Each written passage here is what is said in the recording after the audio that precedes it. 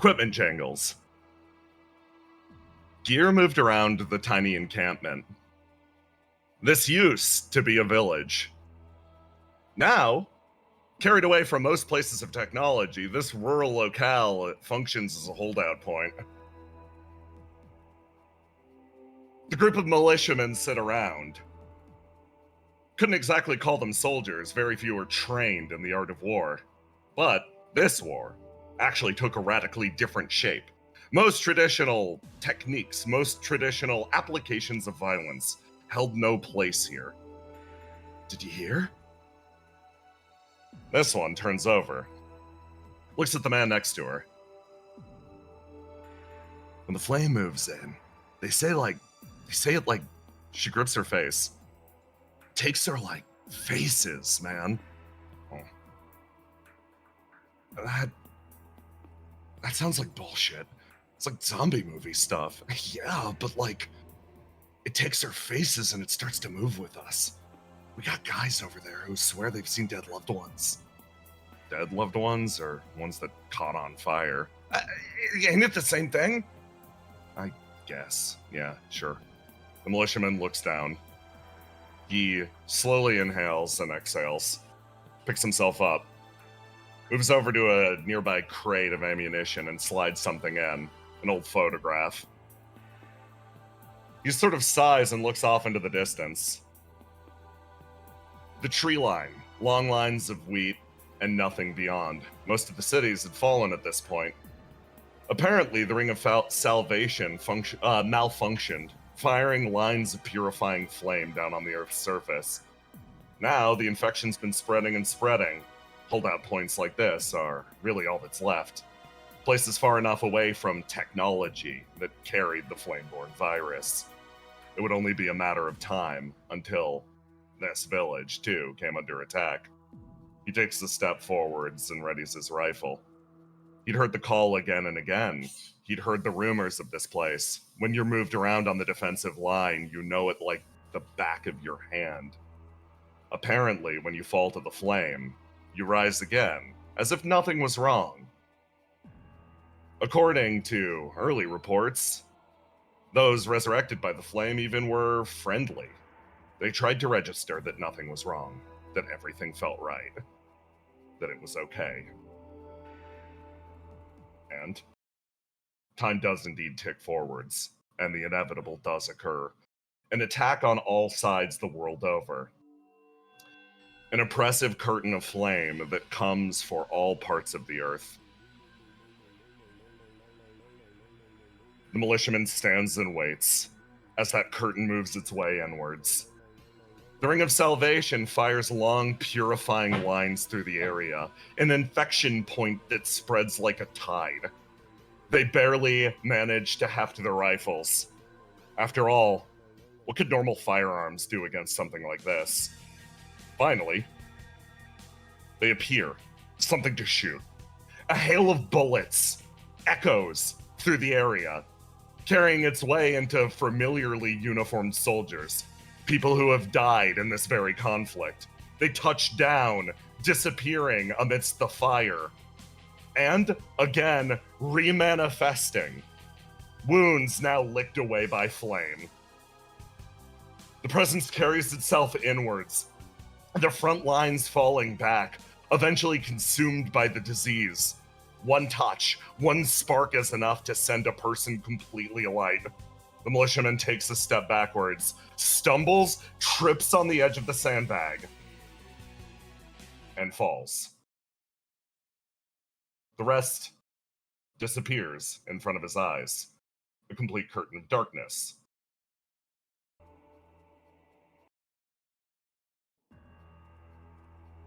His eyes open.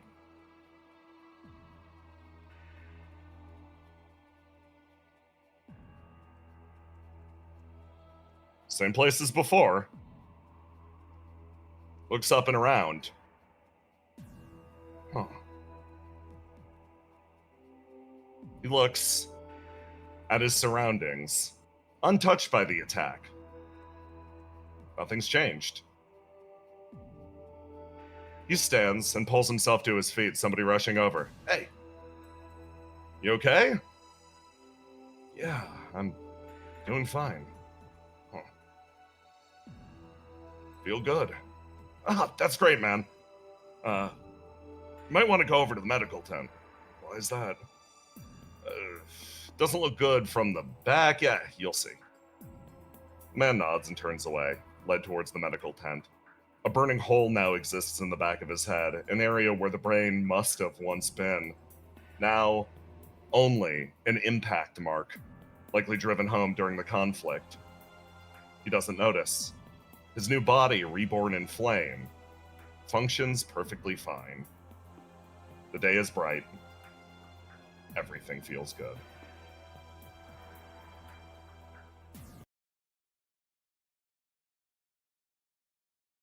These visions, and more, come and go, as they have over the last of your 2 weeks, out here in the wastes known as, quote, the Chaos Argos. They come like present dreams, fading as quickly as they arrive. Errant and faded memories. Things that exist between spaces. That exist outside the purview of the city and your own burning world. Memories of people who once lived. You blink, and your eyes resettle. Your merry little band continues to carry itself away. It's almost like this particular memory was brought on by a harsh screeching noise that was beamed directly into your head. The Demiurge, a construction, a helpful tutorial construction, continues to beam the same warning at you. Please reconsider accessing the city once again. Alternative routes are suggested. You're given the functional equivalent of like a Google Maps that points you firmly away from the city. You have had to ignore this instruction about 5 times at this point, and it's starting to grow a little tiresome.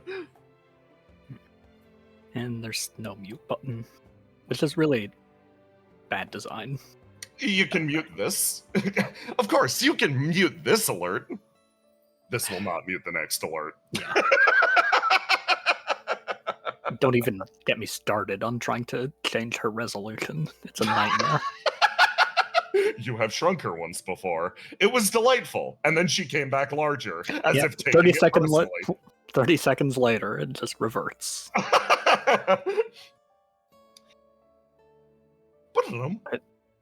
Your route is inconsistent with the instructions you've received so far. Please reconsider changing your directions.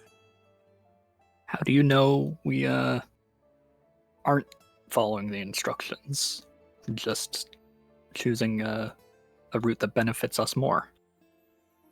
She goes silent. Kind of fumes a little bit. I suppose there is nothing technically that informs me in that direction. Yeah, there's me informing you. I suppose this is very important feedback and will be registered. She blinks out of existence, clearly throwing a fit. Stability walks next to you, just like, you spaced out there for a second. You doing okay?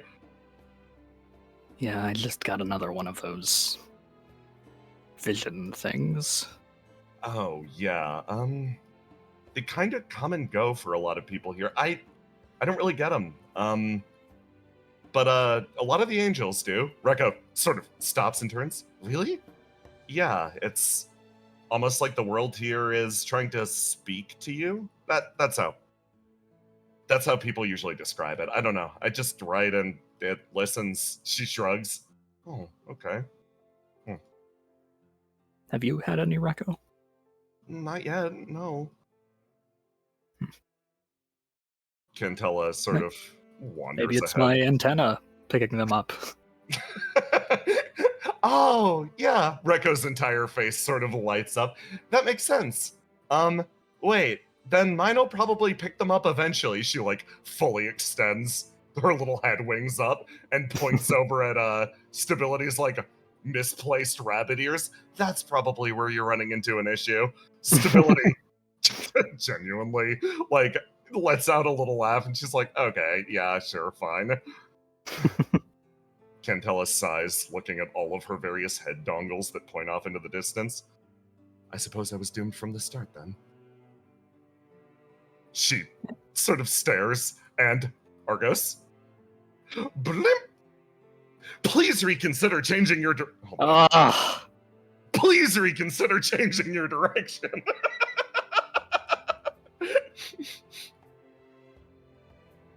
The alert problem. The alert again flares in front of your eyes, and you take another step forwards, feeling exhaustion spread as your little group makes their way back to the city. You've got an appointment over there with Treble and Willow. You're going to reconnect, and you're looking forward to it. The last 2 weeks have weighed somewhat heavy on you, even though you've been, very technically on vacation. The stresses of not knowing what's happening out there, not knowing what's happening with others, did occasionally claw their way into the back of your mind. Now, at the very least, it was a pretty nice forced vacation, but at the worst possible time. Yeah, you almost found yourself appreciating the outside, just a little bit. Yeah, the fact that I don't have to technically eat or sleep makes it bearable for a gamer like me. In fact, you've only had one game with you. Your little pocket demiurge. Something that Willow gave you, and you're able to fake being an outdoors type most of the time while you were hanging out with Stability. But like somebody getting fiendish withdrawals, you would occasionally sneak away and min-max your demiurge. Yeah, I've become very attached. That thing's level 99 now. You step forwards as a simultaneous chime from your little Tamagotchi and the demiurge, also harrying you, fire off at once, and your vision again swims. You see a world around you stretched out, and again, maybe that is the right word. Something that's trying to speak to you. It's like the world itself is crying out, a tale that wants to be told. Gunshots, hot air balloons. A cat staring at a burning fire in the distance, eyes wide as dinner plates. You see the rolling of the tides, and you see the endless anarchic march of machinery into the distance. You see a tale woven again and again, a simultaneous thing of beauty, awe, splendor, and something else.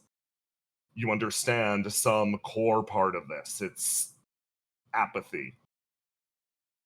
You feel the beauty in witnessing all of these things, but it's at its core apathy. There is no special designation paid to these memories. They're all jumbled together, tossed as if they were thrown into a salad spinner. They dance in front of your eyes, and you feel yourself pulled away once again as you watch vision after vision, cars on an assembly line. You watch food being functionally printed en masse. You watch as water is extracted from the depths of the earth for everyone's consumption. You watch as a brilliant and wonderful future is laid out in front of us through the combined might of absolutely everything that we have stolen from old Earth. CEO 5 gestures at the large slide projector behind him. A man in front passes out from burn. That's right, everybody. Right now, we are making big progress when it comes to plumbing the resources left available to us in that mysterious place. Now, due to our own points of contact, we have obviously been able to research a wide variety of different topics. Everybody, I would like to introduce you to the beauty of ancient warfare. 2 more people pass out at the table. Now, our biggest discovery, the absolutely biggest and most raucous thing that we've discovered is, the meaning of life, or the relative meaninglessness of life. We've discovered the true nature of the flame and the way that it animates all of us. Everybody, again, I would like to thank you all for meeting me here for the third shareholders meeting this week. All of these people have done this song and dance before. They've been to this meeting before. They have done this again and again and again, yet the process repeats. A maddening dance on endless loop. Now, of course, to demonstrate, today I have this, he reaches into his pocket, experimental GEIST brand explosive. Let's everybody here together enjoy a fresh taste of what our War Department is cooking up. The man holds it aloft and erases the entire room from the GEIST building. Another meaningless demonstration. In another meaningless place. Everything burns. And the man is set to tend to this CEO. Down here.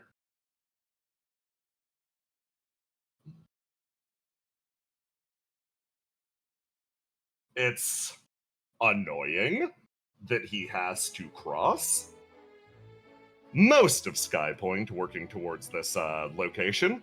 But, well, what is the nobility to do other than throw fancy party after fancy party, even if his own CEO is performing a shareholders meeting in one of the distant wings of this villa? A reappropriated building from the Skypoint nobility. It has been rebuilt and cast in GEIST's beautiful colors. The man walks his way forwards, gets his ID checked by absolutely everyone on the way into the party, and they slowly filter him through.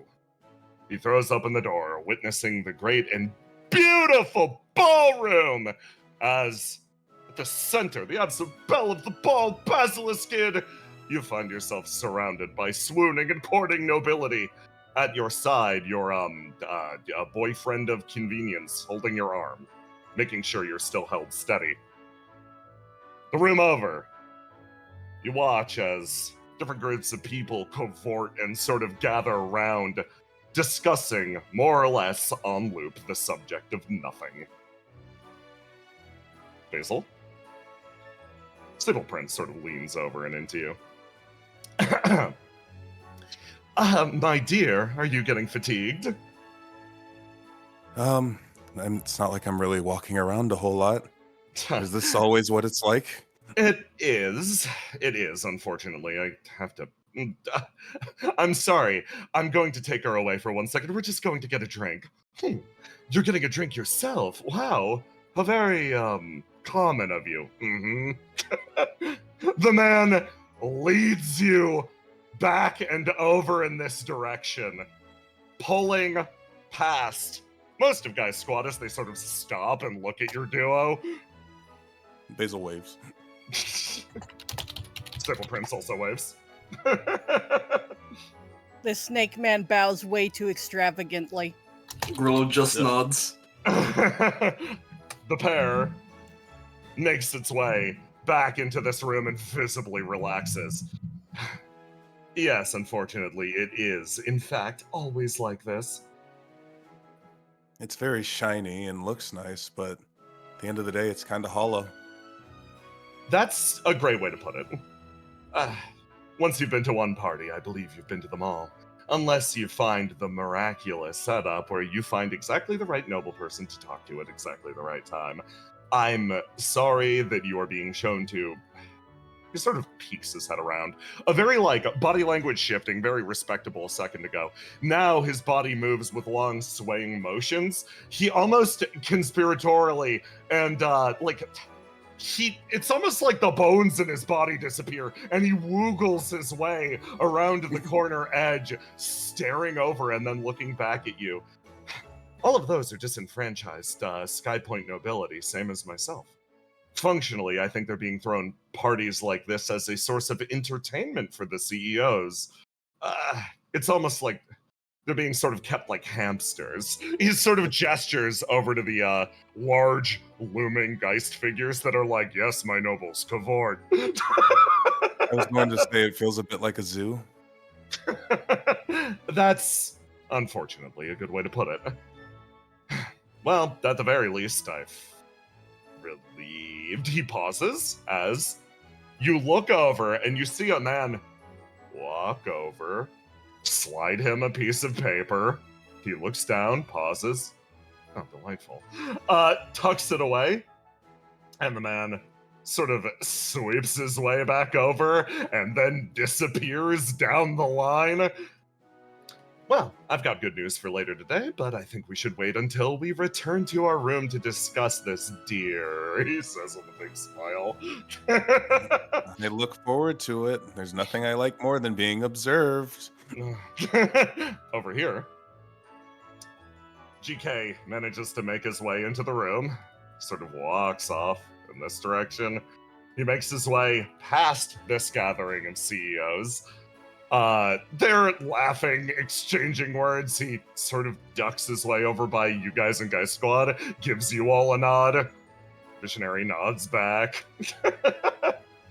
Gorilla nods again. Smiles, makes his way past. Camera's going to stay over on Geist Squad for a moment.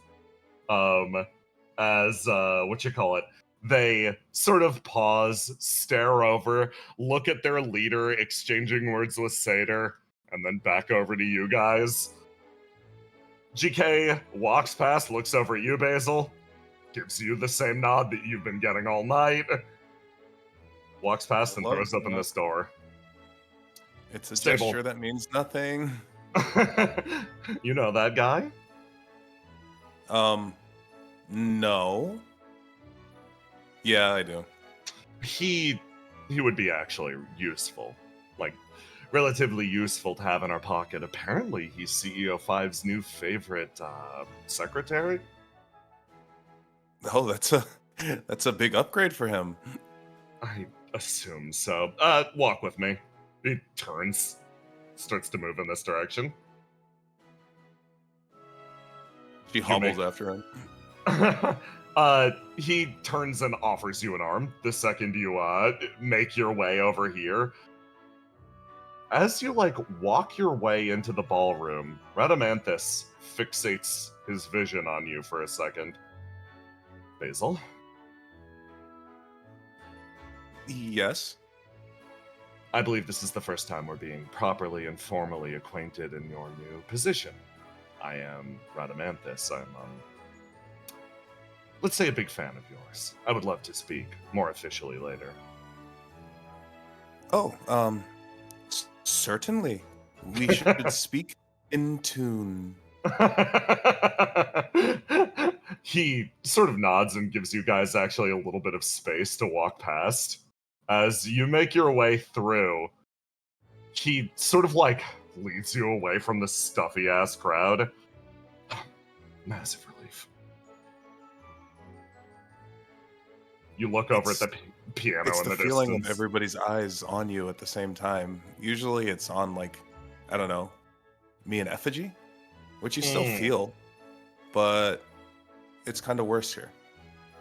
That, unfortunately, is a feeling I'm all too familiar with. He extends a hand and helps you up the staircase. You're struggling with your...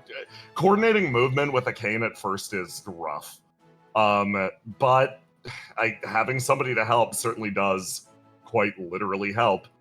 The man makes his And it way... looks nicer than crutching around.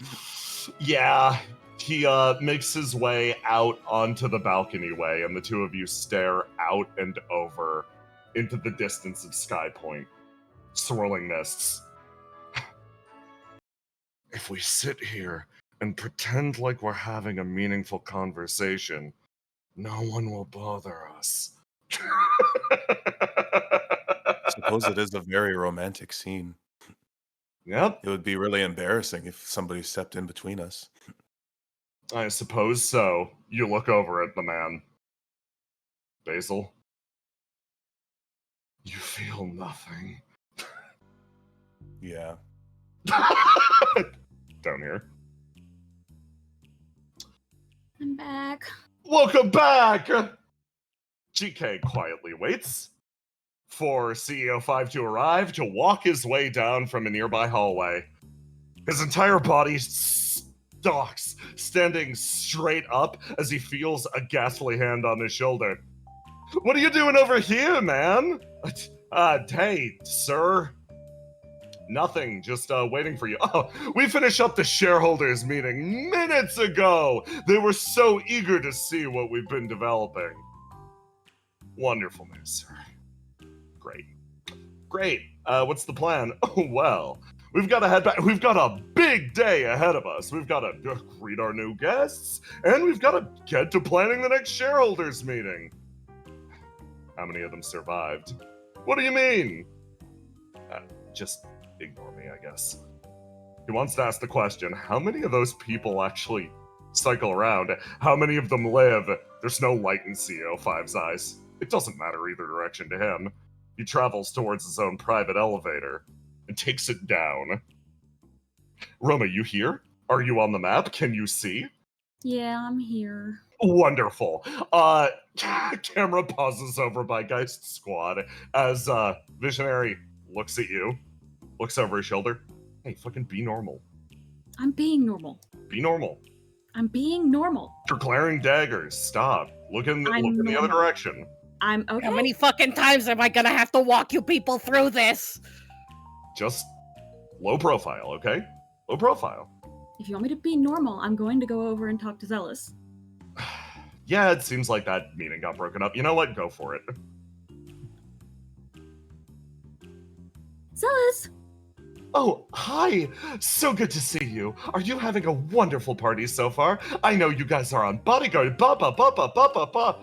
He's gonna do this in the background. Her soul is healing. Visionary walks over to you, Grillo. We've got actual work later, so after this bodyguard shit's done, let's head back to the bar. Got it. Sort of slides his way back. Oh, so We're ain't not gonna being fucking suspicious, address what just happened the next room over? If you get distracted by every single insane thing you see at Geist, you're going to spend all of your time looking into mysteries, and you're not going to like the answers to any of them. So just keep your head down. What the fuck makes you think I want to look into this, man? I'm Good. saying, when can we fucking leave? We need to stay here and provide bodyguard duty. Oh, I'm going to head out. It says. Oh. Wait, if Right. she can leave, can't we just all leave? I guess. Sure. Points. Fine. See? Okay, fine. It sort of looks up.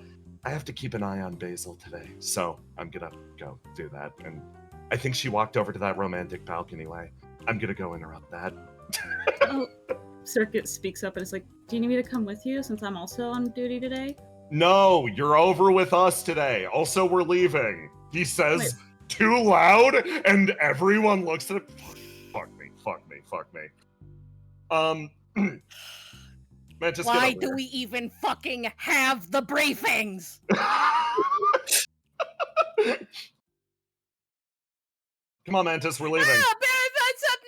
What a delight to see you here, sir. Immediately going over and making a show of making nice and schmoozing with everyone on the way out.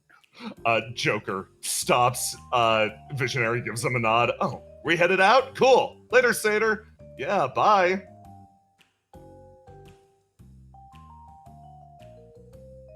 Circuit. You walk past Satyr. He maintains perfect eye contact with you. For the love of Jesus Geist, be fucking normal. Ideal swirls her way around Satyr, maintaining perfect eye contact with you. Hey, you guys stopped in the doorway. Yes, I've noticed. Let's go. You guys quietly. And we walk, and we walk, and we walk, and we walk, and we fucking make a break for it. Yeah, go. Walk with purpose. You all dip from the venue, exceptionally uneager to continue everything that was happening here. Right now, Geist Squad runs their way through most of the waiting city, one end to the other. Their bar is inconveniently placed at the absolute ass end of the city, so separating themselves from the noble district is actually quite the effort. As a matter of following this path, they continue to move, but our perspective shifts. Instead, settling on a nearby abandoned district, what used to be a port instead reforged into Opia's new shining bastion in the sky. Ace. Yeah. You find yourself, right now, you find yourself in a spot surrounded by a absolute fucking gaggle of people. This area, this abandoned district, is normally, you can tell, full of life. This is a very well-worn area, and for the most part, it seems like most of the residents of Skypoint have moved out from here. As a result, it's been reforged into something of a forward base for Opia. Liz sort of stands in front of you. So do you want me to give you the tour? I mean, you want to give me the tour, right? Eager, visibly eager. I do, actually. It's not the first time that I've showed you around Skypoint, but it's the first time that I've been doing it officially, so, I want to get it right. She makes her way over in this direction. Mhm. Clears her throat. Well, obviously, this is the Market Bazaar. This was usually used for various underworld dealings. Now it's been repurposed to... It's still underworld dealings. If you want anything, you could probably purchase it here. Ask any of the people, my people, for anything that you might want that Opia can't get you. They smile and look over at you. The crates behind clearly contain large amounts of ammunition, explosives, stuff that a hospital, not even Opia, probably wouldn't have. Okay, that's nice to know. Beyond that is the greenhouse. It is currently a place of peace and tranquility reserved for one of our members. She kicked absolutely everybody else out. I can't be a place of peace and tranquility if she's there. Over there is the nearby restaurant if you are looking for a place to fill your belly or spend a romantic evening. I guess that is your choice. She says that out loud. You have been to that restaurant before. She has taken you here personally. Beyond that are the barracks, where everybody is currently resting up. If you need to catch sleep, go over there. Storehouse, nothing in particular. Gun storehouse, again, nothing in particular. The nearby clinic, Dr. Verona has set up shop. We have a theater. And finally, secondary warehouse, complete with motorcycles, custom equipped to function on Skypoint. And finally, last but not least, the club behind us, I believe, is functioning as our current place of command. Riddle is inside if you want to go see her, and if you don't, I do not blame you. What is that supposed to mean? She sort of pauses. Have you heard the rumors going around about her? No. Feel free to tell me, though. She sort of pauses. This guy over here, sort of shifting a little bit awkwardly. They say she's losing her edge a little bit. Losing her edge? Mm-mm. Did she have an edge in the first place? You know what? Fair enough. You make your way backwards and sort of throw the door open, List loudly announcing herself. List Soleus coming through. Everyone in the room turns. A few people clap. Really in your element here. I fucking love my hometown so much.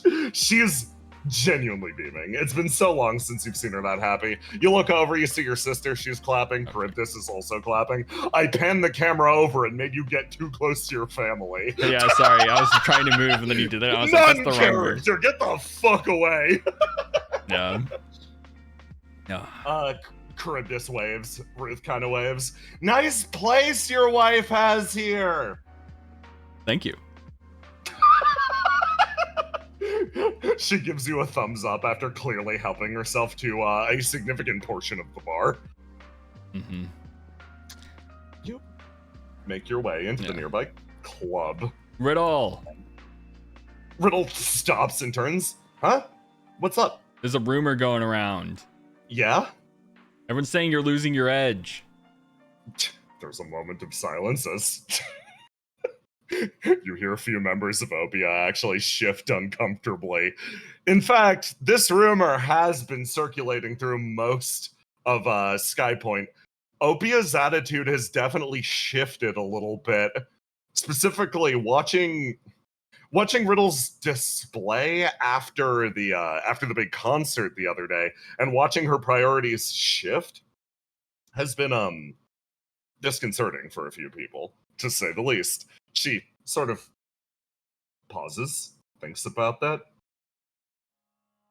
Did I ever have an edge to begin with? That's what I said. Her body sags over the table. I don't think I really had an edge. Did I have an edge? She says, looking over at Cal. Oh, it's a bar. Of course I'm here. Yeah. Cal puts a hand up and does a wobbly gesture. You have a point. He points at her horn. Huh. She very neutrally lets out a single laugh. I don't think people are really following me for my edge, necessarily. People are following me for the healthcare benefits that are worse than Geists, yeah. If anything, this sounds like Geist propaganda spread around the camp intentionally slandering you. That makes a lot of sense, actually. I'm mostly just bullshitting. Oh, okay. Her body relaxes. She sort of leans forward. Well, I mean, I guess to prove that I still have it, or whatever. I think it's time to discuss what we're actually doing up here on Skypoint. She, looks over at List. Well, I can set my objectives forward. I will accept nothing short of full liberation of Skypoint. No members of Geist still up here. 100% of this entire city once again emancipated. She sort of leans in. We could consider Skypoint at least currently 99.9% under Geist's control. This one block is functionally all that we have. Man, that's certainly something. As a second point, I wish for Skypoint to survive this liberation. Right now, it would be... She tests her words very carefully here. Somewhat easy to wipe Skypoint off of the map, and most of our problems with it. This is unacceptable, however. Yeah. So, our objective is very straightforward. Counteract every single nefarious world-ending scheme that Geist has packed up their sleeve while liberating Skypoint as a whole. As for how to do that, we could go district by district, attempt to cut the head off the snake. We have options. She folds her fan. And so, I'm left in the position of having to turn and ask our wonderful leader of Point Team what his approach would be. She glimmers at you expectantly. Well, my normal approach won't fly here. But the smartest play is just to go for the CEOs, not CEO 5. Oh, the other CEOs. Fascinating. So, cut the head off the snake then. Yeah, well, kind of. I truly believe that if we get rid of all the other CEOs and all other people leading Geist other than CEO 5, Basil can just tell CEO 5 to fuck off, and he will. She leans backwards. All right, then. If we're looking for a plan of ingress, we'll need to strike at whatever CEOs are exposed. Yep. She sort of clicks her tongue.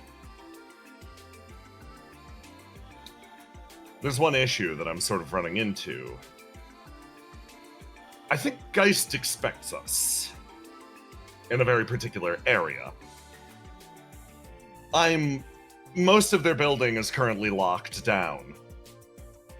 Most of their AI, as well as a significant portion of their defenders, will descend on us all at once if we attempt to storm their main HQ. Now, additionally, a large portion of GEIST is tucked aside at a party.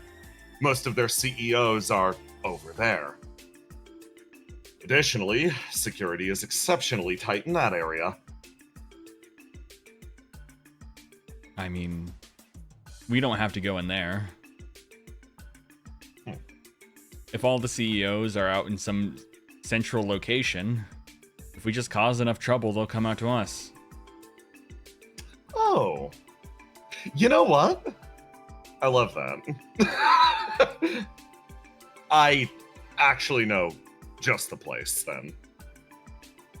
It's the location that I was actually, well, she relaxes. Briefing, I guess. She inhales and exhales. Liz is a person that hates to explain herself, that hates to explain anything that might tie her, even vaguely, to her past. You want to take a minute and wake something up? She turns.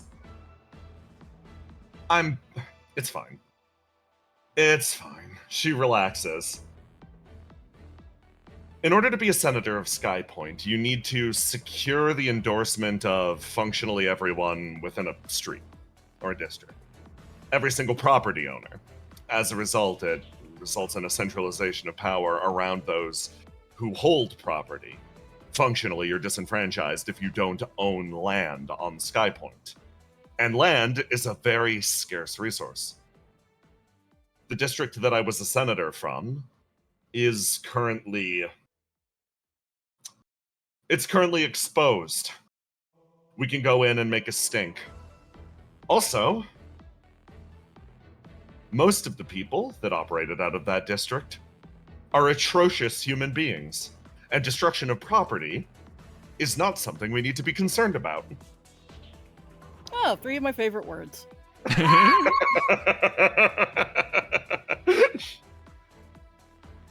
If we want to start breaking things, if we want to start causing trouble, without a doubt, we can begin there. Sound good? Yep, sounds easy enough. Just be ready for whoever they send, all right? A wince of pain goes through her face. I don't know why I'm telling you this. I'm going to come with you. I mean, of course. Riddle looks between the two of you. So I guess I'll do my best to be cautious. Get significantly more thrown off her game. Normally she's the one giving you advice from afar, like, oh man, don't get too close to those demons. Blah, blah, blah, blah, blah, blah, blah. No, now she is putting her own neck on the line. Ace is just gonna, like, walk up and put his hand on her head and, like, lean in, like, real quick. Come on, clean up the act. If you don't lock in right now, people will think you lost your edge. I think I'm fine with that. Present company excluded. I'm not gonna... Listen, she grabs your hand and actually, like, pulls it to the side of her face. This isn't a face that I showed the troops, okay? Her expression lights up. You look over at Riddle in the distance.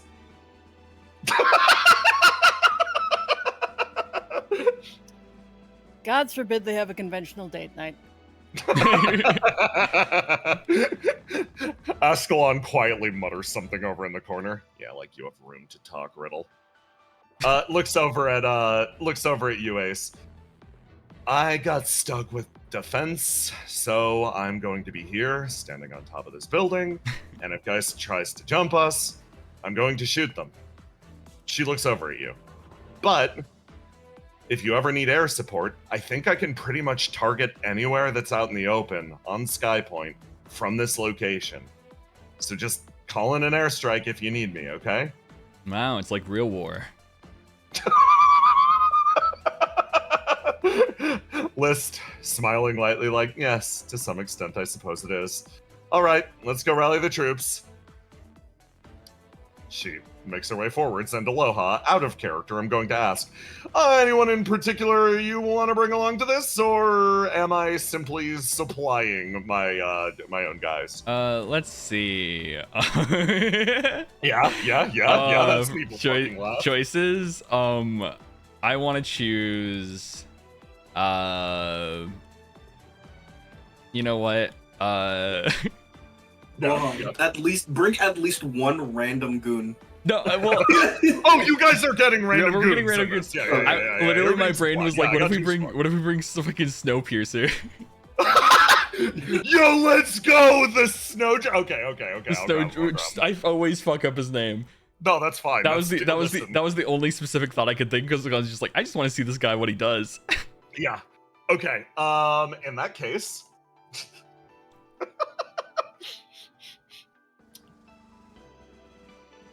He also Camera's seems. gonna pan. Yep.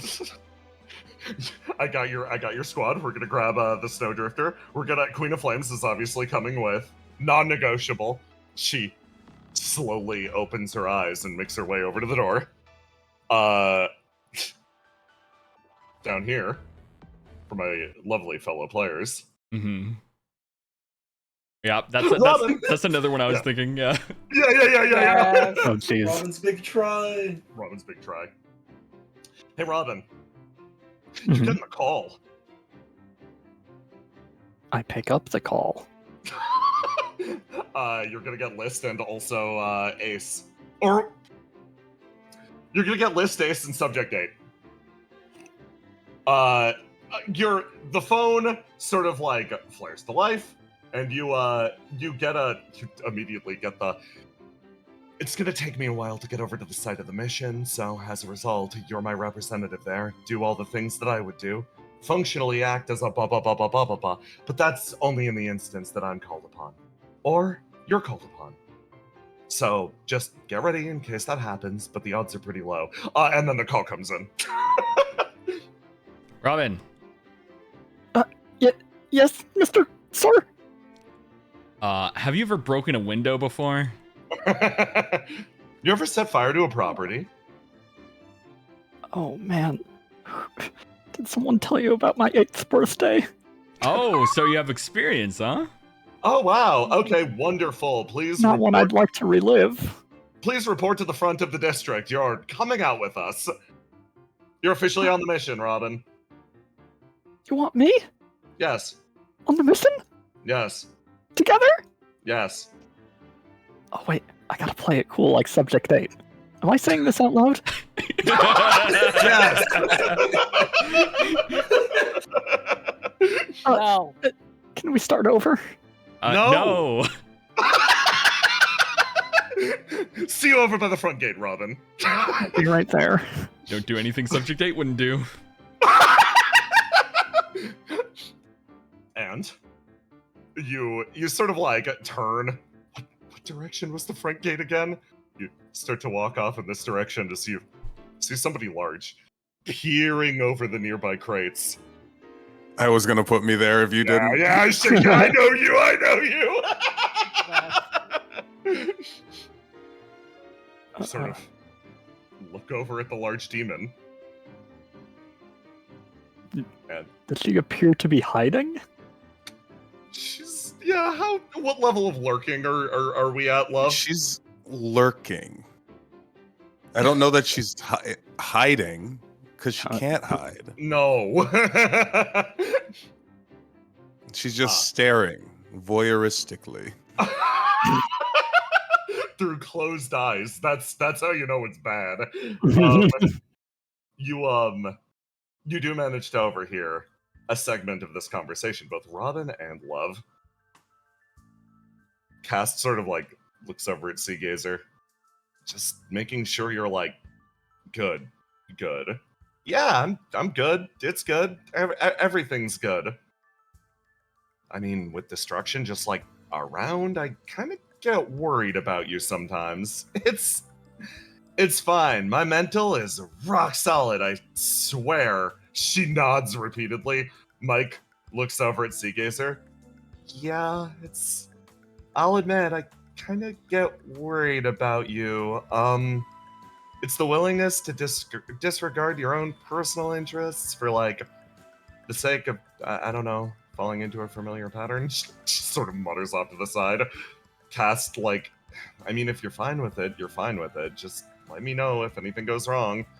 Yeah, it's fine. It's fine. It's fine. It's fine. I'm fine. I'm fine. I can do stuff to help. I'm here to help. I'm the helpster. Number one helper. Caesar robotically makes her way off in this direction. Sort of pauses, looking at you guys. Hey, guys, how's it going? You got called on the mission, right? You know, Hi. I knew a helpster once. Really? Yeah, she's gone now. Oh. Okay, cool. Well, That good. was also how she coped as well. Cool. Great.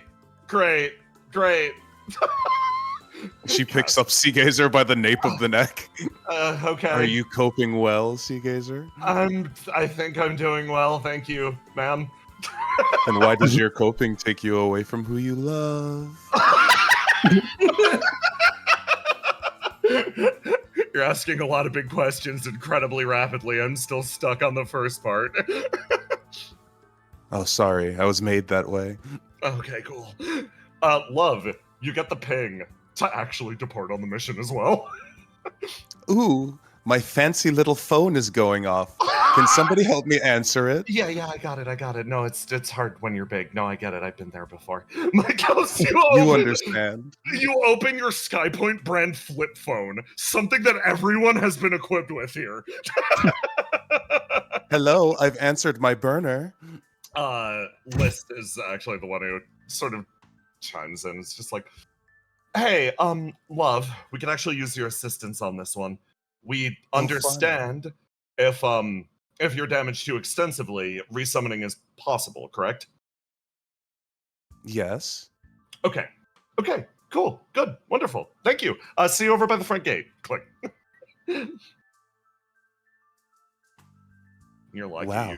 You get to go on the mission. You get to, like, help people and stuff. Seagazer says, still dangling. Well, if you want to help, why don't you come with me? And then she grabs Mike by the nape of the neck as well.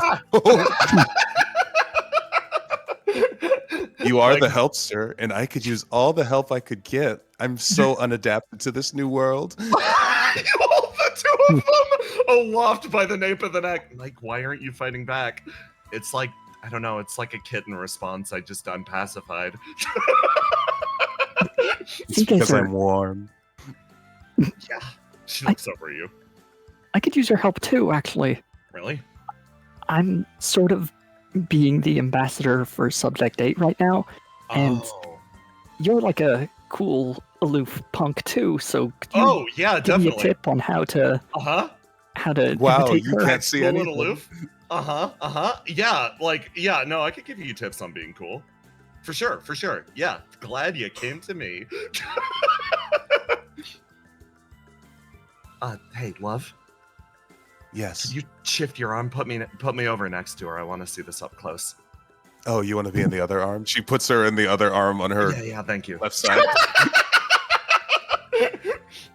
Your squad assembles itself, and indeed, you do meet over by the gate.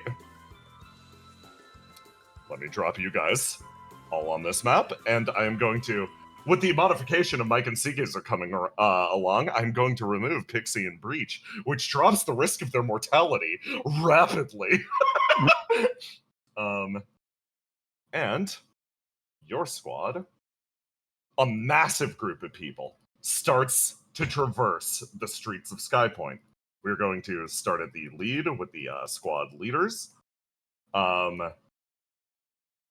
As here, Ace and List, you actually sort of lead the way here.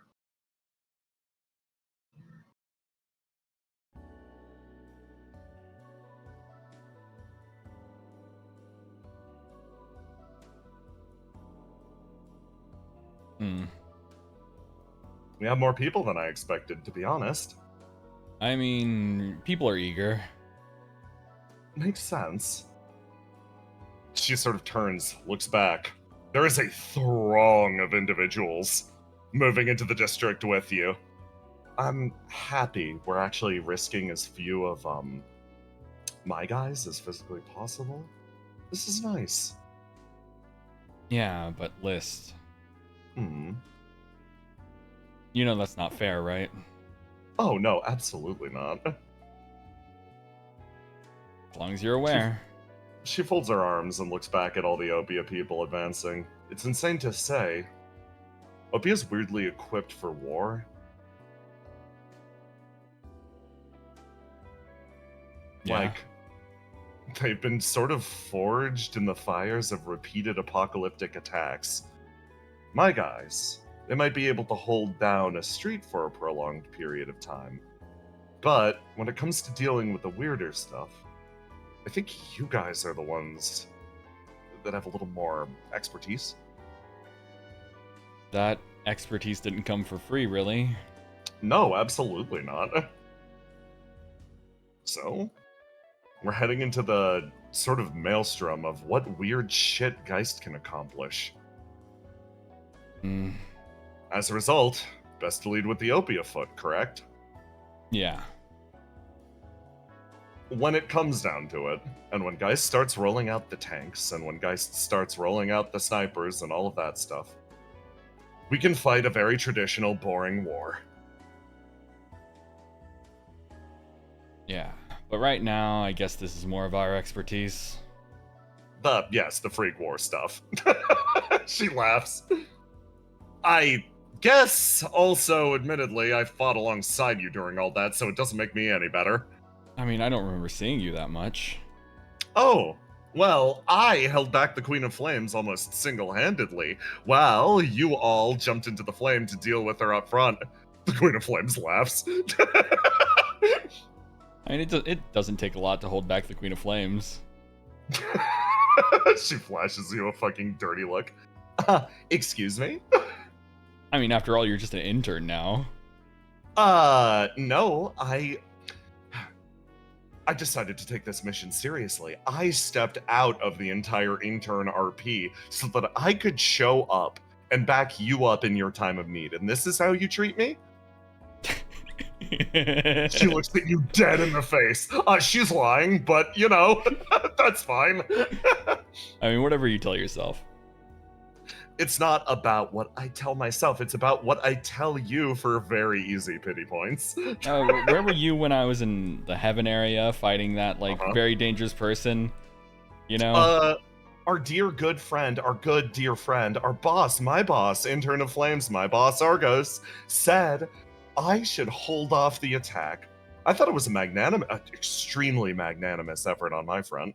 That's not Queen of Flames behavior. Yeah, I was an intern at the time. What's your point? I don't know. There's a lot of word going around. I think people are saying you lost your edge. Oh yeah, I have heard that. I'm regaining my edge right now because I'm in my normal Queen of Flames getup because somebody forgot my luggage on the surface.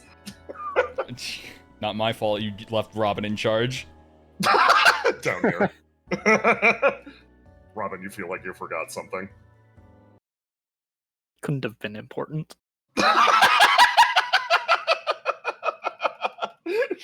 And your group makes its way forward into a district. Brilliant golden light spills out from the area ahead of you. Go down here. As you find yourself in one of the swankiest areas of all of Skypoint. This.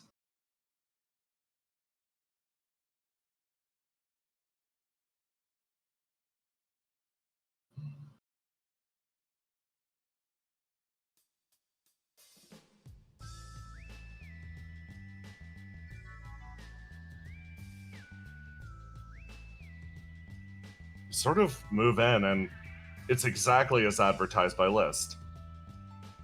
The area is silent. It's like a ghost town here.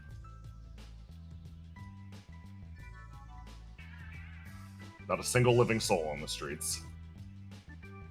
Used to be in charge of this place? I did, yes. Well, sort of. I was their elected representative. In charge is its own thing. Oh, yeah, I guess you worked for them, I guess. The community. Sir. Ace thinking that the guy Scoot is talking to List, and you're, oh, yeah. Hello? Our squad, we're looking to take a defensive position. Where do you want us, sir? Just listen to Snowpiercer. I think he has a good idea of where to go. Oh, you hated that. She sort of looks over. It's like, defensive position. Okay, we're gonna go over there. We're gonna start breaking stuff, so we need a, yeah, okay. He's gonna hold up. You see up here, in this cafe, that you actually see is very tactically placed in the middle of the district. Functionally, if you wanted to make it to the back, this large casino structure back there, you would need to go through what is functionally a fortress of a cafe. The steel-lined windows really do betrays the fact that this was absolutely a den of crime. This place is built for a siege. The man makes his way over in that direction. Ace, over here, this guy speaks up. Hey, sir, or whatever, where do we go? Robin can handle you. Hey, Robin? Yeah. Where are we making our defensive line? We're expecting a siege. Where would you put one? I don't care. You don't care? Our lives are literally on the line, man. That's kind of fucked up. That's kind of messed up, Robin.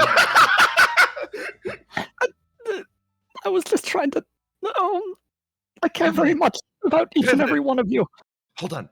Love, shift me around. Beverly, say, I don't care where you go, because you're so strong and tough. You're gonna be fine wherever, because I believe in you. I don't care where you go, because you're so strong and tough. You're gonna be fine wherever you are, and I believe in you.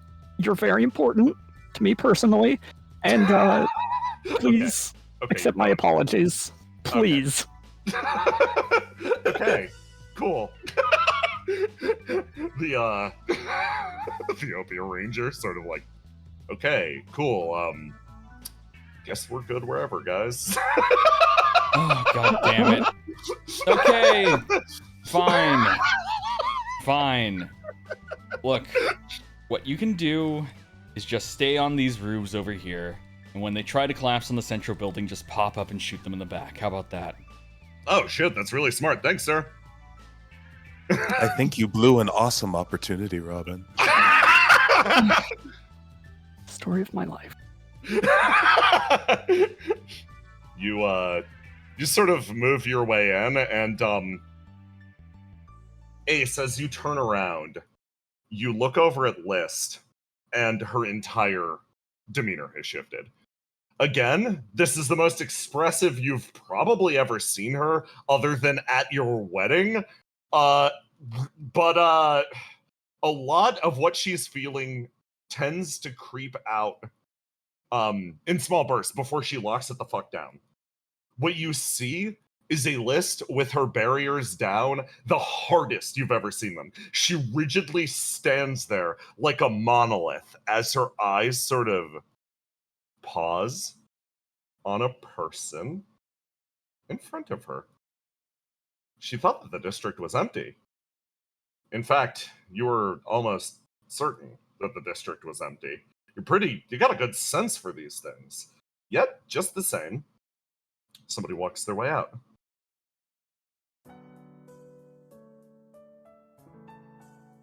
Hey, boss! Makes his way over. Good to see you again. So, the forge is still running at full capacity. If we haven't fallen behind, we haven't fallen behind at all. Just make that abundantly clear. Bliss does not react to the person in front of her. Her eyes remain fixated on him. Oh, These your friends, colleagues, coworkers? Hey, he opens his mouth, and then there's a flicker and a fade as the word is garbled in real time. You see flame licking around the edges of this guy's form. Something's happening here with this person. You're not sure what. Let's take a few steps back. Yeah, she's gonna back off. And the figure remains as cohesive and clear as it was before. He turns, looks over at you. I've been left in charge of the weapons forge just over there. We've been melting down scrap metal that we've been able to pull up from the surface mostly. Cheap resellers and the like. Turns out decay is really intense in the Silt Islands. The rust gets really bad, and we forge them up into something nice up there. Lista knows all about the operation. I'm sort of like her general manager. What's your name again? It's gone. It's like a voice is said, and then it disappears. Could you show me some of your colleagues? Yeah, absolutely. He starts to walk off in this direction, and as he makes it to about this exact point, his body fades away into nothingness like an apparition. Yep. You watch as List inhales, lets the moment pass her, and then exhales.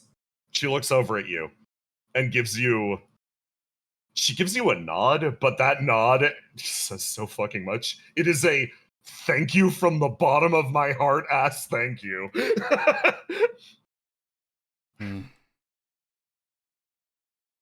Well then.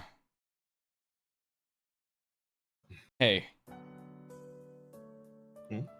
She turns and looks over at you. You guys want to go gambling? Oh, the old casino? Yes, Yeah. You know what? I'd love nothing more. She takes her hand and starts to walk. I have an idea. Yeah. Yeah. So, we're gonna get to the casino. Yeah. And, Ace is just gonna pull up his, a little pad and go, hey, cursor. Yeah? You able to record? Yeah, absolutely. No big deal. Alright. I think it's time to go live. That's what Argus would want after all.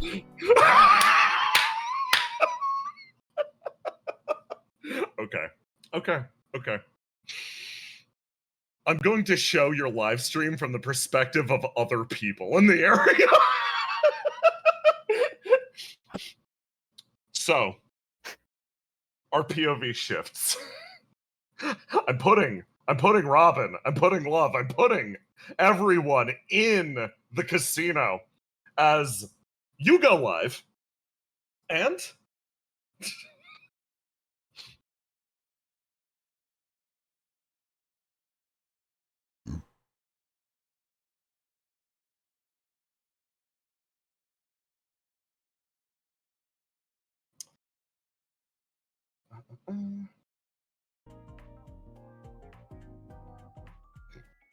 Basil,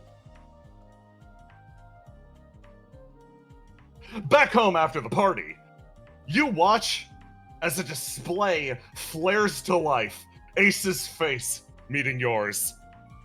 Sable Prince remains sitting on his couch, similarly looking straight ahead at the display in front of him. Over Sable here. Couch.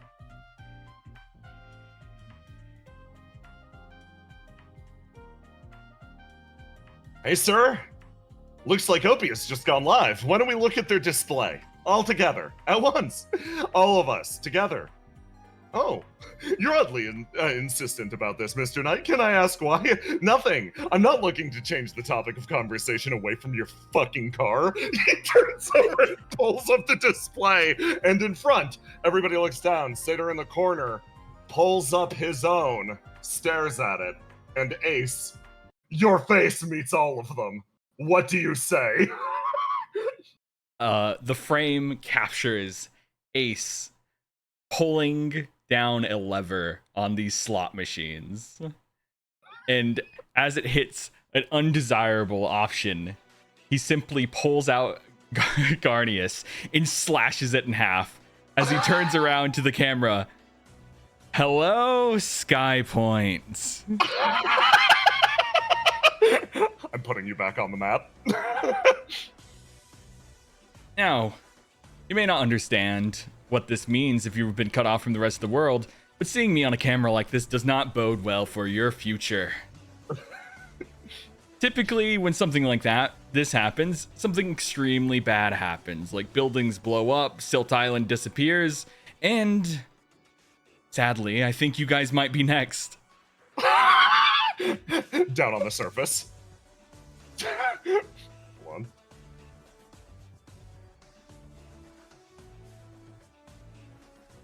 Fucking shit, another Ace broadcast? Hey, wait a fucking second. Is that Robin in the background?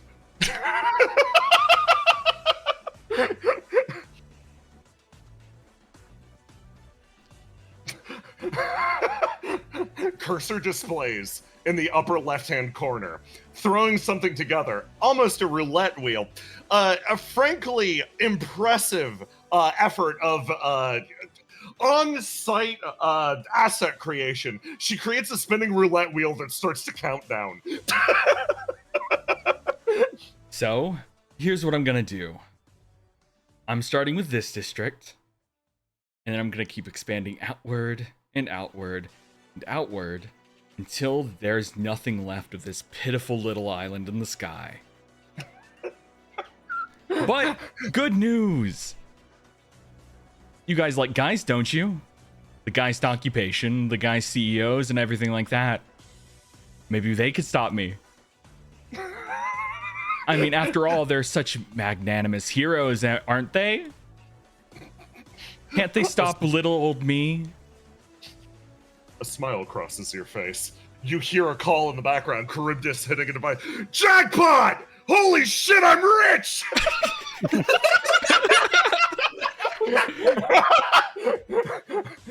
In the nearby office, silence falls over the meeting of CEOs.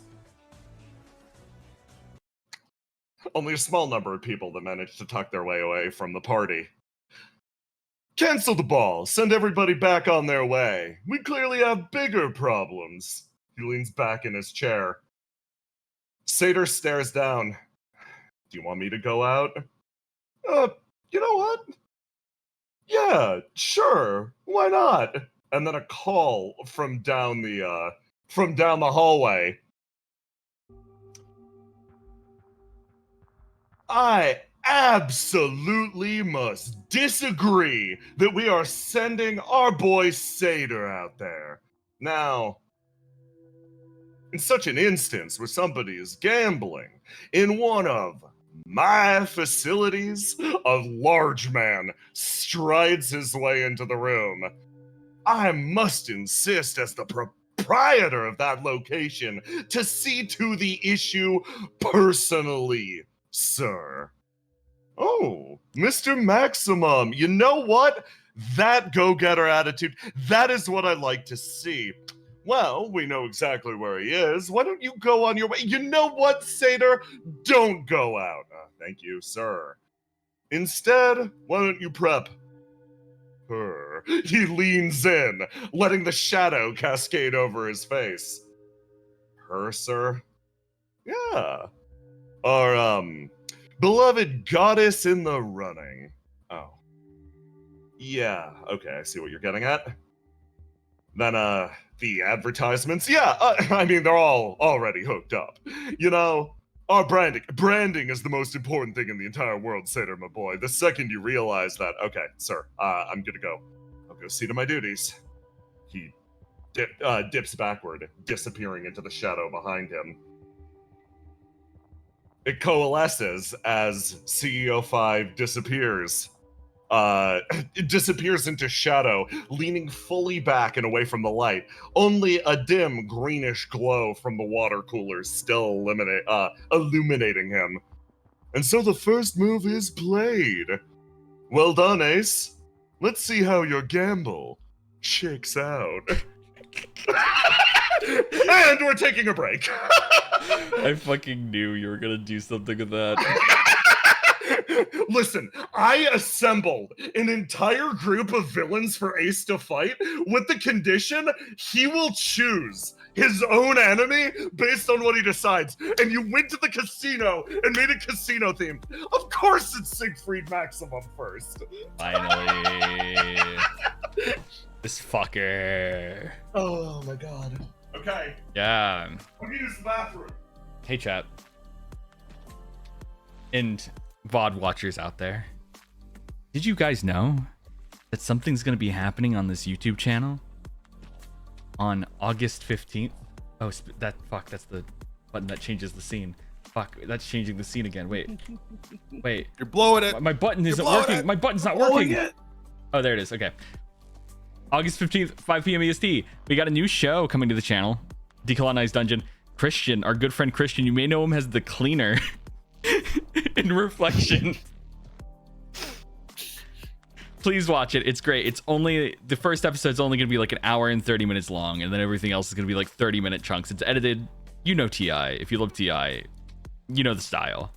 It is probably the highest quality thing we've, like, I guess the highest quality, like, edited thing we are ever going to produce so far. A lot of effort. It's a proper production. It's a proper production. I've seen it. He's I seen can it. vouch for it. He's seen it. I've seen it. And you can too. Friday. It's recorded and edited instead of run live, so there's a ton of post-production effects that are possible that aren't with a live show. It's great. And by golly, have they poured a lot of work into that. Nothing bad ever happens. It seems certainly nothing bad ever happens to Decolonized Legend premiering on August 15th, 2025. Yeah. Dungeons are really so clean. So clean. Flawless. But yeah, there we go. I'm gonna show that every break, just so you know. And if you're watching this in the As you future, should. you know, when this show's already airing, go watch it. What if you're Yes, watching go it watch in 2 Decall. years? And you already watched all of it. Then watch what else we're producing at that period of time, because we're gonna be making more stuff. I'll be dead, brother. Hi, dude. I'm back. That Welcome quick? Bro, He's an old man. Big dogs don't live long. if my computer starts to die the second I'm in a scene again, I think I might burst into tears. Mm-hmm. Mr. Omen must truly be the biggest dog of them all. I'm just wondering what the fuck this money fucker like can potentially do. I'm so excited. I am going to be calculating the next encounter in my brain, as a lot of shit's gonna happen. I'm very excited. I gotta move other pieces on the board before we get back to that. We're gonna focus on the other PCs for a moment. Yeah, what the fuck's Willow doing? Yeah. And What do you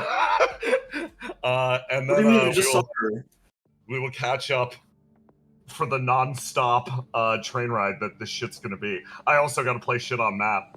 I'll do a little bit of it now while we're taking a break, and then I'll do a little bit more of it during the next break. This is gonna be GM layer hell, everyone.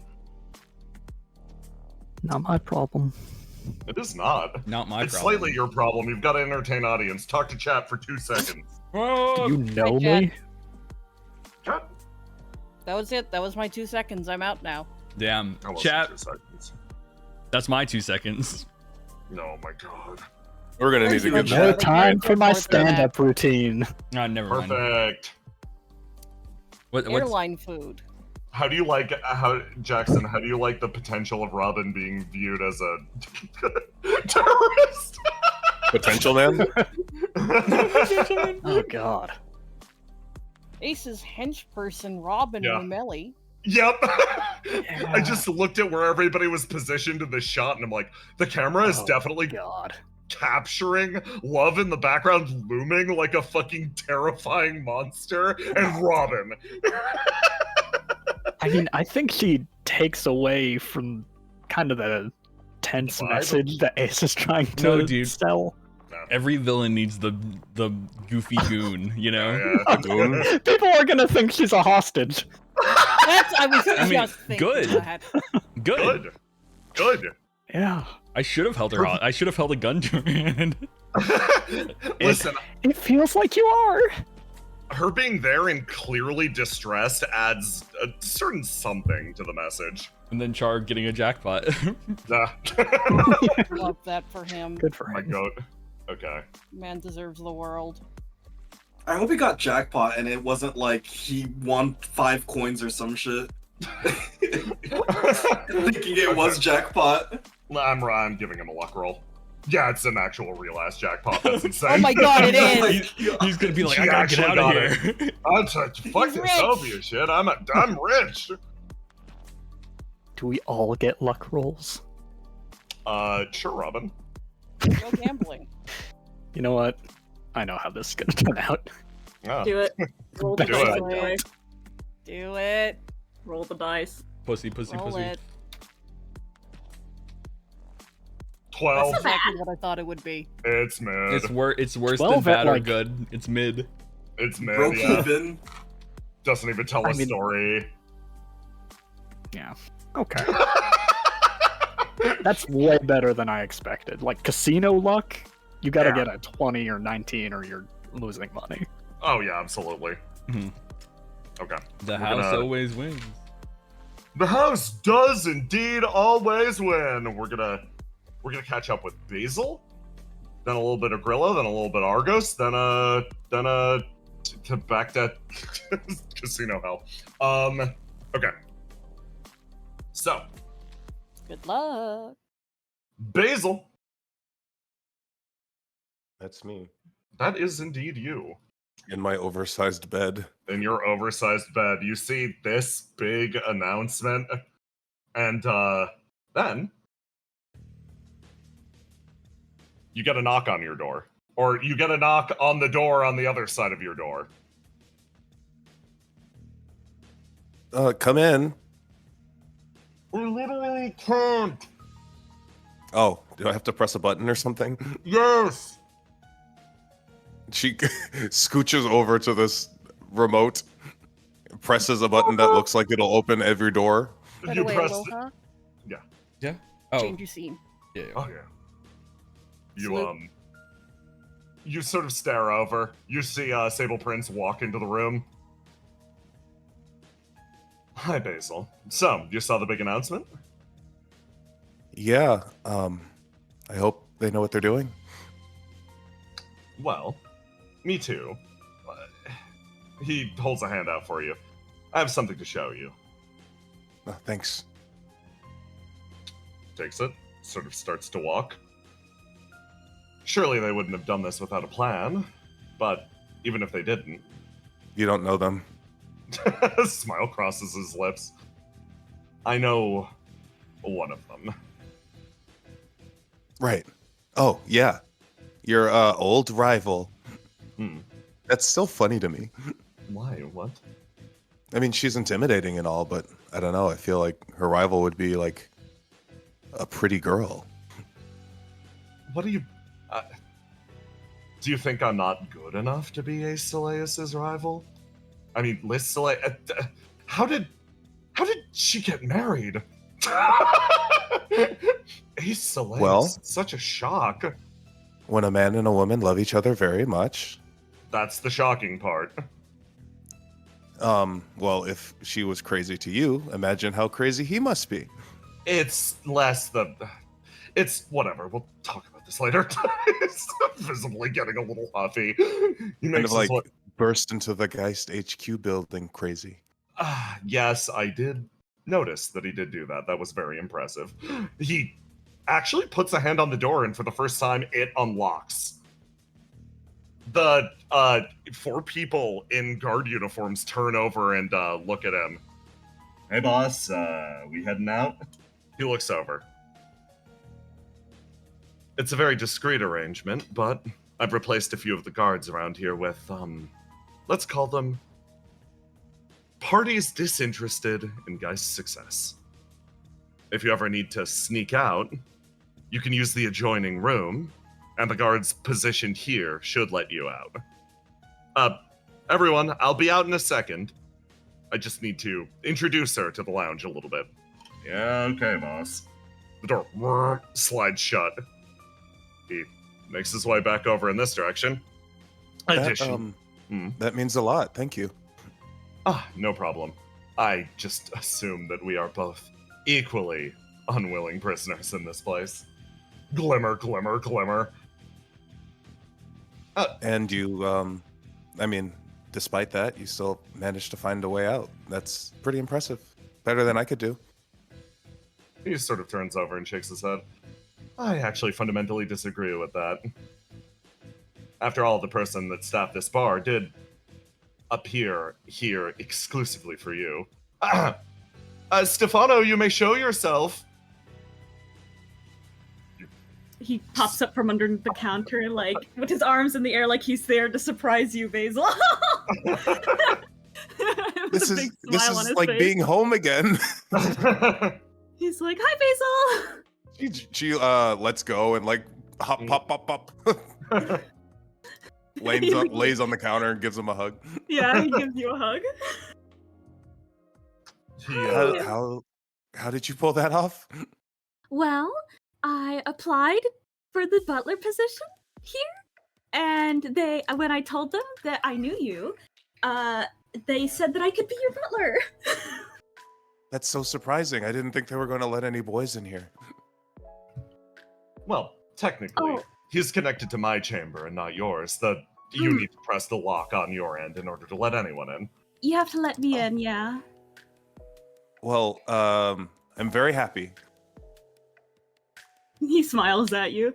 Do you want me to make you anything? Yes. Basil, do me a favor. If you're going to eat any food around here, make sure it's from him.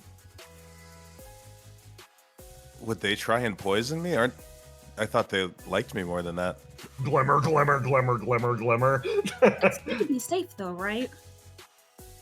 Yeah, I guess better safe than sorry. And your food's great, so I guess I'm not really missing out on anything. He smiles. He's like, "I'll make sure to make it extra tasty." Well, only if you make it extra tasty. Oh. He smiles at you. Give you two some time to catch up. I have a place to be. Are you sure you don't need me to accompany you? No, I'll be more than all right.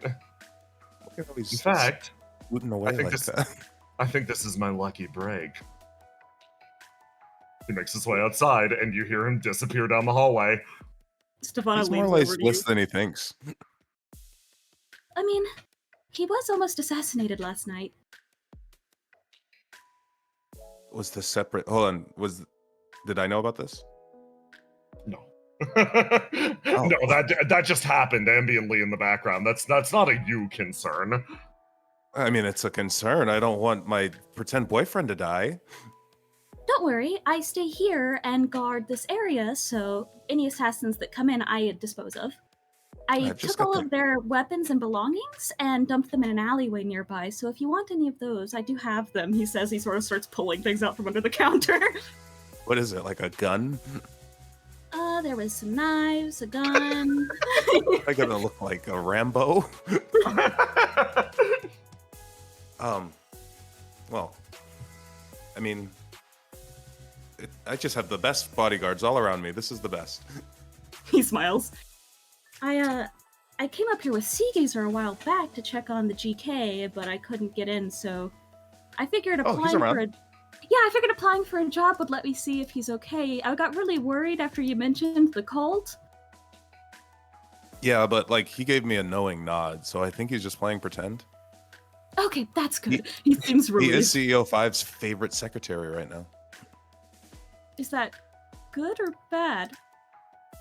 Well, I'm CEO 5's favorite person. But you don't seem like you're having a very good time with that. It could be worse. I'm where I need to be. I have Okay. my own machinations that I'm working on in the shadows. Oh, really? Do you need any help? Yes. How can I help? You can help me get down from this counter.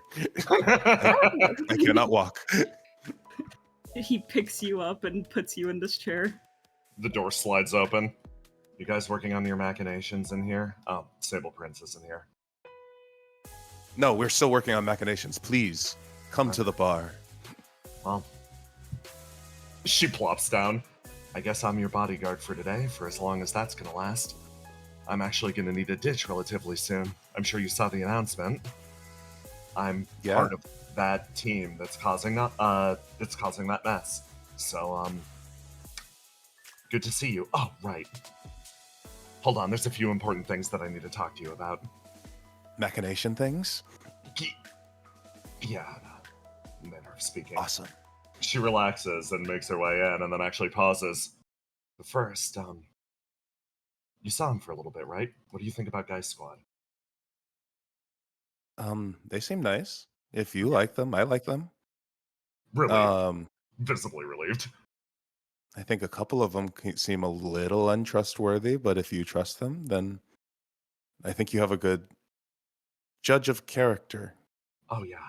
Whether or not you're aware of it or not. Oh, no, they are, some of them are completely untrustworthy, yeah. Just so you know. Over here.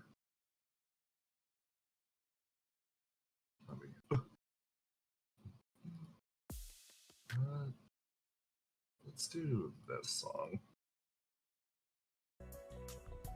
Tiny! Yes. You make it back from the big meeting. Functionally, you've been on guard duty all day today, and your squad winds up getting the alert that OP is up to some shit, and Visionary actually yells out, "Okay, everybody, we're on standby. Make sure you're ready to move at a moment's notice." Are you fucking serious? They're setting us up against Ace fucking Soleus again! No, they're not. Not yet. But, they're probably going to. So... Fucking shakes at his hair. I have a question. Yeah, what's up? What's up? The place that he was in, it confuses me. She holds up a black card. Yeah. You are able to buy anything you want with this. What is the purpose of gambling? Well, gambling is really appealing to some people because of the thrill of getting to hit the button and the winning and losing the stakes. Wait, are we glazing over the fact that she just said you could buy anything with a credit card? Can you? Oh, can right. You not? You guys haven't met Willow before, have you? It has. This has bought me everything so far. Oh no. Okay. Just don't. He puts her hand on her shoulder. It's fine. Okay. Sure. Fine. Yeah. Everything's. You know what? Do not. She grabs you by both shoulders as she sees Nanda approaching you, and she goes, "Do not buy anything for Nanda. Okay? You listening to me?" But okay. I will trust you. Multi-sided, choose side, you say that. Right. We didn't really have a chance for your proper onboarding, so yeah. Hey everybody. This is Grillo. She's gonna be working with us. Subject 8's really close friend. Fucking no, we're not doing this again. Fucking what? Grillo? Like fucking Will-O-Wisp, but Grill? Yeah. Do you want a code name? A lot of us use code names. We are not fucking doing this again! Please, for the love of God, Jesus Geist, tell me that's not your fucking name! That is my name. Do you want a code For name? now. I fucking can't with this company! You know what? A lot of us have them. It's kind of fun to pick out your code name. Like, mine's Mantis. I don't know what else I could be called. Gonna have to get that fucking list of baby names the yellow guy sent over. She sort of looks you up and down. Well, I didn't know what to use for my code name for a while until, she sort of holds her hand out and creates the Mantis. what's your what sort of notable abilities or like gear do you carry with you? You could base it off of that. Trust me, you want to pick a name for yourself before a derogatory name gets picked for you. Grillo Like pulls out her fucking knife. Grillo! Grillo pulls out her signature knife. Her signature knife. Huh. Yeah, no, all I could think of instantly was blade. No, blade won't work. There are already a lot of those around. Shank. No, that's not good either. What is he, a fucking leg of lamb? Okay, if you guys are so clever, you pick out a name. He's walking over with a list of baby names. It's really obnoxiously stereotypical. Getting too much fucking use out of this for a fucking yeah, gag we're gift. walking over here. We're walking over here. So, Grilla, that's Nanda, she says, pointing over at Nanda as he gets pulled away. He's a little bit irritable. You should be a little cautious about trusting him, but he's pretty reliable in a pinch. Is he? I see. So I shouldn't buy him things. Do not buy him things. Do not do that. Do not give him money. If he asks you for money, do not do that. Understandable.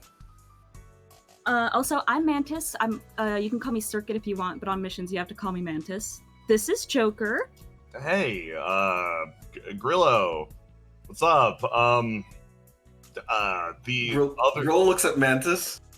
He is not funny. What? Joker like the playing card. Oh, shit. I mean, I could try to tell jokes. Yeah, I could work on my routine. I could be funny. Is that what you're looking for? No, I'm looking for you to be you. I see. Thank you, Grilla. Very cool. Nice to meet you. Bertram makes his way over. My code name's the Professor, but most people around here call me Bertram. It's a pleasure to meet you. It's good to meet you too, Professor. Are you the doctor around here? No, our doctor's currently missing. Yes. Missing? Where did they go? Our doctor and primary sniper are both they're both you know that big portal that opened up and that led to heaven or whatever everyone calls it? Oh, so they're stuck. On the other side, yeah. Yes. Apparently having the fucking time of his life!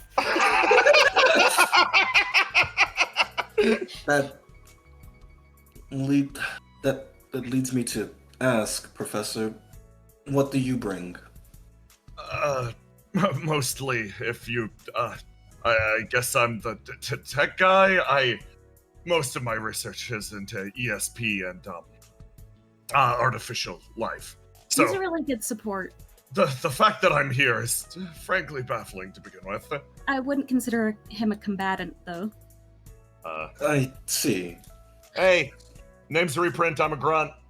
This is Not Reprint. fucking reprint! You might hear some of us call him Mart Mart. That's just an affectionate nickname. His code name is Reprint. Oh my gosh. He walks over and she dramatically grabs onto Zealous and goes, "This is Zealous." Puts her hands on both of his cheeks and squishes them together. Hi, I'm Zealous. It's a pleasure to make your acquaintance. I'm very, very happy to have a new comrade in the coming struggle. He is very reliable. He has a big sword and is really good at tanking. Him or 8 are often paired up with me. So I have no idea when you got like I that. see, so once we get into trouble, we throw him at things. Yes, I'll deal with whatever problem you deploy me at. Good. I think I'll be using you in the future. And that's more or less everybody we've got on staff right now. There are others, but they're not around currently. It's weird. Is it common that your members go missing often? Unfortunately, Yeah. yes. we go missing and the squad mortality rate's pretty high. I see. Nanda involuntarily shudders as this is said, interrupting his sudden appearance next to you. He quickly resumes his stride. Hey, Nanda. Hey, Hi. Grillo. Hey, Circuit, give me rolls to die. Oh, God. Oh my God, it's a 10. That's so much higher than usual.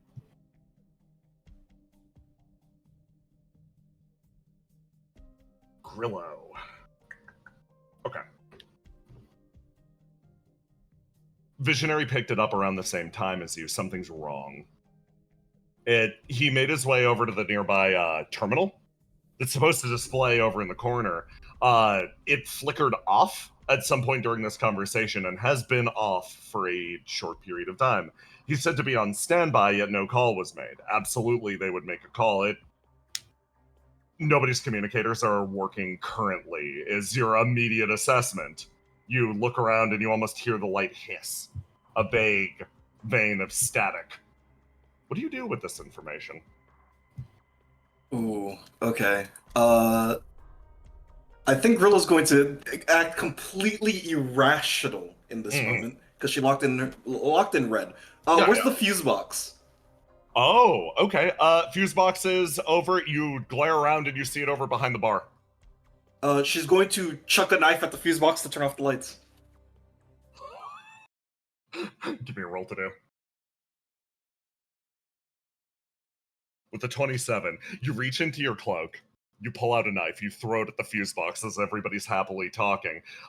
Circuit, you watch this happen as the knife darts into the distance, and Willow, everything ducks to pitch darkness as I'm going to put down a dusk block for this, so I can make everything significantly darker, because this shit is awesome.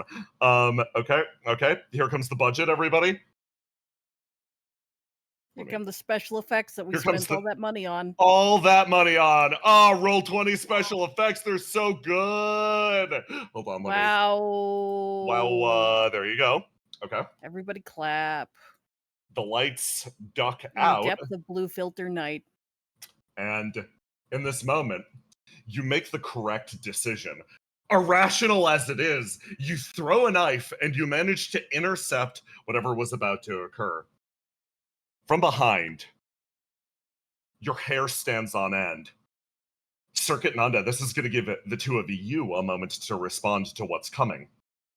But your hairs all stand up and you are placed. You are thrown into a level of danger that you have not felt, Mantis, since you came face to face with the Tormented. Your blood freezes. Everything goes cold.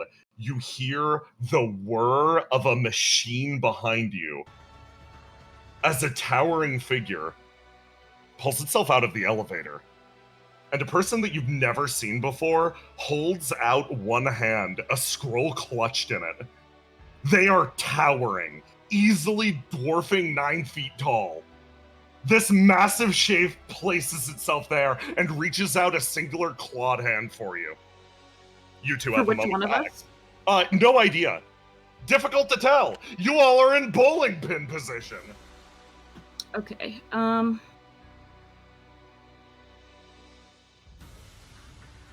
look at the Nanda lineup. fucking runs. Yeah, I know it does. I'm looking at this lineup and I'm like, okay, yeah. Circuit also runs, but directly towards this thing. Okay. You run straight at him. Okay, cool. Are you going to take an action or otherwise? Anything that might require He's holding out a scroll? Yeah, he's holding out a scroll in his hand. Can I see what's on it when I get close? No, ancient, or give me a roll to do. Am I locked into anything? Yes, I am.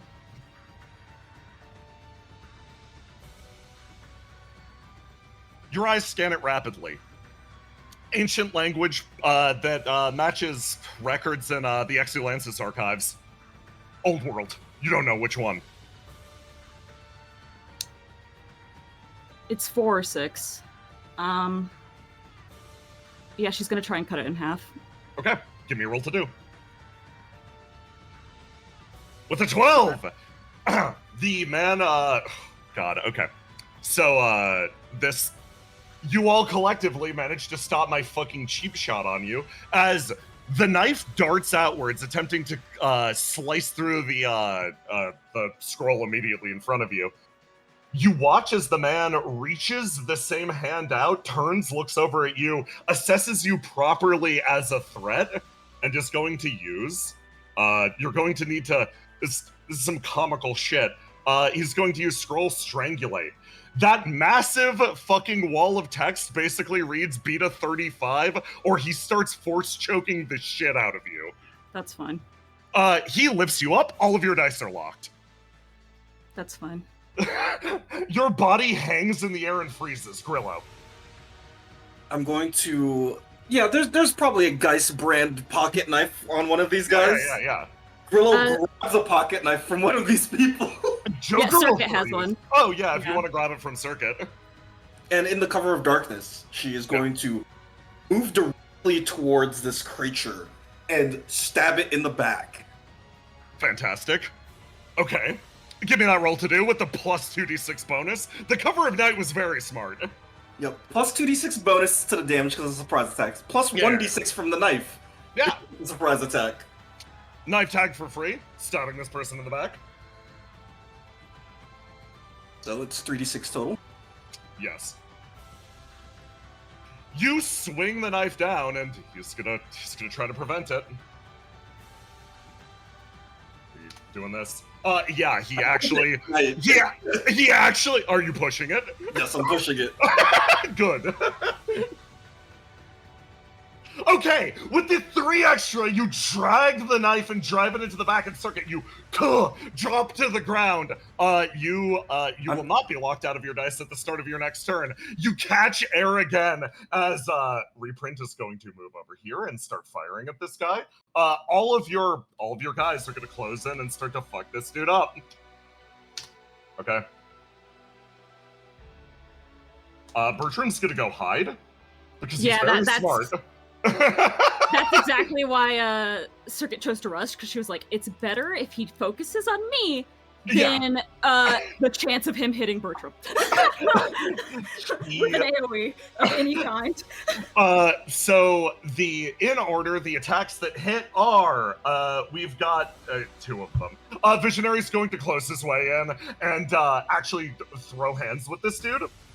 And Reprint lands a critical 20 shot with his large-ass antimatter rifle on the man that bores through a chunk of his armor. You hear a wheeze echo out from the main body. Circuit, it's your go. Unlock all of your dice again. You're no longer being strangulated.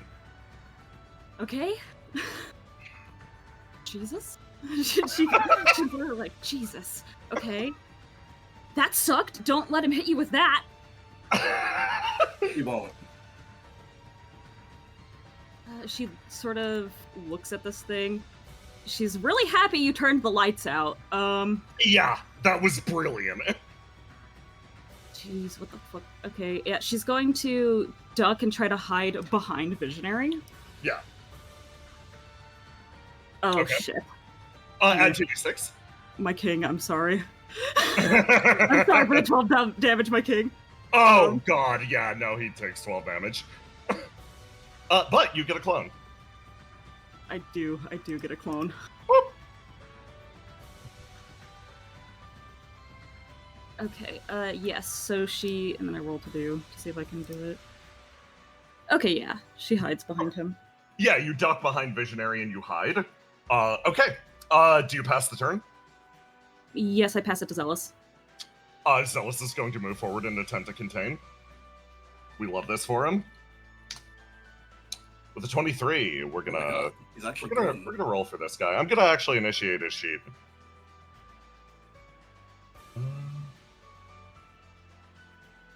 Give me a second.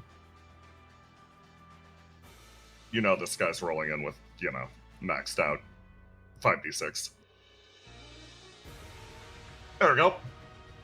Gonna lock in this. Okay, with a 26, he actually manages to hold off Zealous, who places himself in the way.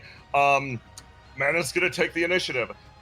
Joker's going to run up and try to contain as well. Let's see if our boy's good. Yeah. Oh God, Joker's fucking goated. Joker! Joker's going to close in the distance and fucking deck this man.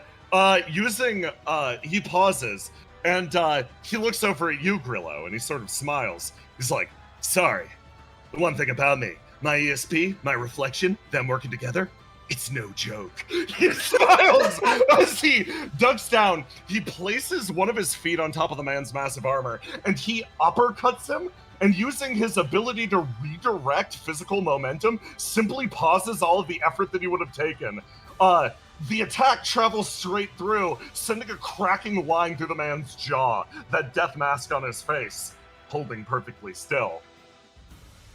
But the man looks at a singled-out target.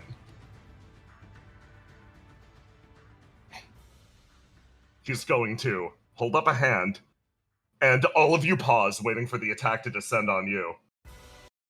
And you look around, and you see him rise into the air. No.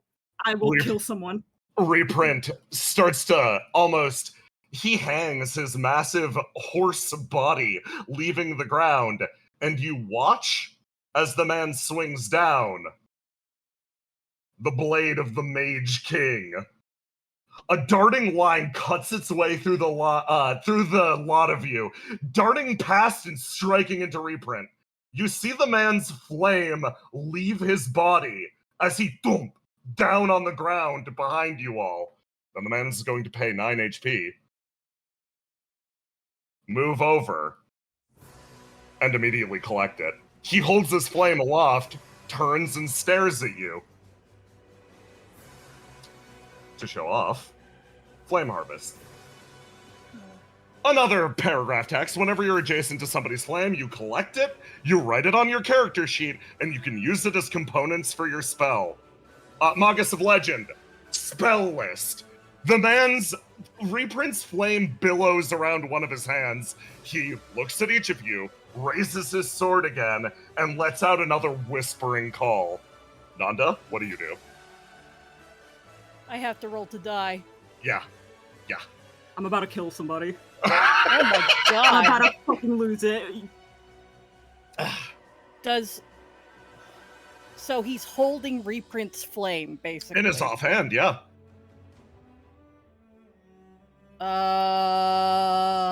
Nanda's doing something he doesn't want to, but he's doing it before he can Ah, stop himself. yeah. Love to see it. His hand goes into his pocket and brings out a knife. Give me a roll to do. Oh, this pathetic little snake man. That's exactly what I thought was going to happen. Your hand darts forward and you move before you realize what's happening. An act of pure foolishness. This moment, coaxed out by the death of a friend, you dart your way forward, seeing the flame leave Reprint's body and touch down in the palm of this man. Everyone in Geist Squad turns and at a look of shock as you make your way forwards, Nanda. You jab the knife up at him, an attack that moves far too slow to attack a person of this caliber. You could tell you're swinging at the ankles of a giant. Why did you do it anyway? You have a moment to think. You have a moment to think while that knife hums through the air. Why did you charge in? The world goes dark. Am I a fucking idiot? Or the last thought that he has? As a claw sweeps over, grasping your throat. Elsewhere. Oh my god. I'm gonna be real. I'm about to lose it. I'm about to lose it. About to get a man? I'm about to get you in real life. You put my boy's flame back. Listen. Now it's just spell components. Think about all the wonderful spells you could cast with all of this horsepower. I'm gonna kill you. Yeah! Okay, game on pause while Roma and I drive to Jay's house in real life. I'm coming at you with the steel bar. Argos. Yeah. Don't worry, Jane. I won't kill you over the character getting their flame ripped out. Thank you. Oh, I was gonna kill him over the horse joke. Yeah, deserved, honestly. Argos, you feel yourself being pulled somewhere. The voices of the world calling you somewhere deeper out in the chaos. Your body feels light, then heavy, then light, as you wheel across the empty space. You see visions of desiccated bugs once again, dead creatures, growing plants, an endless and boundless expanse. And then you watch as that signal in your mind starts to fray. It gets more hectic and chaotic. Different memories, one overlaid on top of the other. Memories of what used to stand here, cities, countries, entire kingdoms that once existed in this spot, now reduced to little more than dust. All that remains, their skeletal fragments, a memory of every single one not lived but instead informed. It is an experience that whatever consciousness is attempting to touch you does not comprehend either. It is sharing its confusion. You are sharing its pain in not understanding. And then the pain ceases. You find yourself not at the heart of that maelstrom of information. You find yourself standing in a boundless field of wheat, as off in the distance you see a shattered cityscape. But this shape bends outwards the longer you stare, almost becoming a long tube, as if all reality were shifting into a black hole in the distance. You could tell that's whatever was calling you, and you've stopped at this point. No longer compelled deeper into the precipice, you instead freeze at a nearby abandoned farmland at the edge of the universe. The edge of the universe that you've known. It feels like if you took a step, you'd be pulled away into it.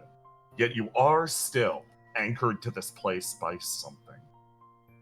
And, as if to cut through the mystery of this place, a voice speaks up, a flickering shape from behind you, that dances and phases in and out of existence.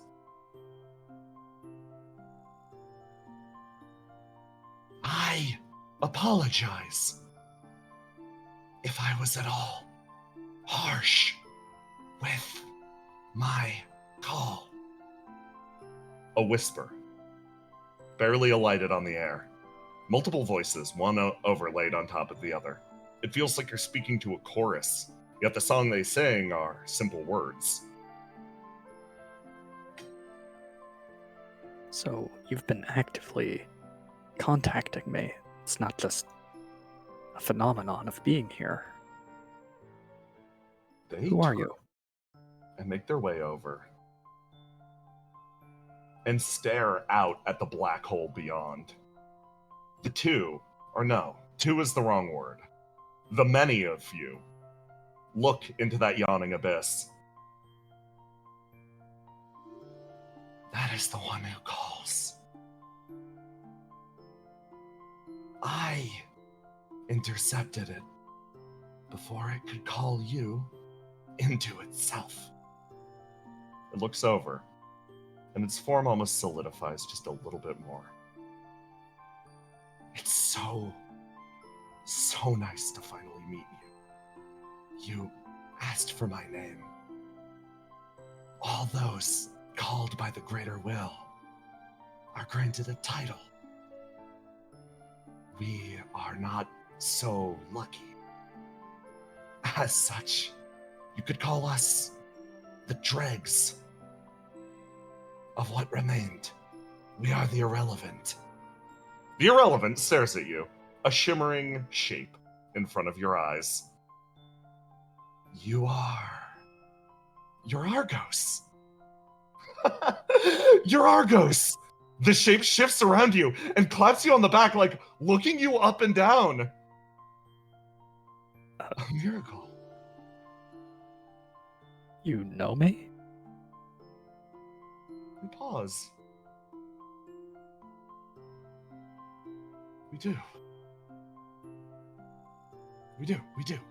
They nod and start to lead you off in this direction.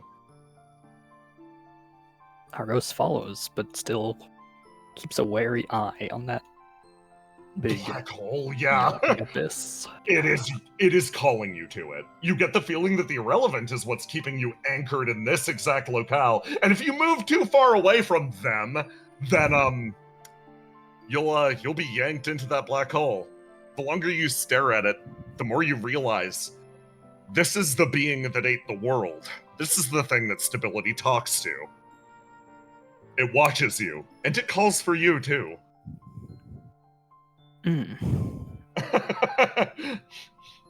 They make their way over, relieved, over by a group of farming equipment. The black hole wheels in the background. There's so much I want to ask.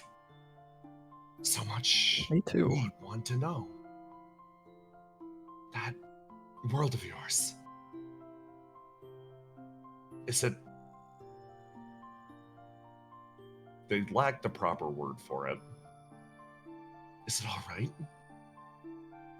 Does it live?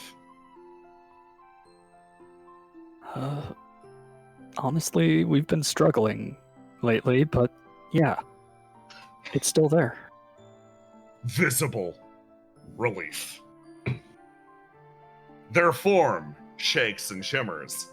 It's almost like you could see an entire crowd of people all smile at once. A serene and unusual experience. That's wonderful. Where to begin?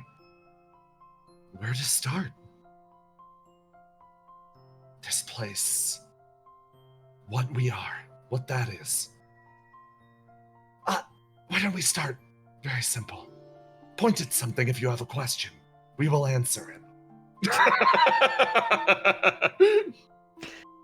Argos points at the void. What is it? Oh boy. Why is it calling? You point at the void, and they make their way over next to you. And you stare out alongside of them.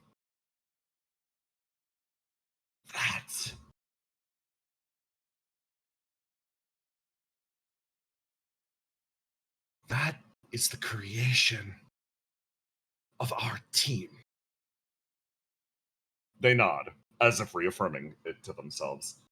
We are a team of scientists. Yes, we're a team of scientists. That was our hope to preserve the world. They look over along with you. And the world almost seems to shift around as they walk with. You find yourself in an ancient town. Now overgrown by lines of wheat. The irrelevant walks with you. Makes their way forward to a crate of ammunition. Reaches down and pulls out an old photograph. As you look down over their shoulder at it, all of the faces are blurred out. Something that is not allowed to a being like you.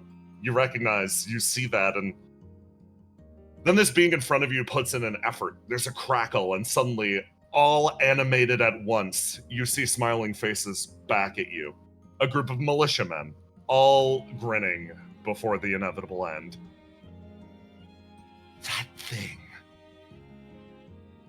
The people here now call it the Greater Will. It had a name when we were working on it. A tone to describe the end of the world. It had a name once forgotten by the people in the city. Yet, as all things were, they are once again. We once called the Greater Will the Coda, and we engineered it ourselves. They sit down next to you, sort of looking off and over. From what I understand, it still lives and thrives, yawning open for your world as well. Yes, that's right. You find yourself at the precipice of the Coda once more, looking into this world devoured by it. Oh, boy.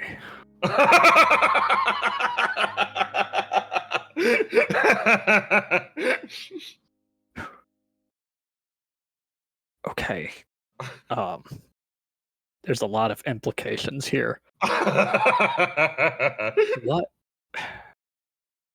First of all, why did you create the coda? What's its intended purpose? Oh boy, you're getting sent to a different fucking exposition cutscene. The same village now overwhelmed by flame.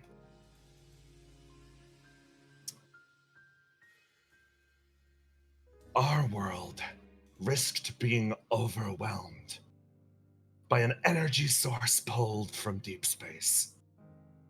Our greatest scientists discovered how to pull power from a sun we discovered at the depths of the universe. 6 alien signals warned us away from that location. Naturally, we followed it to the source. We started to mix it into our devices, our technology. It is then that the mass were born. Surrogate life forms meant to live in a world that could no longer host us. We did not anticipate the threat that the flame posed, however. Eventually, our creations turned on us. Led by a group of machines called the Tormented. Though that name would only come to be used later. We built the Coda to preserve humanity. We built it so that something might remain in the face of the flame. It is your antithesis. It is our greatest creation. And it is the being that hungers for you. So it's meant to swallow flame and save you from it. Until nothing is left. At the heart of the flame, we discovered a simple truth. It was a prison.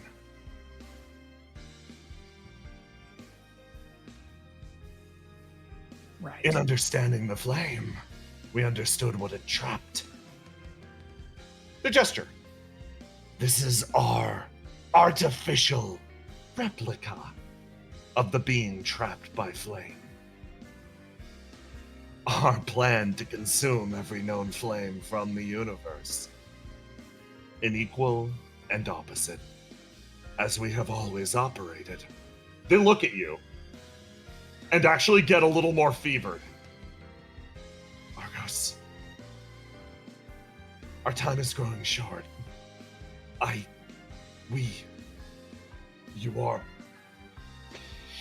They try to focus in on their words, and what they try to convey to you, you get as a matter of sensation, almost from your ESP. We must speak again.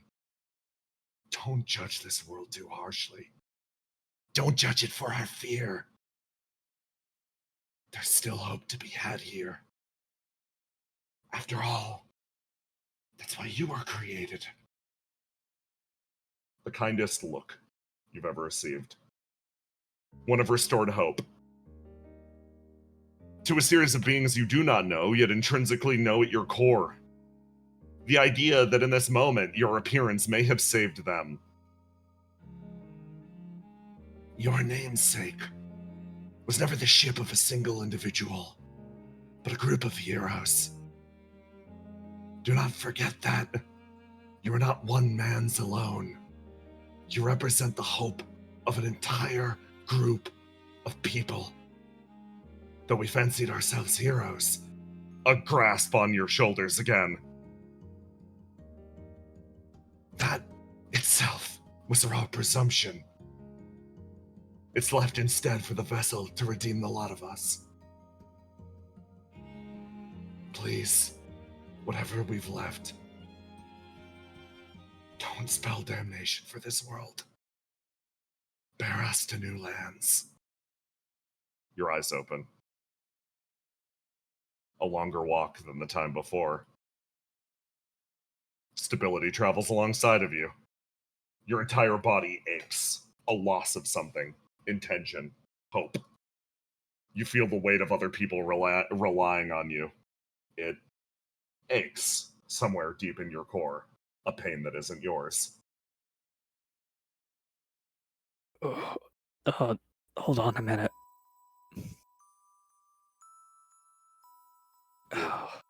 Sort of double over pausing. You okay? I'm sorry. We should really get you back to the city. Being out here's clearly not good for you. Something just happened. Yeah? Can you tell me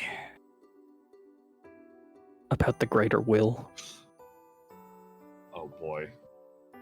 You walk as she gives you a boost on her shoulder.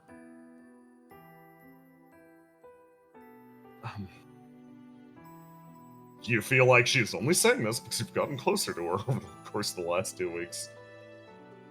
Do you want the, general situation?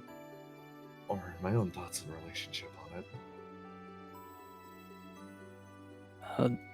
First give me the general, but... Relief. Yeah, I do want to know.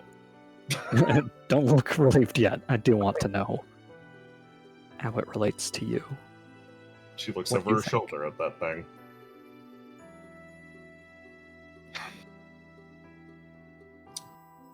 When the flame-born illness threatened to consume the entire surface of the Earth, the Greater Will was created on the far side of the planet, the opposite side of the moon, where most of the flame was gathering. The project was built to function as an arc.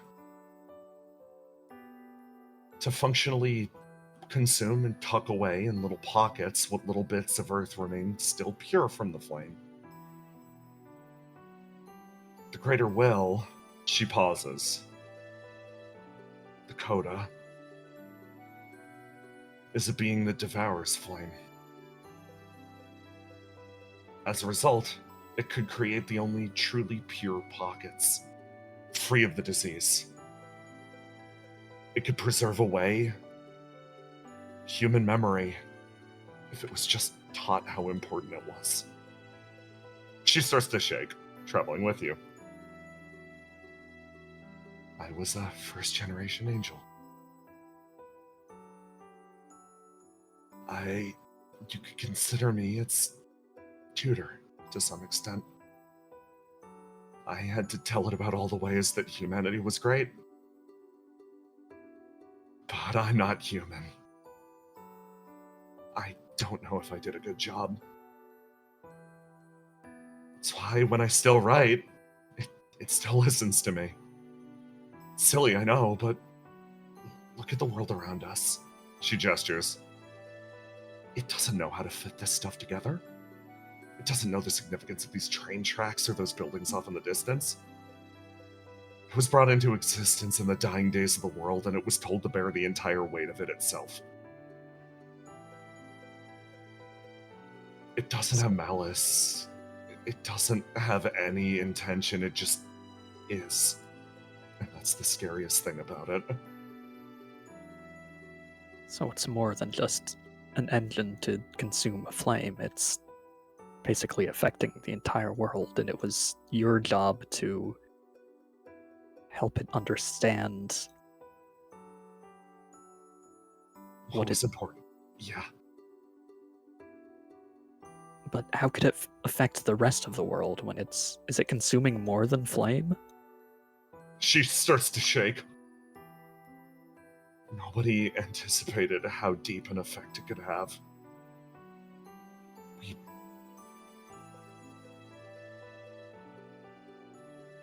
We were in charge of trying to teach it what human was. What humanity meant. More thuds on the train tracks. And it started to twist us. Twist them. It doesn't understand what makes a person work. It doesn't understand what humanity is. But it listens to the operator. So the operator put it to a vote. After all, there's nothing more human than the democratic process. He asked, what traits make up a human? And the result was the body, the face, the soul, some ideologies. You think back, how you couldn't perceive those faces, how you couldn't understand them, how they were almost banned from your own understanding. And it decided that machines, the mass, those touched by the flame, weren't worthy of perceiving what truly made humans human. I see.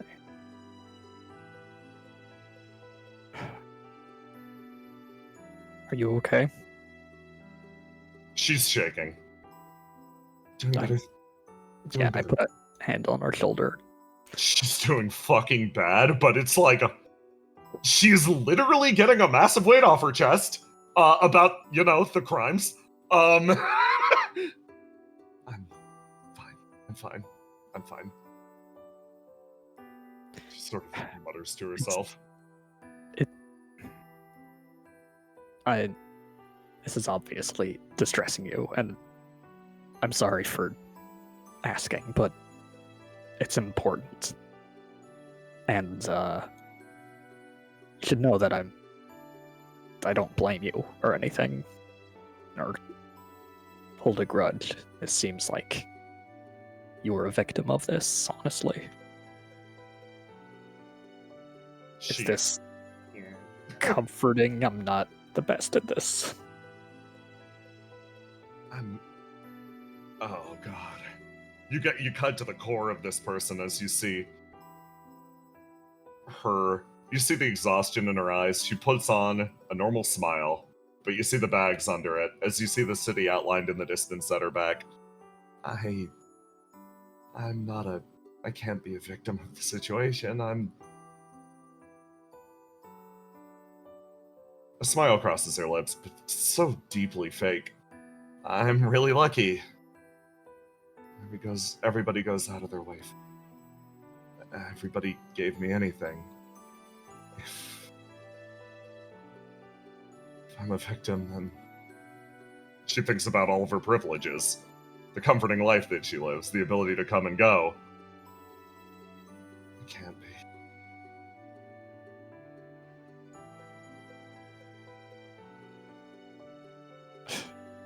Stability. Just because, there's good in your life, or you have something more than others, doesn't mean that you're not allowed to be upset or that bad things don't happen to you. I mean, I'm also really, really privileged in my life, but it took me a while to come to terms with it, but I'm allowed to feel sad or hurt when bad things happen. Everybody is. With that said, you see the cracks start to manifest. Give me a roll to die as well. Drop first. If you've got a dice.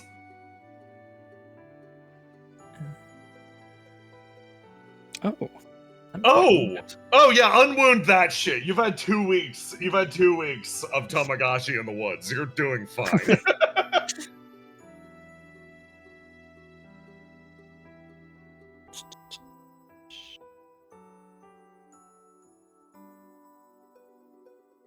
Where's my unwound?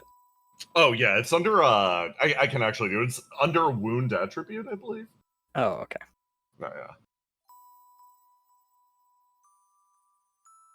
If that does anything. Yeah, there you go. Okay, feel this time. Now give me a roll for real. I think I know Argos' stats. Oh. Okay.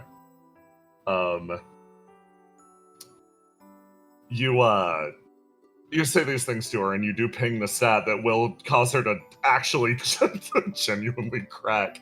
And I ask the question, as Argos's own emotions sort of rise to the surface, you say these words, and the same sensation of the irrelevant meeting you in that field washes over you again. A look of pure gratitude across the face of the masses. You have no idea what those faces were. You were banned from seeing them. But without a doubt, they were cracked in a similar fashion. Raw relief in seeing you. It's the strangest feeling in the world that causes all the emotions to bubble up inside of you. I ask the question, does Argos keep it together? Ooh. Okay, so purple is a streaming stat. And I think that he's pretty good at locking it the fuck down. Yeah, I mean, all of his stats in a way are about, locking it down, locking in. Obviously not the highest purple roll, so he's still gonna really feel it. He does not usually see the faces of people who have strong reactions to him. But I think his streaming, most of all, lets him recognize and sympathize with someone who has been hiding their emotions when they finally crack. Oof! Yep! And that hits hard for him and speaks to several times in his life where he's been, struggling but trying to hide it. And just thinks about what that felt like and what he needed then. And he just reaches out and takes stability in his arms and hugs her. And part of that is so that she also can't see his face. It's like, he's emotional. He holds it in so he won't cry. And yeah. You lock it in as you see this person whose entire worldview is being built on placation, on being set up in this city in such a way that she simply does not acknowledge the horror that is her own existence. And she unfolds. It's bad, but you're weirdly happy and get the feeling that this could have been a whole lot worse. Her body shudders, and you remain there for quite some time. I hit us with the biggest tonal whiplash bat physically possible.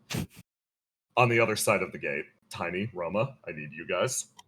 Oh, it's clown time. I'm so sorry. That scene was that scene was actually beautiful. I'm so sorry about what's about to happen. Let's go! Right, time to be silly. Yeah. Time for the Bebos to show up. Okay, Trouble? You just stay hidden away back there. You're gonna jump out like it's a big surprise, and you're gonna be like, "Oh my God, Argos! Check out my new look!" Like, really shock him. The look on his face, it's gonna be delightful. I'm sure he's been stuck out there for a week. The man is in for some ye olde opia pranking.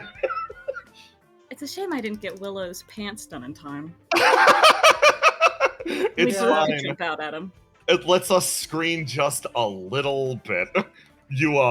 All right, I've gotta pull two of the culprits in question into the scene. Two other people. And Stability crying like I'm so sorry. It's so funny. These two over here alerted you like, yeah, those two are taking a little longer. They'll be in a second. And you guys are like, we're gonna get them. This is horrible. They don't know, Chad. They don't know. Eventually, the door does indeed open, and the two of you walk back into the city. And Trouble, your listen is a little bit off in this area, so you actually do not hear the tone and tenor of their emotions coming in. Instead, you're just like, oh, are they coming? Okay, I'm counting on you guys with vision. And Aura's like, and that's all you get as you see these two who are walking like, now it's Stability leaning on Argos. They sort of freeze. Hey guys! Welcome to the city. Sewers. Yeah! I didn't know you had allergies, I'm sorry. Trouble, get out here. Trouble, get out here. He bangs on the door and boom! Trouble comes out. Trouble, like, that was not the... Okay. She throws her arms into the air. Ta-da! Stability.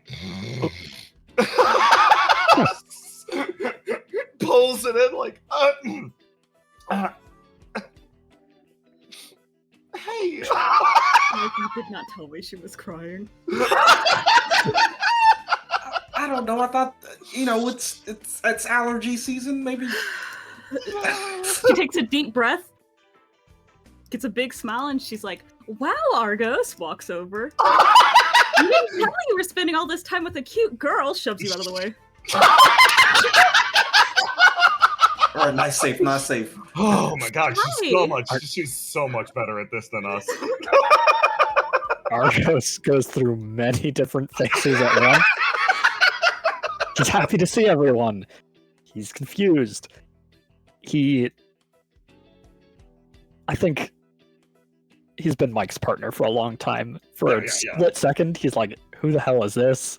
Then it's like, oh, Mike, therefore Treble, therefore, wait, what are you doing? He kind of like scoots back a little defensively towards Stability.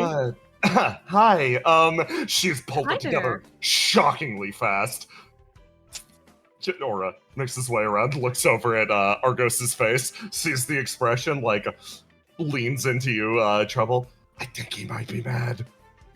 Shh. Pushes him away. Hi, my name's Treble. It's nice to meet you. What's your name? What the fuck are you so strong? Stability's like, my name's Stability, or Stability and Ascension. It's a pleasure to make your acquaintance. Are you, one of Argos's friends? Yeah, we're good friends. Great friends. Awesome friends. Right, Argos? Yeah, he loves us. Right, Argos? It's cute. Aura moves over and pulls down the blindfold so that you get the full effect. It's like deploying at full power. You know this. Right,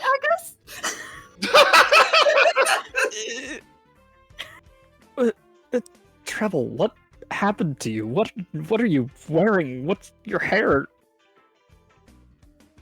You love it, What? right? You think it's really cute and awesome, and I pull it off super well. She pokes the sides of her cheeks. It's very cute. Why are you acting like this? I'm doing good. Stability. Yeah. Hi. What's up? These are my friends. Hey, I'm Aura, waving from the back. And I'm Will-O-Wisp. It's nice to meet all you guys. Are you all visitors from the Burning World? She says, Yep. leaning in. That's right. We're here to escort you to our cool secret base. Oh, okay. She says, like, looking over at you, Argos. Argos is like trying to slide between these two. Bro, What's wrong, Argos? there's not enough space there. That is not going to happen. What's wrong? Did you have a good time out on your trip? You know, you can't keep a cutie like this all to yourself, right? She says, wrapping an arm around Stability. Or What? Come on, Argos. Listen. You're probably hungry, right? yeah, come on. We got We got crawfish for you. crawfish and yep, let's go. We also got various vegetables if you don't like the crawfish. Stability, like, in the background while you were being told about the crawfish, Treble's already getting her life story, like, yeah, I'm a movie director, and blah, blah, blah, blah, blah, blah, blah, Oh my blah. god, you're a movie director? I'm an idol. It's, oh my gosh, it's like destiny.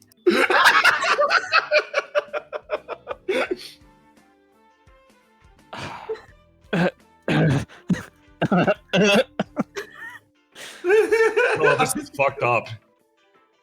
He's choosing them over our crawfish. I know, right? Guys, I'm really happy to see you. Yeah. It's been a while. She smiles at you. Yeah. Listen, it's been 2 weeks. We've been through a lot, and I'm sure Stability and I definitely would just like to take things slowly, nice and easy, not get too overwhelmed by anything that's going on. We're just talking. We're gonna take you guys to the base and get you some food. We have beds. You can. Okay. It'll be super That chill. actually Don't worry. sounds nice. It's gonna be We've just real had chairs relaxing. mostly. We have a whole greenhouse set up. It's good. Yeah, if you want to go fishing, we also got fishing rods. Okay. It's kind of That's sounds like you. That's like it. That's most. Yeah, we've described 99% of the base Yeah, at this point. Actually, That's all the entertainment you're getting. Unless you want to, I don't know, to hear a story from Trouble. I'm pretty good at telling stories. really? Yeah. Willow, Yeah. why is Treble so horny all of a sudden?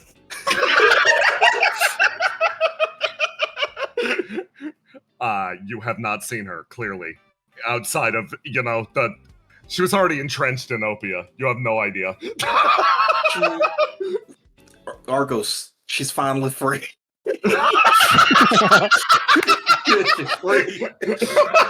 Willow beams a smile. You look at an unrestrained Treble. Oh yeah, speaking of free, Willow takes off her cloak. Now. This is...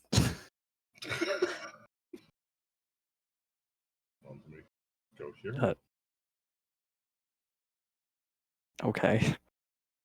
Okay. Well, yeah, Great. while they're here, these two are doing a whole, like, reinventing themselves thing. I'm still Laura, by the way. I'm not. That's honestly a relief. Stability, very peaceably chatting with Trouble in the background. Ba ba ba ba ba ba ba. So basically, we're kind of, just what's the term for it? You know, when you've been wearing really tight pants at the end of the workday and you just get to take them off and watch some TV. It's kind of like that. It's probably one of the last chances Willow will get to not have to be the hero. Okay. And don't worry, I get it. things are a-okay. We're just, We're just normal girls. Okay. I understand Willow, and I guess this is what Treble is like. She kind of smiles at you. There's the reality here that you guys walked in crying, and Trouble was like, I have two options. I either have to be super sympathetic or crank the silly up as high as it can go. And you've seen what option she picked. I mean, this might surprise you, but we weren't always commanders and soldiers. Yeah, I get you. But you've I take it from how things are going that you've accomplished the mission that you stayed here for. Well, It's in progress. so the big thing that we did, and this was the big thing I wanted to accomplish, is we've set up a base that we can come back to. And we've set up multiple drop points. So if you have someone you want to meet up with, instead of taking them straight to the base, you can take them to the drop point so that we don't have to give away the base location. So there's now a secured base for Burning Worlders here in heaven. Okay. But what about contacts with the Burning World or getting back? We still no haven't luck. established that, no. Yeah, no fucking luck on our end. Oh.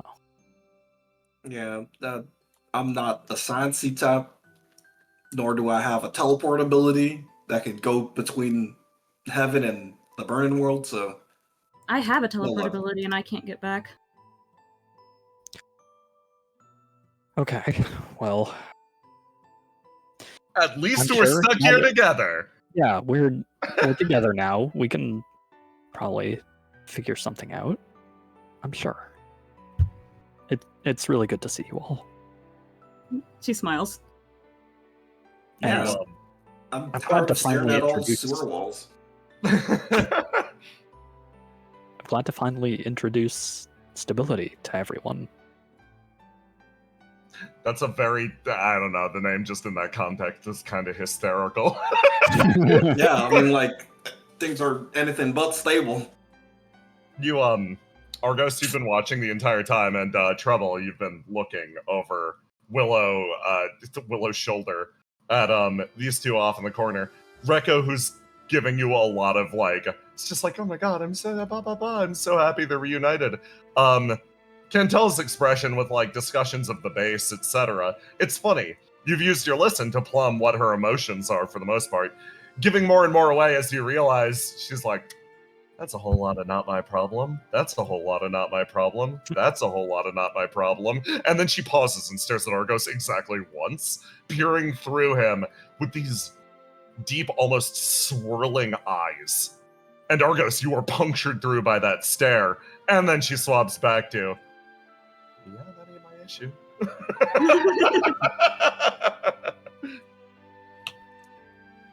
She sort of stops here. So, I have to ask a question. Am I taking Rekko with me, or are you taking her with you? Rekko, where do you want to go? I think going to the base is probably good. I think it's comparatively safer with me, but I'm sure your base is great. Her expression lightens. Would you be able to come pick her back up later if she wanted to leave? She nods. I am a representative of the greater will, but her eyebrows sort of arc lightly. I am not the human representative of the greater will. I choose instead to associate primarily with angels. And she pats Rekko on the head. This one seems to have a lot of the angelic future riding on her shoulders. So, I can't exactly promise to assist you all. In fact, I think definitionally speaking, we're enemies. But so long as you're helping her out, I can turn a blind eye. All right. She looks over at Stability. Stability sort of looks away from her. That includes you too, you know. Always has. She does not maintain eye contact. Yeesh. She turns and waves. If you need anything, I'll be around Company Zero. It's time I paid a little visit to one of my oldest colleagues. She sighs. She does not want to do this meeting. Before you go, you're always welcome at the base. I'm Really? cooking up a lot of food for everybody. She looks back over at you and gives you a look of like, huh, that's a very bold move. But she stares at you, Willow, remains focused. Huh, I see. You know what? I may take you up on that. She tips her hat and leaves, with a very, very polite curtsy. Looks like I'm with you guys then. Yeah. Jeez, this is a lot of their first time meeting, Rekko. Yeah. I can give you introductions on the walk. My name's Rekko, short for Recovery of the Edict of God. I'm a Geist design blah blah blah blah blah blah blah blah blah. And you guys sort of walk your way forwards. Stability pausing, thinking. You should really stop by Gardner's apartment at some point. I gotta check in and make sure he knows I'm okay. That okay with everybody? I mean, Okay. sure, we can't go with you, obviously, but if you have business, we can't stop you either. Okay. Oh, tell him I said hi. Yeah, can do. And I'll meet up with you guys at your base. She smiles, and you can tell part of this, at least, is her sneaking her way out so she can, like, emotionally compose herself. just a bit. She makes her... Call if you need us. She nods and waves, and you watch her run off into the distance. The camera actually remains settled on her, as it follows her into the depths of the city. She makes her way over to a nearby apartment.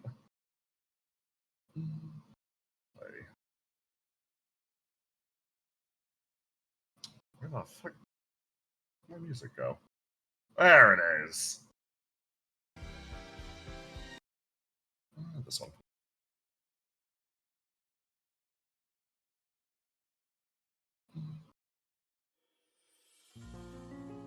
She opens the door, makes her way inside. She looks around the interior, and honestly does the double take. Oh. He really cleaned up. Wow. Nice going, Gardner. Wonder what changed. I hope this isn't like a stress symptom. She looks down and moves around, leaves a note on the fridge like, hey, stopped in. Glad you're... Wait a second. She doubles back over to the fridge. Squints. Looks up and down it. Grocery list with really harsh handwriting is up on the fridge. Oh, I gotta ask questions about that. She thinks. Did Gardner start dating someone while I was out of the city? She sort of thinks for herself. She's like, nice apartment, grocery list. Oh, yeah, huh. Yeah, I gotta ask him about that later. Door clicked shut behind her. One man who was fucking stanced up in the rafters touches down. Shit, that was close. Makes his way over to the grocery list, double checks on puts it away. Okay. Well, things can't be going all bad. He looks around the city, his last 2 weeks here, living his life discreetly in Gardner's apartment, and hiding whenever anybody came in. Fucking anybody can break into this place. Well, things are rough for me. Huh. He sort of looks out over the city in front of him. Like the dystopia? Kinda rough. No sign of any sort of extraction. Rekka's off doing her own thing. Yeah, no way around it. Hand up on the glass. The rain starts to fall. And all my friends, definitely having the roughest time.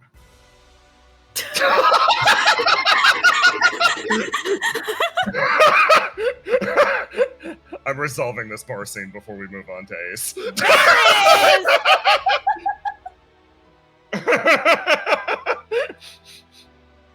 Hold on. Wonderful scenes, everybody. All right, Secret Bar is now just one dusk block. Horse got captured.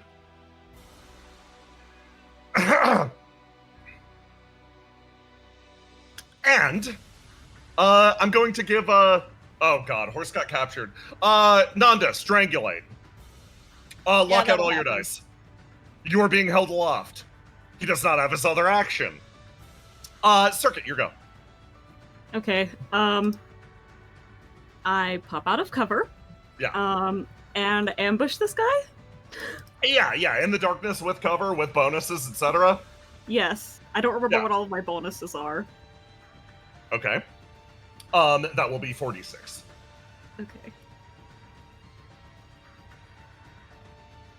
24. 24. Okay. With the 24, I hit the funny button. No. The attack travels forwards, and the man actually swings Nanda around and actually pauses. He holds him aloft. And Nanda, he gets a better look at you. Oh God. I see. You're the one. You're the one. I see. He pulls back his sleeve. Fascinating. Revealing the Mark of Leviathan. Touch of an outer evil. Regenerates 30 HP at the beginning of each act. True death is impossible. The body may be damaged, but the flame is made eternal. You also have made it. You've made contact with an outer evil. How does your immortality work? Nanda is being strangled and has no response. A light within you almost tells the story for you. He reads your flame. Oh, Jeebus. Yours responds in kind. Mark of Horizon. Death is denied. It's a gentle thing. One who loved you wished for you not to suffer. The mother of all demons obliged with a smile, knowing neither the significance nor the importance of the gesture. The reality that the first life restored is kind. A point of significance in the course of history. As the first dead she saw, she knew that death is not a kind thing. And as such, the one who oversees it must be. He drops you. You just hit the deck. Fuck. He just lands hard and does not Boom. get up. You hit the dirt. And Circuit, who goes next? Jesus. The other circuit body still has to act. Yes. So all of Reprint's flame is just like billowing out around this guy? This guy took it. It's been added to his inventory. He's leaving with it. Yeah, he has it, and he can use it, and he can spend it on his spells, and if he uses all of it, Reprint dies forever. Yep. Okay.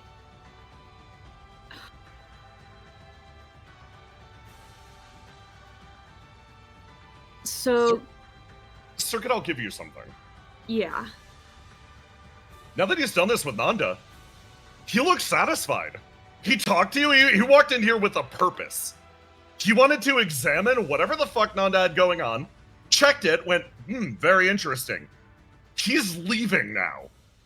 Oh, good. It's Nanda's fault. He'll be normal about that. Okay. So can I try to absorb part of Reprint's flame? Yes. Okay, so I'm gonna have the body run up. Yeah.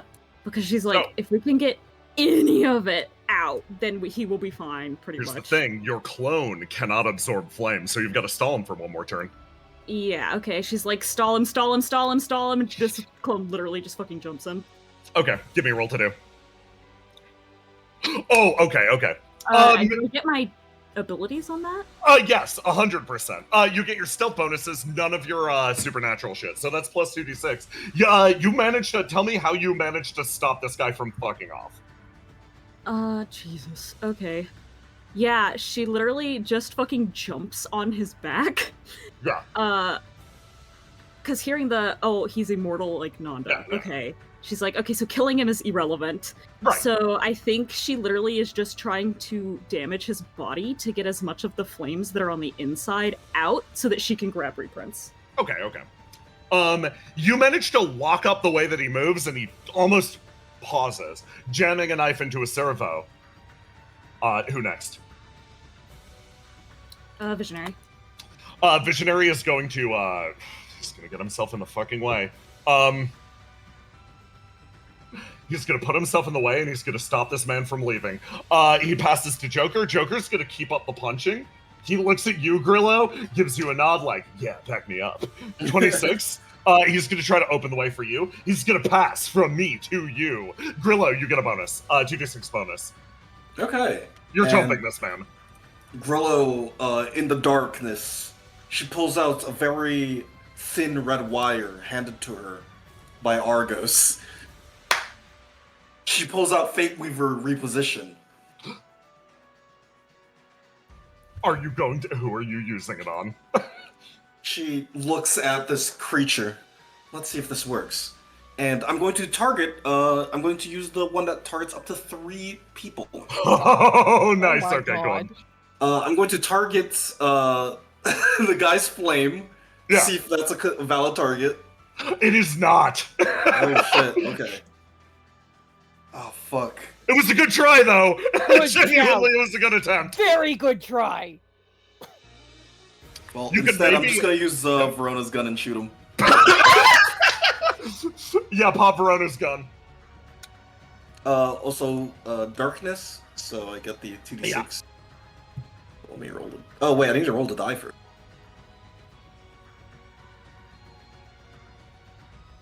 Love to see it. Right.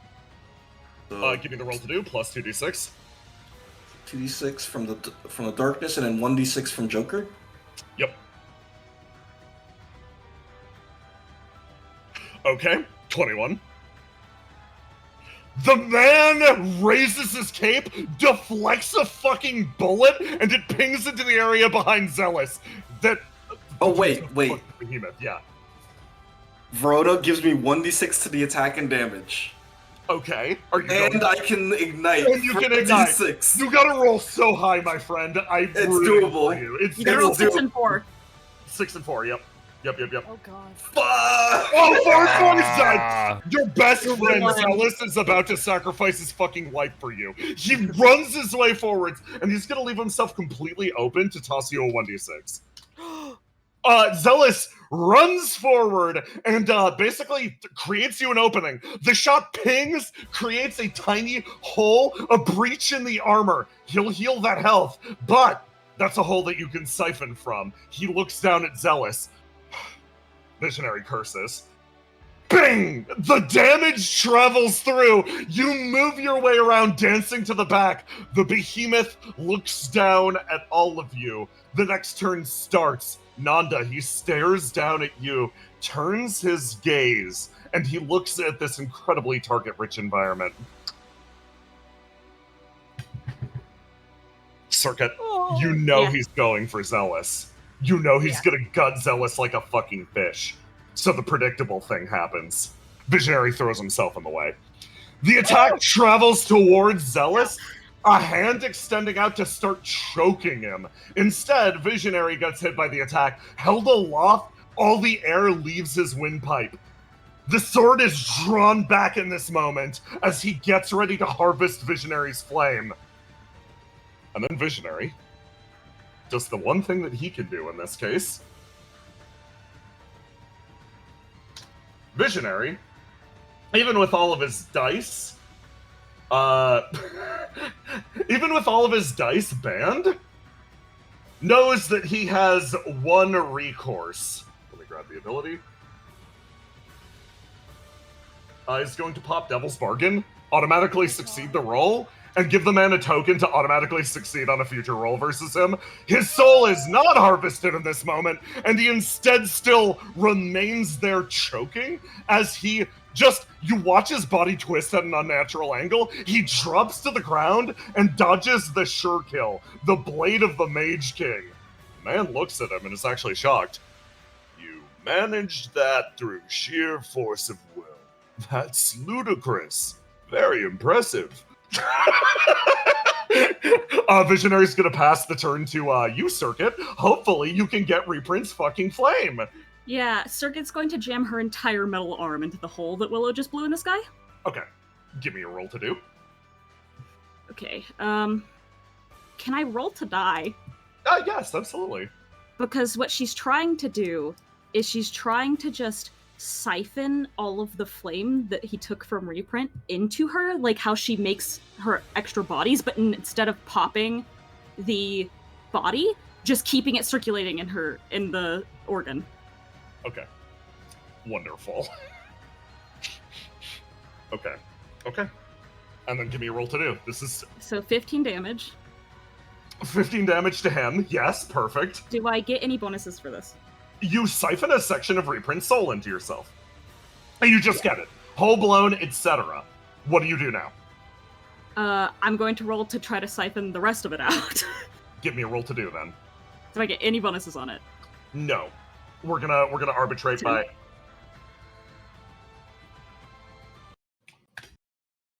Okay. With a 10. It's not great. I have a GM's devilish bargain with you. Okay. Oh god. This man's about to drop someone. You will get Reprint's soul out. You will save the horse. Okay. I'm going to give you an option. Of any of the characters in his immediate reach, who's he dropping? Not an option. Oh, god damn it. I was gonna throw him at that so fast. I assume... You can't ping your clone. Yeah, I was Choose gonna a say. character. It's fine if it's her. Okay. Here's how this goes then. Okay, this is an insane beginning for this act. Okay.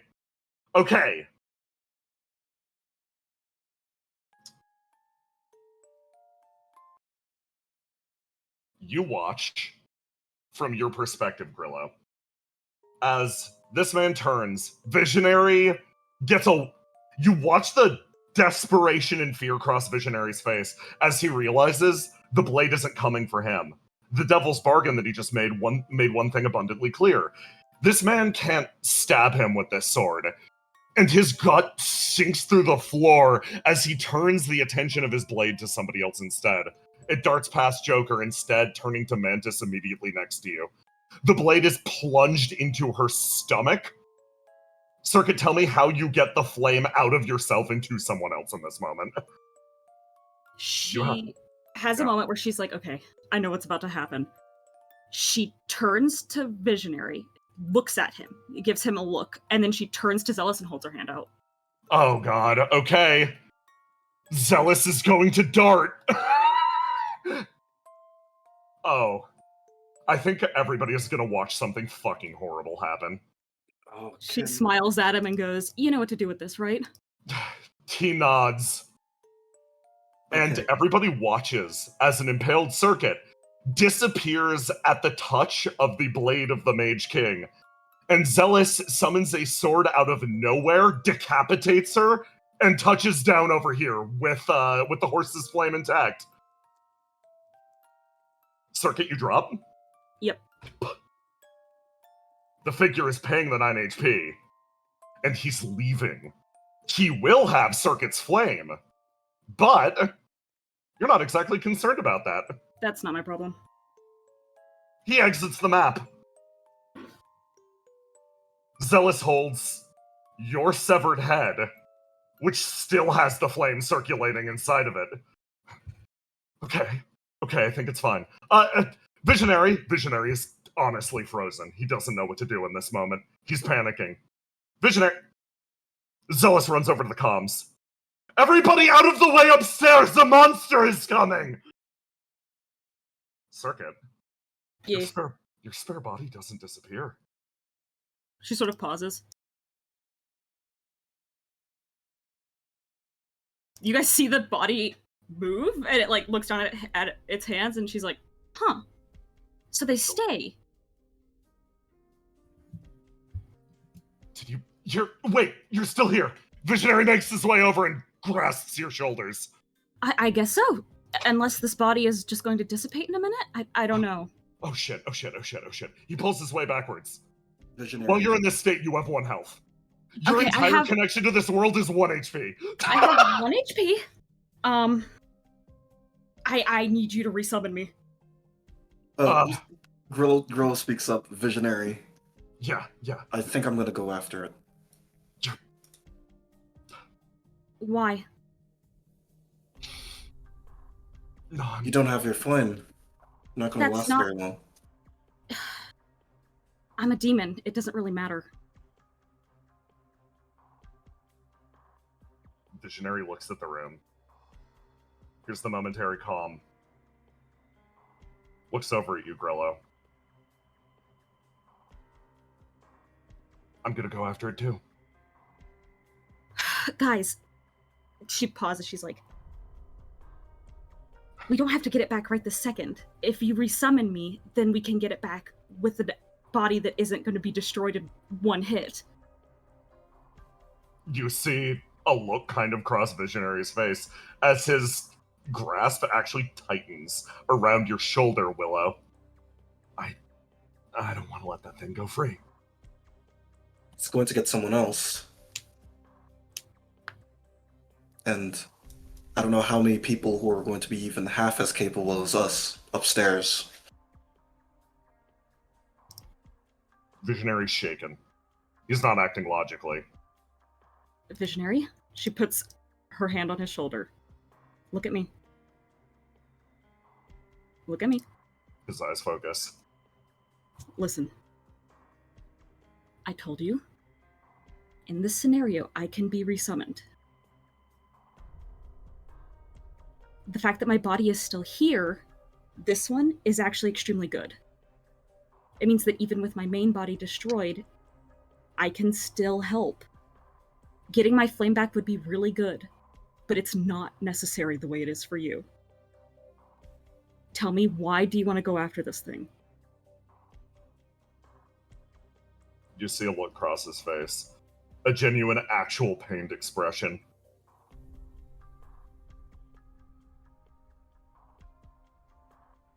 It screams more than the man will ever communicate. Yeah, it's fine. You're right. She sort of takes a deep breath.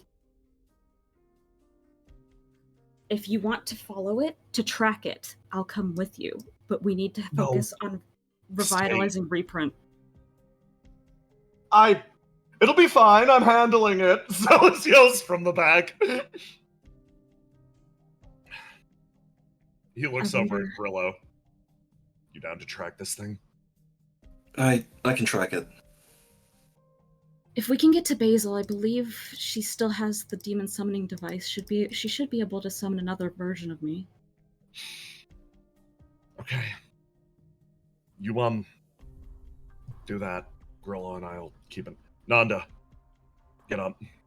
Nanda's barely pulling himself to a sitting position. Is Martin? He's staring over at the horse. He'll be fine. We managed to get it back, barely.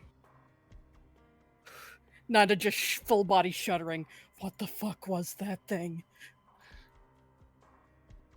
We don't have any idea. Why the fuck do you want to go after it? It took my flame. You just said we summon you again. You'll be fine. Okay. I think tracking it isn't a bad idea. Figuring out why it was here and what it wanted isn't a bad idea. I will voice my own personal thing. A lot of that flame is the last little bits I had from when I was still a flame touched.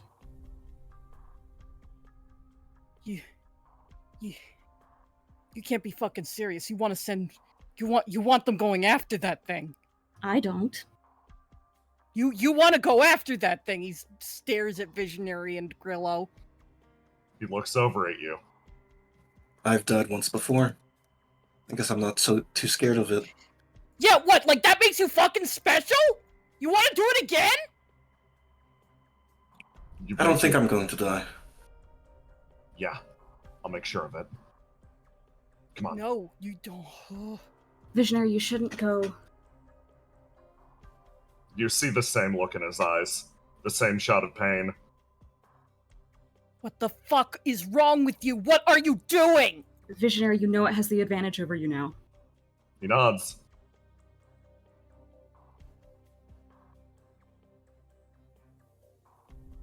We're supposed to be smarter than this. That's how we live. What are you doing right now? You see his shoulders sag. He pulls his hat down low. He puts a hand on your shoulder, Grillo.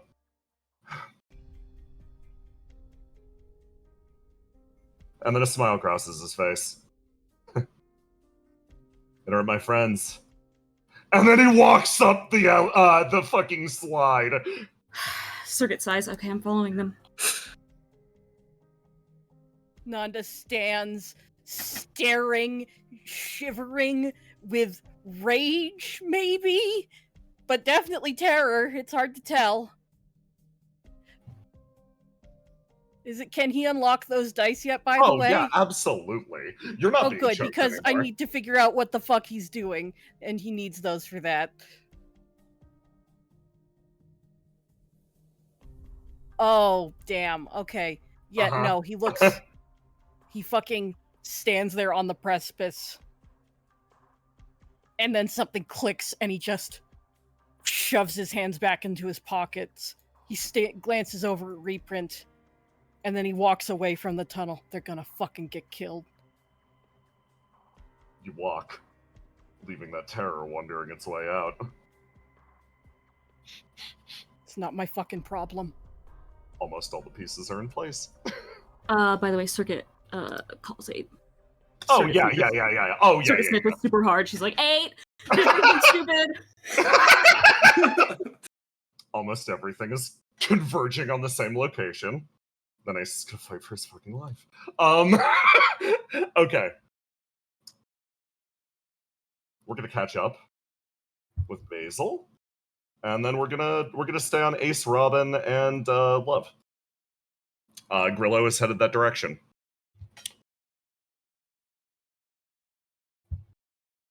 Basil.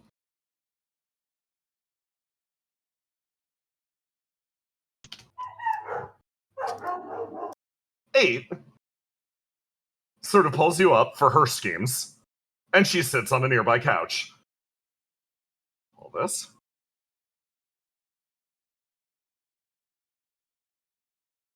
Okay, so she looks over at you, sort of extends something from her pocket. I believe this is yours. She hands you your demon summoning device back. Oh, this is so exciting. Thank you. It wasn't too much trouble, was it? It was, to say the least. Well, then I owe you one. There are burn marks around the outside of it. I can share with you the full story of what GEIST did with that device at some point. But for now, I needed to borrow it for a little bit. She shifts back and forth. I used For it... anything in particular? Yeah, I used it to save the life of somebody on, my squad. His name's, Nanda. I summoned the strongest demon I could muster, and, my bad. She puts her hand up! I'm sure that will have no negative consequences for anyone. So, he died? He did. And okay. And I mean, it's not unheard bring of. him back at any cost, yeah. So glad you understand. Visually relieved. No, it's an easy fix. Stronger demon would have broke it, so I think you did good. You did what you needed to do. Thank you. Anyway, it's partially damaged, but it's yours again. Don't let them take it away. They were using it for all sorts of nasty experiments. I'll put it where they'll never look. Okay. She watches.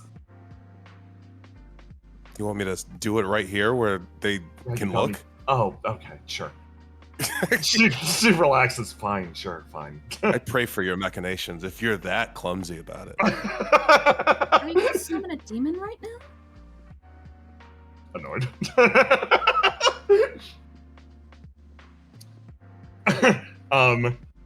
She sort of looks over at you. Well, I've got to get going at some point soon. You expressed an interest in making your way down to, you know. Yeah. Brennan, yeah, you messaged me about where Basil wanted to go. She holds a hand out for you. Oh, it won't put you out of your way? No, it's on my way out of the building, actually. Okay. Great. I can stop by there, and then I can watch whatever Ace is doing on the TV after. She knows. Do you want me to stay here and prepare dinner for you? If you don't mind, I'll be back soon. All right. We can sit down and watch it on the TV.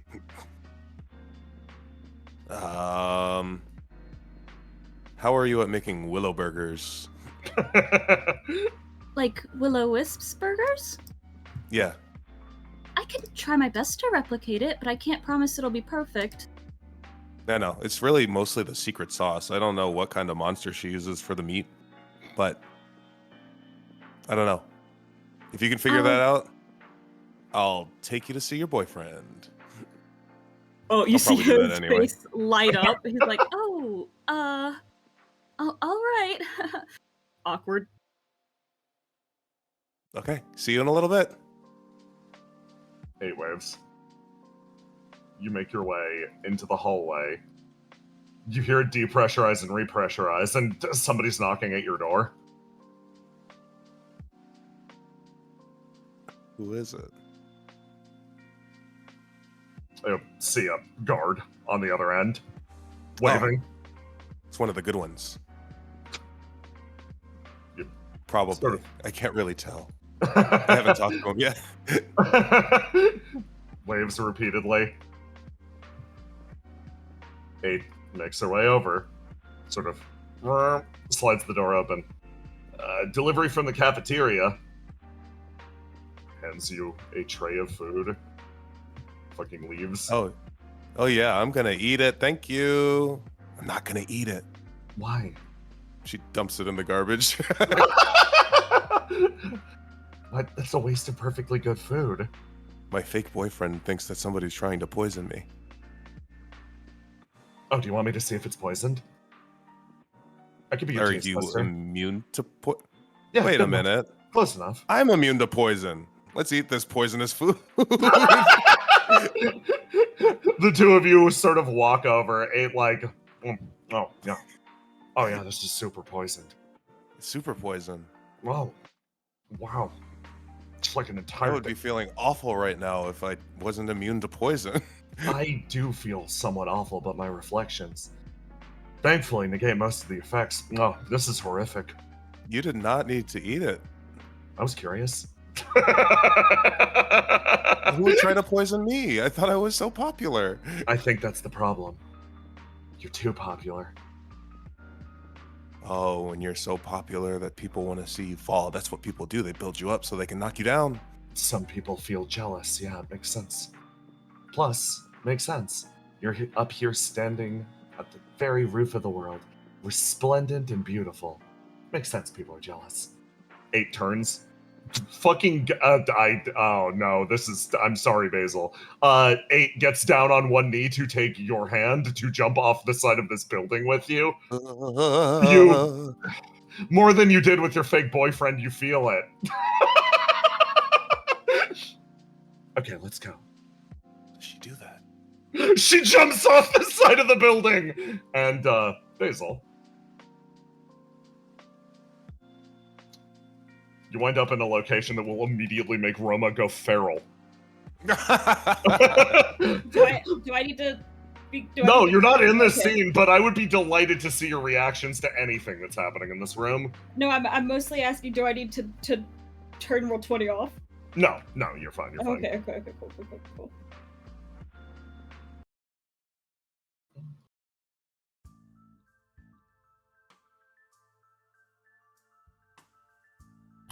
I understand.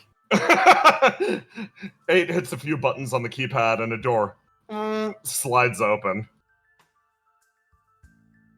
You asked to see the area that gods were summoned and controlled from, right? Yes. Well, I'm not just here to sit on top of the world and look pretty.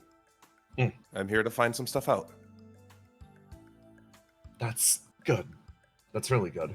You hear a voice. Basil, is that you? A smile. Yes. What are you doing here? Well, did you see Ace's big announcement? I did.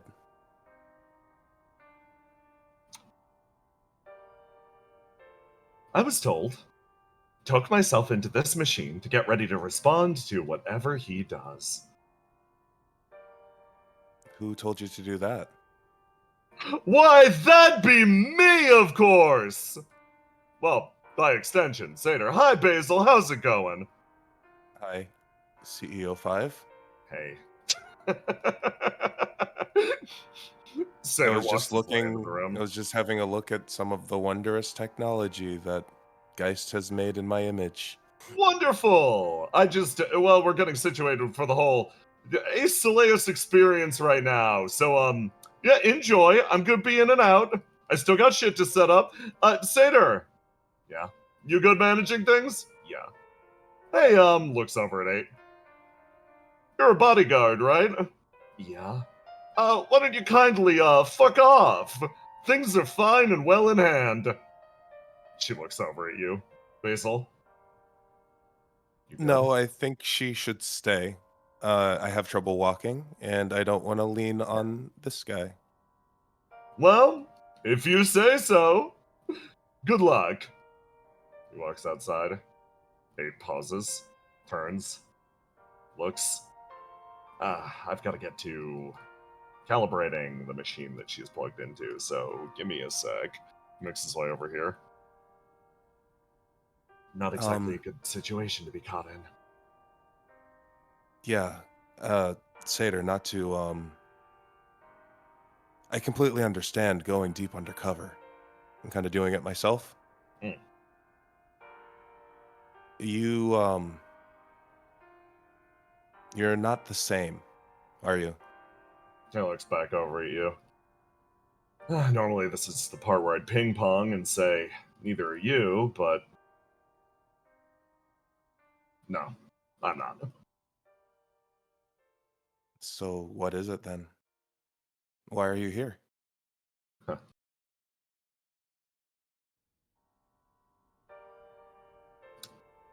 Oh boy. Hey, Ideal. I'm gonna take 5. There's some shit that I forgot too. He types on the screen a few words, and then sort of stands. I'll be back. Just get yourself nice and situated. He disappears into the shadows, leaving the computer on in front of him. Well, she sits down. You sit down at the computer. Very basic method of transmission. There's a notepad sitting on in front of you. Just, it reads very simply. It's circuit. Of course. I mean, he knows she's here, right? That's the only thing you get. Nate sort of like leans back in the chair. Situation's complicated between those two, I guess. Yeah. Not my problem. It says a little spitefully. I guess my real question is then, why is he getting so close to her? You look over at Ideal in the distance. You stare at her. Also, random factoid. It sort of like leans forward. Stands up. You could still smell her cheap perfume and, expensive perfume and cheap beer. You look over at the corner of the couch and you can almost imagine someone perfectly sitting, face pressed against the analog TV in front of her. Alioff's presence, this room just reeks of it. I miss her. You miss her? Yeah, me too. I'm gonna sit down next to you and we'll look at this computer together, okay? Okay. You stare. There's different readings, different connections between this being over here and the rest of Skypoint.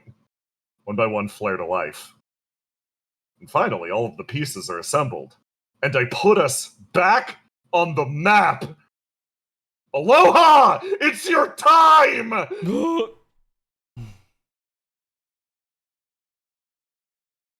Everybody else will be joining in this fight, and that Grillo is headed to the location. What does that mean? Yeah, that's fine. Grillo's. No, that's crazy. No. Why would she be heading this location when she's fine? No, that's when she was chasing down that unrelated man. So, with the way that things have shaken out, I am going to immediately start revealing things. And then we're going to take a break as I do all of the GM layer work that I need to do. But it's time to begin as we start to talk about everything that's currently occurring in the first battle for Skypoint. Oh my god. Oof. At the edge of the district, you all align yourselves, getting ready at the casino. I give you time for one action. They know you're coming. Or, not one action. Are you going to remain in casino, or are you going to prepare elsewhere? Ace is just going to walk out here and stand in the open. I love this for him. Okay, wonderful. Should we, like, go out there and help him? Yes. List goes out. Unless you're afraid. Obviously. Seeger's go just home. gonna wait over here in... No, she's gonna go over here and wait in ambush.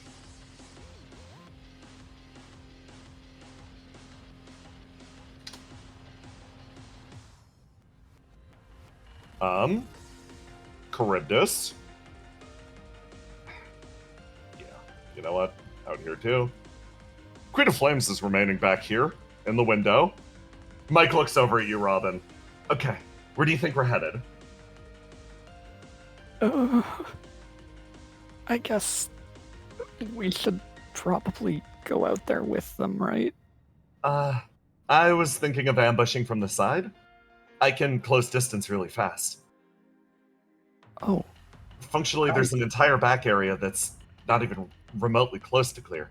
I was gonna head over there. Oh, do you need help? Sure, yeah, come on. She gestures, holding her hand out. Okay. Guys, I'm going to cover this side with Mike. I'm not abandoning you. So, to describe the interior layout of the casino.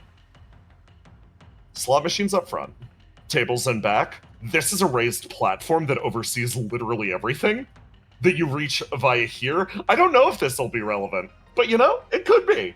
The rest of you travel out over here as you place yourselves in the middle of this area.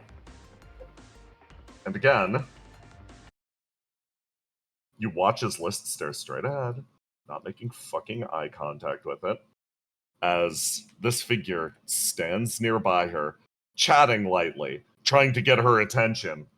Now is not the time for it, but her eyes remain fixated on this literal ghost of the past, and then she looks away.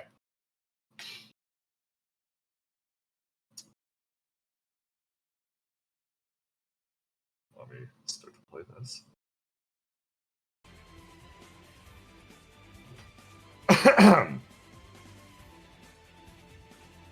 You get hit by the sound of footfalls as, expectantly, or exactly as you expected, groups of GEIST goons rush into the area. They travel from over there, down here, in multitudes, and you hear the rumble of a distant tank. They really are coming in en masse. But, Ace, you know at the very least these are just small fry. You'll be able to clean them up nice and clean, and your little wedge up front will handle a lot of the problems. And it's at that point that the lights dim for a moment. You hear a ka-chung, ka-chung, ka-chung, ka-chung. As everything around you flares to life. The default lighting of Skypoint cutting out all at once as you sort of see a familiar face animate itself en masse around you. First, it appears next to you. Then, on the billboards back behind you, you see her face displayed again and again and again. All the grinning faces of somebody that you just attempted to save. Like their goddess of victory. Basilisk Ideal's form is portrayed en masse in the area around. And the towering, swirling figure of fog manifests itself in front of you, far larger than you ever remember. The ghost flits away into nothingness. Ace, it's so good to see you again. Yeah. Hey? Boom. Another one of those billboards comes to life behind her. So, welcome to Skypoint. How can I help you? Well, first off, you could just kind of leave. That'd be nice. That is the eventual goal, but I'm afraid I can't leave yet. Well, Taking off alone would be so rude. There are so many people here still suffering. So many people here who still don't understand what it means to be loved.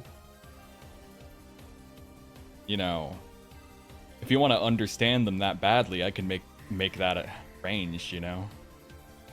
Really? Yeah. She makes her way forwards. List watches. Charybdis assumes a fighting stance. How would you do that? Well, said all those people were suffering, right? She looks down at you. Of course. You're suffering now too, aren't you? I mean, some people say I suffer more than most.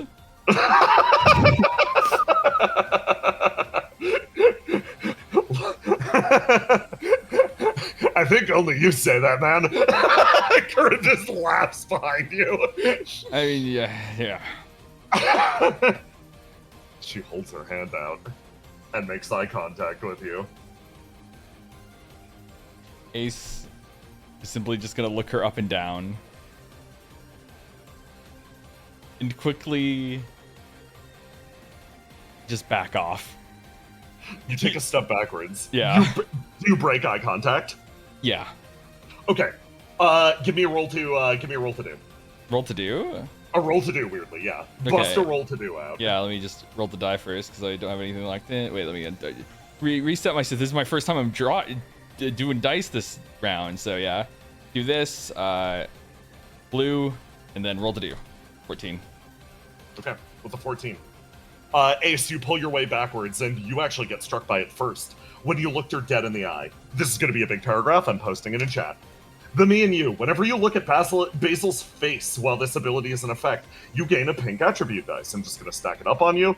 It's the classic. If the number of pink attribute dice on you exceed the number of attribute dice that you have in your pool, she turns you into her. You feel the effects take hold instantly, and your eyes dart around as you realize this entire square, it's full of nothing but her.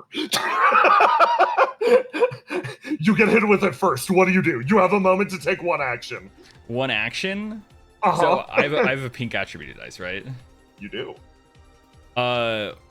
What Ace is going to do is he's gonna. So these are all basically screens controlled by like electronics and everything, right? Since Cursor got brought up, he's just gonna tell Cursor to try to bring down as many screens as possible. Okay, fantastic. Okay, Cursor will enter the turn order and will be able to ping specific screens. You whisper that to Cursor. You look at all of your friends. They are similarly at risk.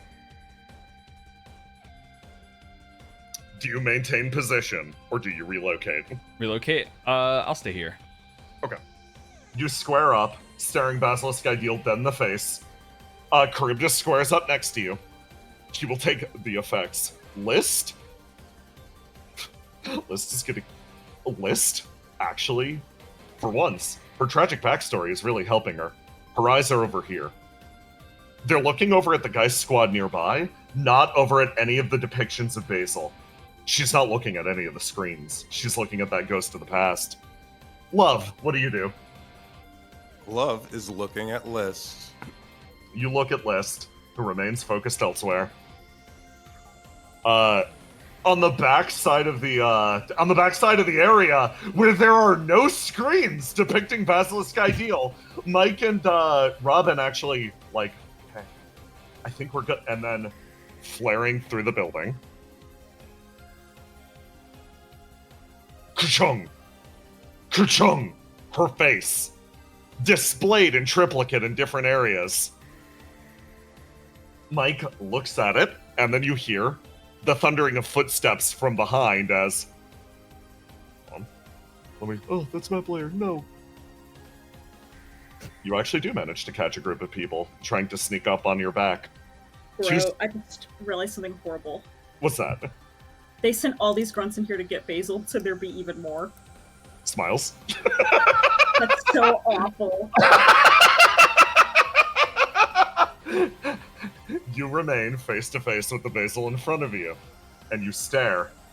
And I take a break at this exact point. Formulate your strategy. The fight's about to start. Yay. I've got to do a lot of GM layer management. I'm gonna go make some tea. Yeah, go make some tea. My only objective when the eventual Guy Squad team shows up is to get Visionary to leave. To save his fucking life. I just don't want my boy to die. Sorry, he said the cool one-liner, so I got that. He's got it. He said his cool self-destructive one-liner. Okay, I'm setting up the squad. Oh my god. Ace refuses. Okay. What? That's so funny. It's so fucking funny. Something's gonna happen that you're gonna think is hysterical. By the way, Jay, I wanted to message you and Brennan. Yeah. By the way, chat, this Friday, new show, Decolonized Dungeon. Yeah. On YouTube, Get 5 hyped, p.m. get EST. hyped. Get hyped, get hyped, get hyped, get hyped. Get hyped. Yeah, I can see what you were talking about when you were saying, just like, I need to come at Aloha with the energy of a GM that personally hates him. Yeah. No, it's literally you see 3 bosses headed towards your location simultaneously. Listen, I am coming at this with the energy of a person that is unable to settle their differences out of game and is taking this out as an avenue of spite. I am coming at you right now, and I am counting on you to beat my ass. Actually, no, that's not in the spirit of things. This is gonna be the first time you lose, punk. There we go. I'm losing every day. Don't you know? My nickname's the one who loses. The loser. The loser.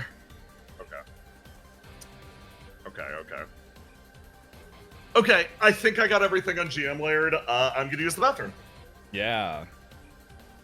So chat, what's the strategy? What's the plan? You're on your own. Shut up. I've already had to do it. That's so toxic, I'm out. Roma. Spamming the IDV voice lines. Yeah, I'm on your own. You're on your own. You're on your own. You're on your own. Get out of here. Don't rescue me.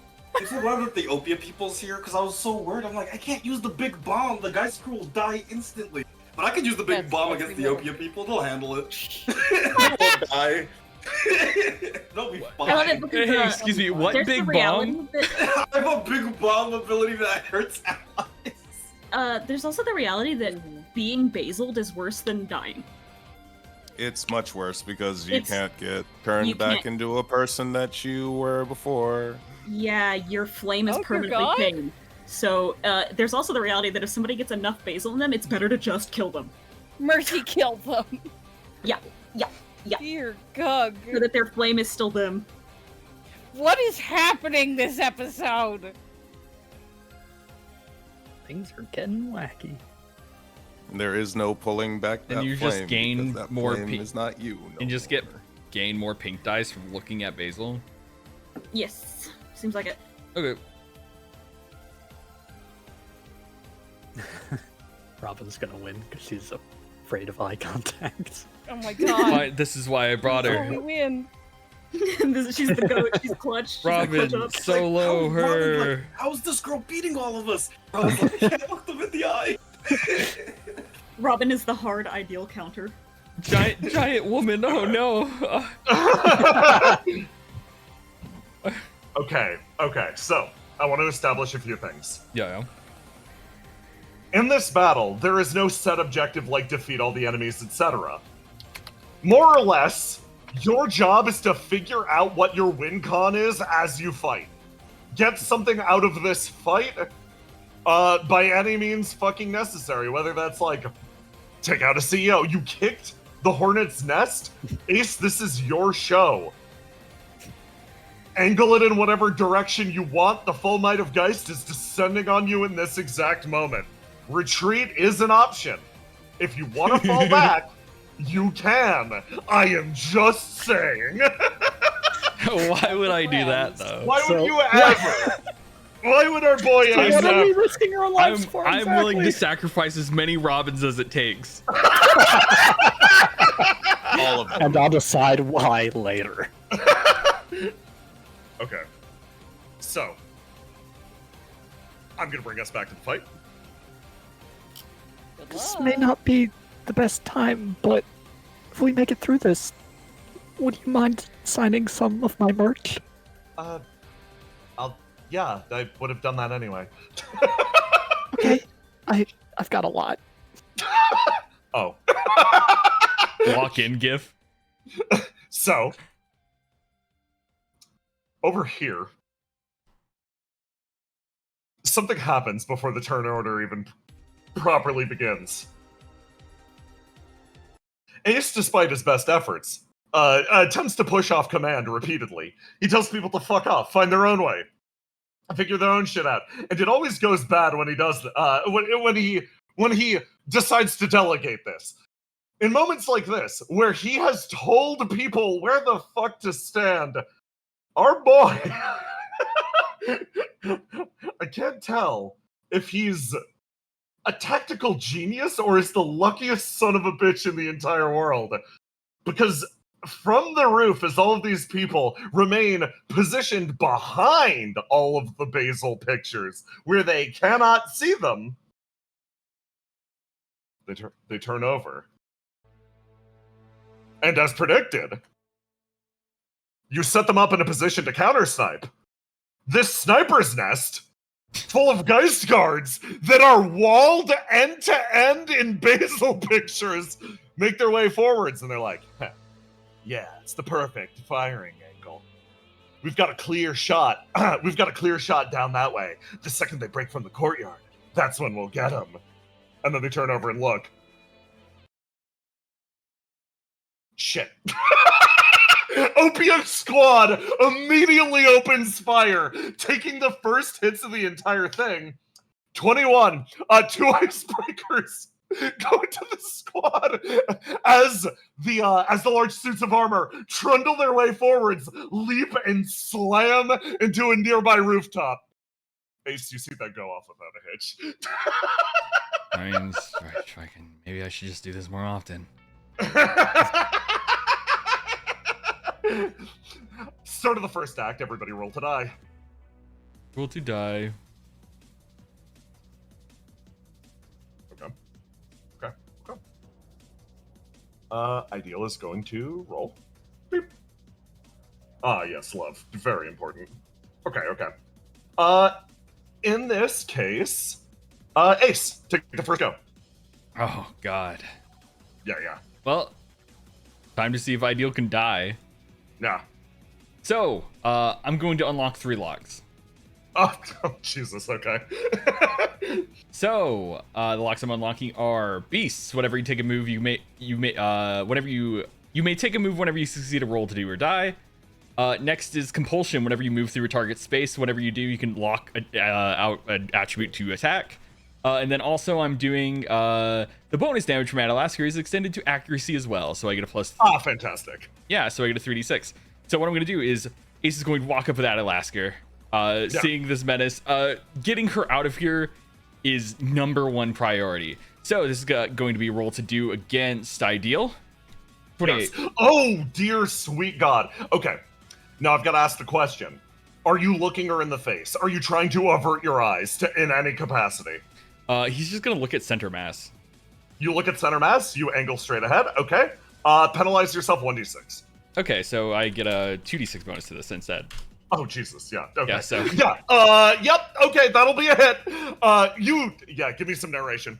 So, Ace, activating Adalasker, sees what is probably the biggest threat in the field for right now. Feels this tinge of something trying to take over his body and kind of remembering the fucked up basilness of the Basil situation. And it's just like, yeah, this is probably what I should have expected. And it's just going to have no mercy as he simply dashes through this form, slashing once. You cut your way through, and her form woogles and reconstitutes. It feels like she's almost a projection, but you cut it real fucking good. Who next? Did it do damage? It did. My turn's not over. Oh, right, that was a move. Well, that was my normal action, but now since I succeeded on a roll to do, I moved through her. Then I get to lock out a dice. Can I lock out the pink dice? No, you cannot. That's fine. I lock out my yellow, so I get to attack again. Yeah. So roll to do. This is with Jesus Christ. 2d6 bonus. Oh yeah, by the way, bonus? this it also has a bonus to damage, if you remember. Oh yeah, because you unlocked that seal. Yeah, it's a 3d6 damage bonus. So yeah, so. Your sword burns with purifying flame as you swing it back and cut through her body.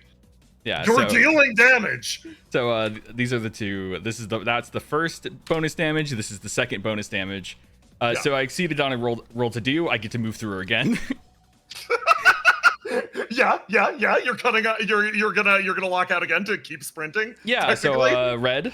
Well, technically, I lock out. 2d6 bonus. So because of my beast thing, whenever I succeed on a roll to do, I get to move. So this isn't me locking out to move. This is me moving from succeeding, and then after I move through, I lock out. And So this is my other attack with a 2d6 bonus.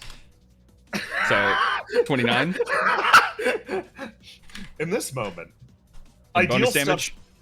Ideal steps forward to draw in an attempt to draw you out to the courtyard. Then you just go absolutely apeshit on her before backup can arrive. You sweep back and forth, cutting across her body multiple times. You watch as billowing holes are burned in the individual in front of you.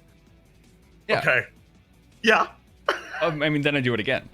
Yeah, and then you're gonna do it again. I'm gonna lock up my last dice. So this is gonna be locking out my blue. Which does mean that I will have like a little bit less bonus from it, but that's fine. So this is gonna be another roll to do. 5. So this is a bonus 2d6. Bonus 2d6. Okay, that one will not succeed. She does manage to finally catch your attack with this grotesque weapon that seems to form in front of her. That was 3 attacks, so I mark her. Bleh. With this, as you see Gnashing Maw starting to take shape. God. It starts to build energy. You've got movement left. Are you going to just stay locked with her?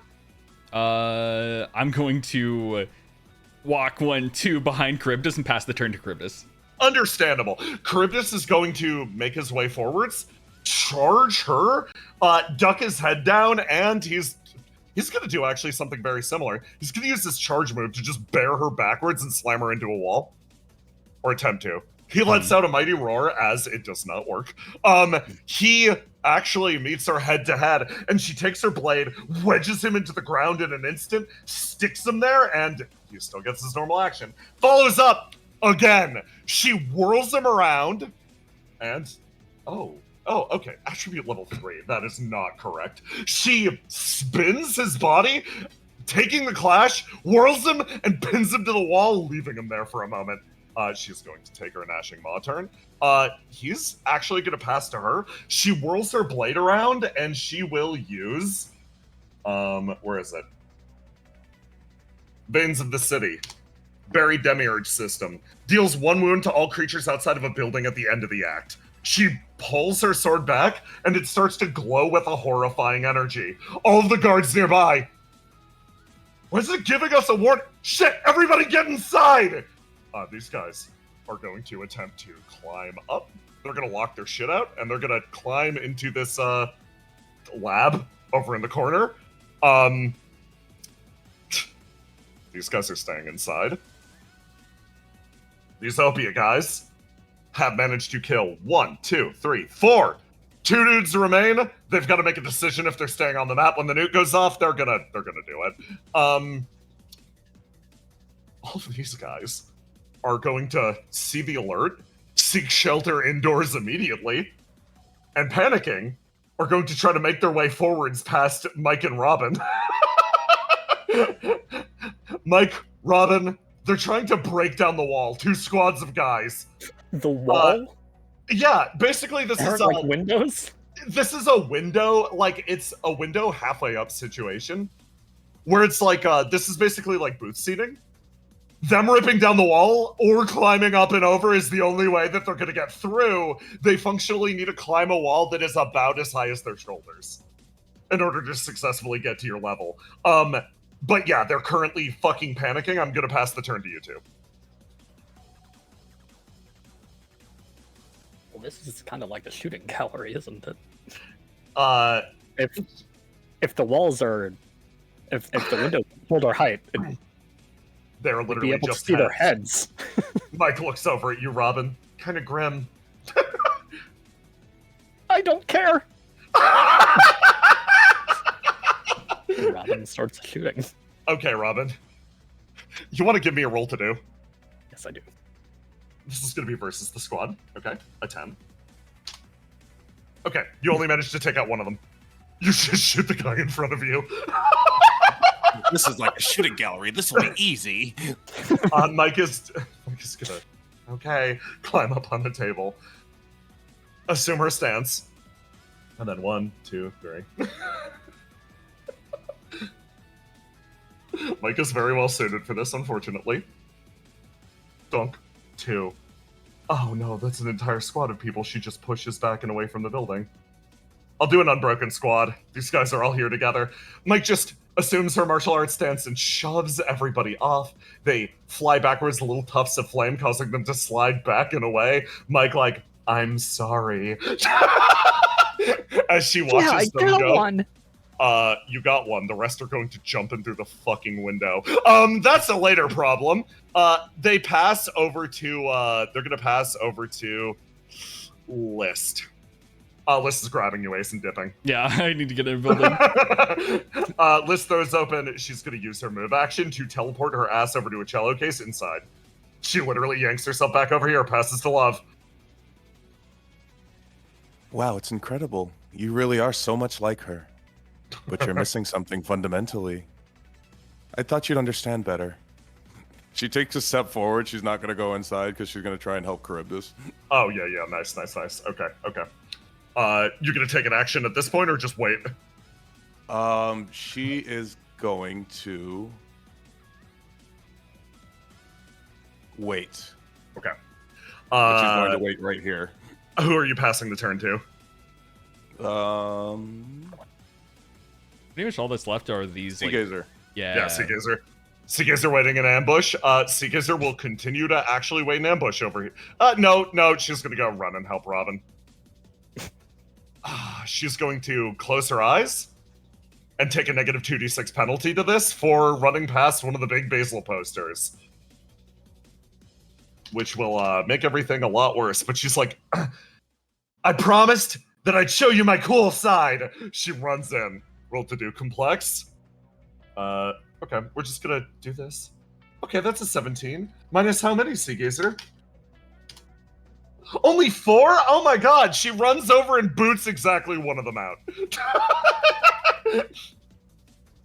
4 remain in the squad. Got one of them. That's the same number Robin got. She makes her way over there. Why are you looking like that? Queen of Flames is going to make her way forwards and then just quietly start charging the fucking beam on her ass from inside the building. It's like, this is the perfect location for me. It's just got nice front-facing windows. These guards are not going to make it to safety. They're only going to make it, like, right about here. These guards are going to remain here. These guys are going to pile into their tank. And then their tank's going to roll forwards. It's going to make it here. It's going to fire at your guys.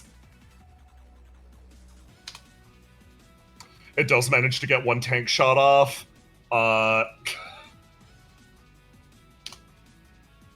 Okay, only you hear a roar as a bullet passes directly into this cafe nearby. One of your guys is indeed vaporized, but the rest pull themselves backwards and actually maintain position. They're going to return fire. The tank takes a hit to its side. It sort of pitches and starts to smoke. Back over here, we hit the end of act. Ideal raises her blade and plunges it hard into the ground. a layer of energy passes through the surrounding district, and you watch as the effect triggers. Brennan, would you like to do anything? Yes. Love is going to give Charybdis an attribute. You're going to give Charybdis an attribute. You pass him one. Thanks, I'm feeling a lot better. Not for long. The attack travels. Everybody on the exterior takes 1 wound. This entire squad is decimated. You lose on the roof. You only lose 2 guys up here. As the others remain, the tank takes 1 point of damage, and rip. So, what happens? Ideal drives her blade into the ground, and you watch as the veins beneath the city all shine at once. You see a network of different connections all trigger, and there's a flash of light and overwhelming damage as Love and Charybdis, you also take 1 wound. Over here. I roll for the most important creature. Ace. Jay, sorry. Yeah.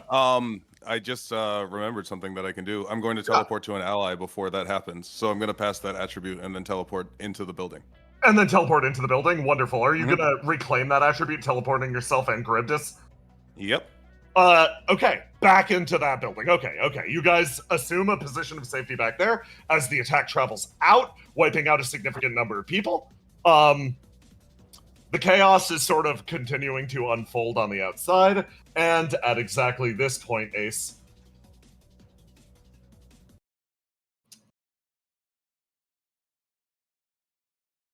you blink. And you're not here.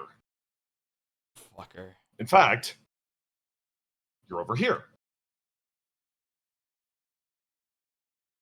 You stare, face to face with the figure, that maintains eye contact with you, as life is choked free from your body. He looks up at you. So, your immortality. It isn't a curse from some outer evil. It's a curse of somebody not being able to let you go. That's actually far sadder than I expected. I'm sorry, young one. He plunges his blade into you. You're killed instantly. Ace your eyes open. Ace your eyes open back in the casino. A vision 2 turns from now. Fucking God. I love your ESP so much, man. Something really bad is coming. Yeah, we got some problems. It's fine. It's fine. Okay. Start of this act, Ace, take control of the turn. Yeah, so I have a question, right? It's about the basal ability, right? So it's pretty much just like only if I have like less than 1 attribute. So if my things get wounded, then that's when bad shit happens. Okay, cool. If they meet, you will functionally start to basal out. Okay. You'll fight for control if you've got the same number. Okay, cool. So start a turn. Oh, yeah. Actually, sorry to cut you off. You're right. That does trigger at the start of the turn. In here, pop. Hey, Brennan. That's me. That's you. Let me grab her. She's so important. Isn't it scary to be alone at the end of the world? Snowdrifter is going to hear that, immediately whirl around and pile bunker this creature in the face, screaming. You just hear roars over comms as the basals start. Mm-hmm. Okay. Robin. Oh, I'm so sorry. I realize. Pop. Hey, Brennan. Tiny. There we go. these two over here. There's no reason to be alone when you can be one of us. Now alone. Okay. That's my upkeep. So, pretty much, Ace thinking about the future, thinking about right now. Okay, let me just roll the die. Do I basically just unlock all my dice and then, you know. Yeah, okay. Roll the die. Shit. I'm gonna lock in my red. Ace is going to, let's see. So right now I'm at 60 burn. Yeah. Due to locking 3 locks because it's Yeah, already opening doubled. the fucking gates. Yeah. So what I'm gonna do is I'm going to. God, I gotta do math. Okay, so I'm going to leave 1 lock open, which is blocking is free, just for future reference. Fantastic. So 1 lock right now. And what would you say the current chaos status is? Oh, it's like almost maximum. Like I believe I give you a rating between 1 and 6. Correct? Am I crazy? If he's the chaos, Where's 1 and 9? You never gave me an exact number. You just said a numerical bonus. So okay, oh, right, yeah. By I almost called it Garterness. Watch Decall Dungeon this Friday. I almost make the same mistake. No, watch Decall Dungeon this Friday, please. No, from Garnius, you would be at a +5 at this point, yeah. +5? Okay. Yeah. So, simply what Ace is going to do is he's going to quickly walk a few steps forward, because obviously Ideal is still just the biggest threat right now. Yeah. And Garnius is expendable, especially right now. So he just summons the blade and is going to just toss it like a saucer at center mass at Basil again. So okay, 1d6 penalty. 1d6 penalty. Yeah, this time I don't have all my accuracy bullshit. Yep, that's what I love to see it. The sword flies free and it catches her in the chest. Queen's gonna follow up your action with her own. She's unloading every single beam she has using the opening. She's gonna fire the beam multiple times. Boom, boom, boom, boom. Okay. You watch as the blade travels straight towards Ideal. That thing won't hurt. She's blown backwards as the queen gives you a thumbs up from the back from over by the casino. Carry on. Yeah. I believe that is all I can do, really, because I blew a lot of my load first turn, so... You make your way to the middle, and who do you pass it to? By the way, silly question. She doesn't take a wound from being outside, does she? No, she does not, of course. Darn. Who do I pass the turn to? I'm going to pass the turn to... let's see. Our goons inside. Our goons inside! Oh man, Snowdrifter is going to yell, Nobody look at the posters! Whirl around and just collapse this thing's skull. Yep. Only with the 10, cannot fire back on the tank. They are going to...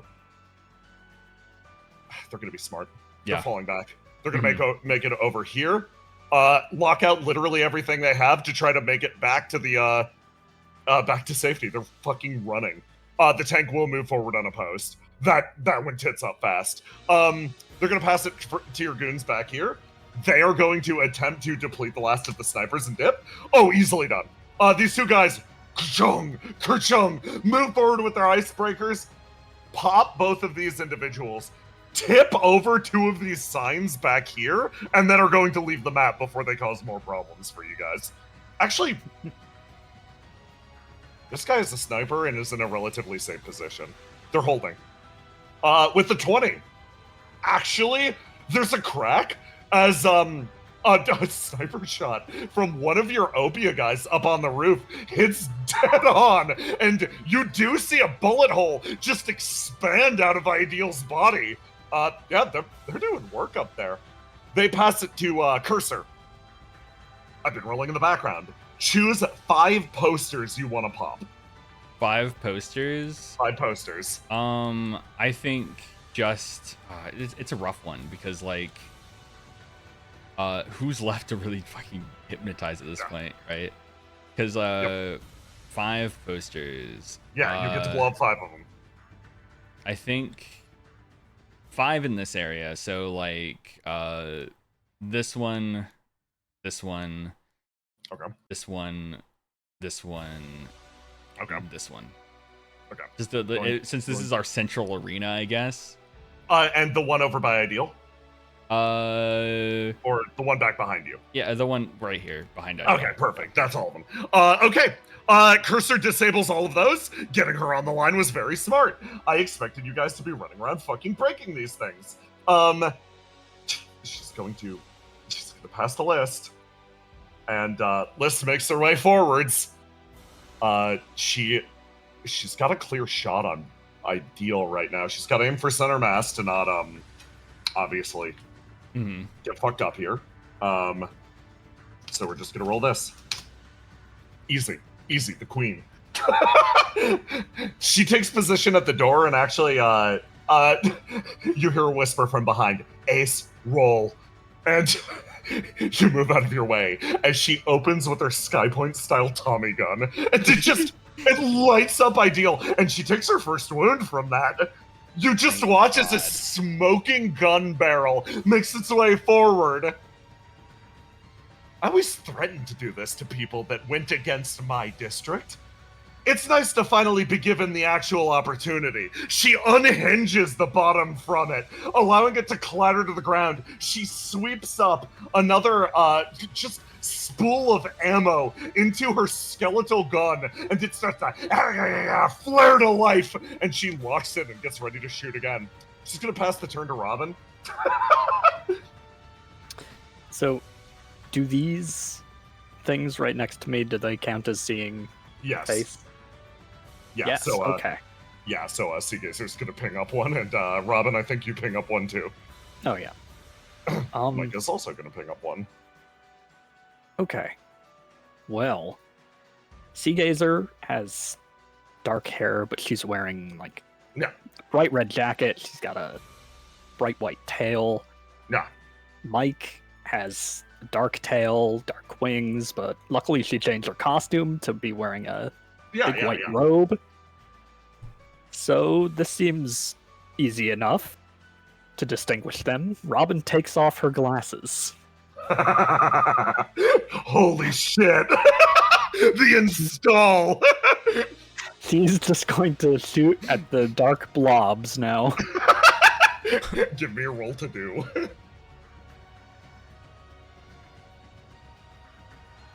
Okay. That's actually 10 million IQ, I'm not gonna lie. Yeah, that's really smart. Okay, they will roll with their remaining unit strength. It works. You unload and you just shoot and you drop these two guys. Boom, boom. They're gone. Seagazer, who do you pass to? Seagazer. Yell if I am pointing my gun at you guys. Okay, stare at their feet. Stare at their feet. Looks at their feet. Hey, yo. I can almost hear her voice. Seagazer mentally hears the AO and whiffs her attack fucking completely. It goes wild and she with a 1. She stumbles backwards, catches sight of them, looks over at Mike, and is like, oh shit, I'm actually about to fucking die. Mike is going to leap off the table, causing it to fracture instantly and move in on these two. Okay. It's bad, it's bad, it's bad. It's bad! They close in, and the two together manage to accomplish nothing as this pair bears their way forwards. We remember you. Please, you'll be so much happier with us. The love that I you can can't already see on the your me own. inside you. Why don't you let her out? Robin didn't see what happened, but she knows the sound of disappointment. Seagazer is screaming. This is the scariest thing to happen to her in her life. She's going to pass turn to Love over here. Ooh, boy. Okay. Yeah. Ace is out there. Ace needs help. Ace. Ace. Let me roll the die.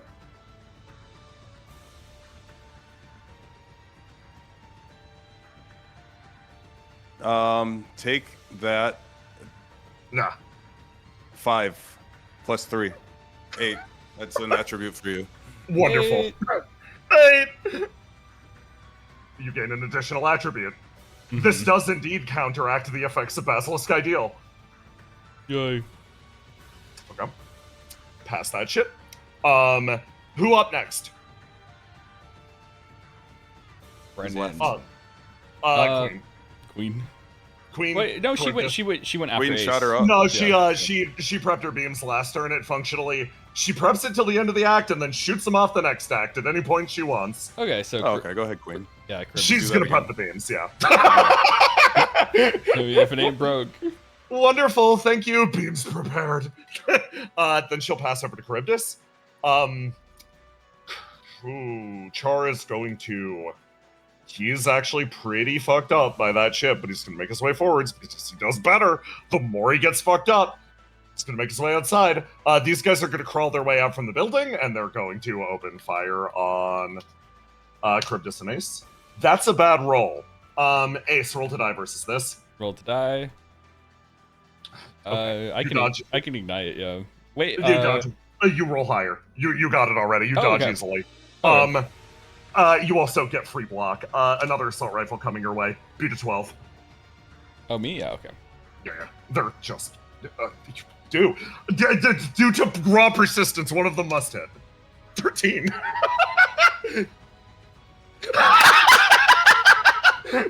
These guards are like, right when he's open. And they all unload their assault rifles. Tell me how you deflect literally every single bullet. I'd like to think Ace didn't even pay attention to them and they just miss like stormtroopers. Shit, this guy's pretty good. I have no idea how they did that. Okay. End of this turn. The tank is gonna make its way forwards. I don't think it can actually hit anyone, so it's going to spend all of its actions hauling ass and making its way down and in, and you see a tank behind Ideal now, with the guards following up behind it. End of turn. The prophesized time arrives. From this area, you hear boots stomping in as a group of guards moves in to reinforce. They're gonna get got by this, but from over here.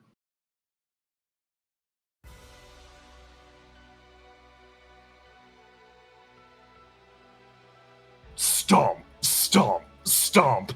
A man enters the arena, and Ace, you just know he's here. Your prophetic sense pinging up that he's entered on the far corner of the arena. That's a problem for whenever he arrives. In addition, to them, you get more Geist reinforcements from here. And from this alleyway down here. The area is getting swarmed. The army's coming. Okay. Ace, you get to decide who goes first. Okay, who goes first? I'm gonna decide...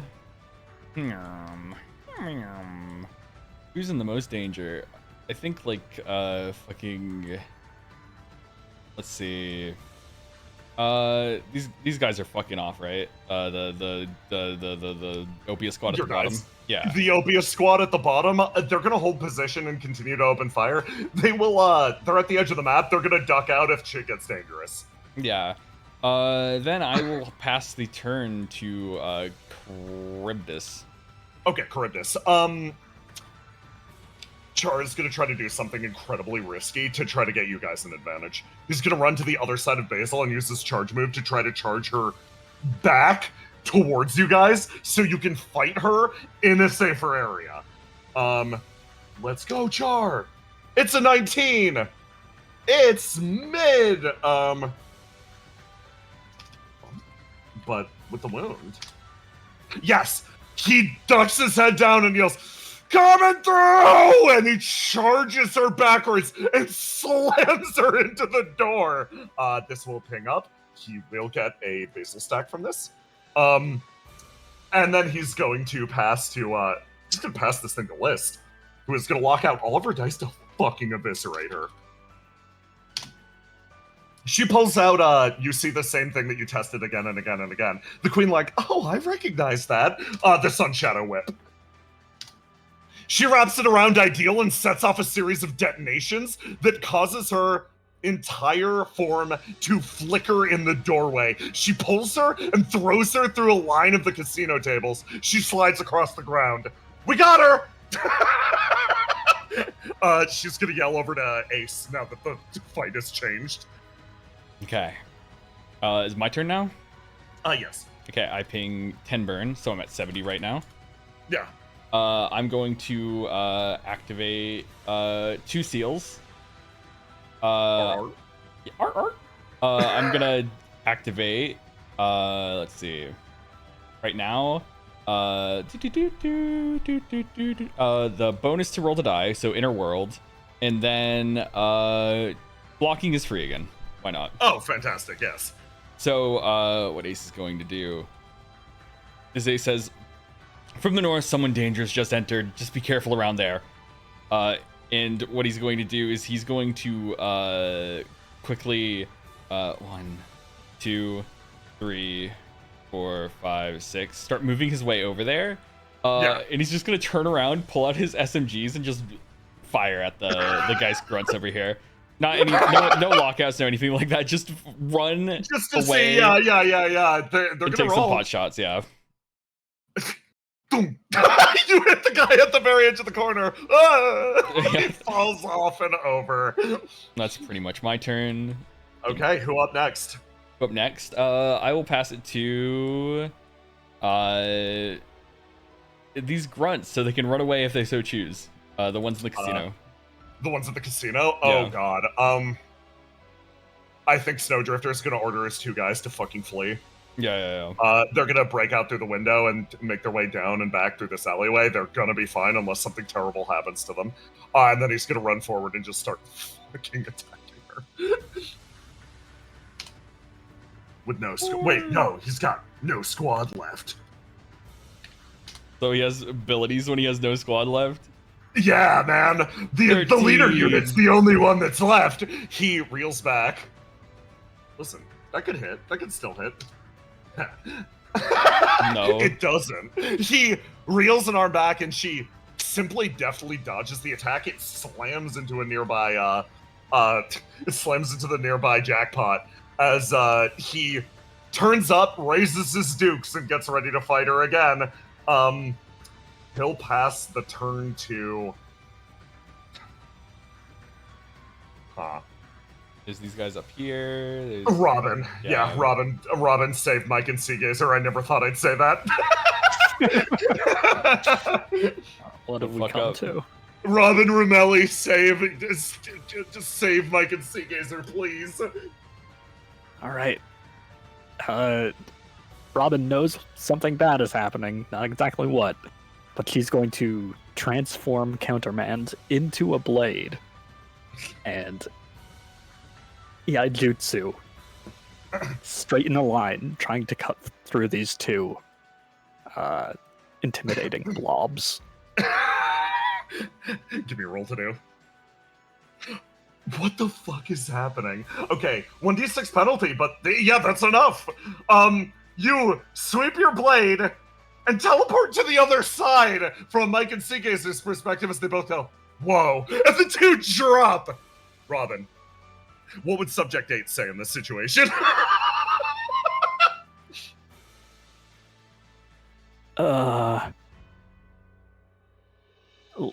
Ladies, you're safe with me. Not that I care. You I guess you say that. No notes. It's perfect. Okay. Down here. That does free up these 2. I'm gonna be real. Mike and Seagazer are going to not fuck around with picking up another stack. They're gonna play it safe and make their way over here. Not engage with that one down there. And get ready to jump on the alleyway, man, when that shit happens. Time to get the hell out of the way. You need to thank me. They're gone. Hello? Just alone and can't see. Okay. What? Okay. Now, once Roma gets back, we can resolve that shit. So yeah, I'll resolve the rest of everybody else first. Tank rolls in. Tank shoot. Tank shoot good. Love, everybody in this radius is going to take, tank fires off 2 shots, 40 damage to everybody in here, as 2 tank shells rip their way through the building, blowing everyone back. Queen of Flames is very angry. You all thunk against the slot machines, as this very real device of war does its job. Ideal's gonna go. Ideal's gonna try to go for fucking big damage. Okay, first up, she's going to blow some of her grind stacks. She drives her sword forward, impales the Snowdrifter, and drops him. She makes her way over here, is going to reel back and spend 3 of her stacks of grind and try to drop List. List? My goat? You are not wounded.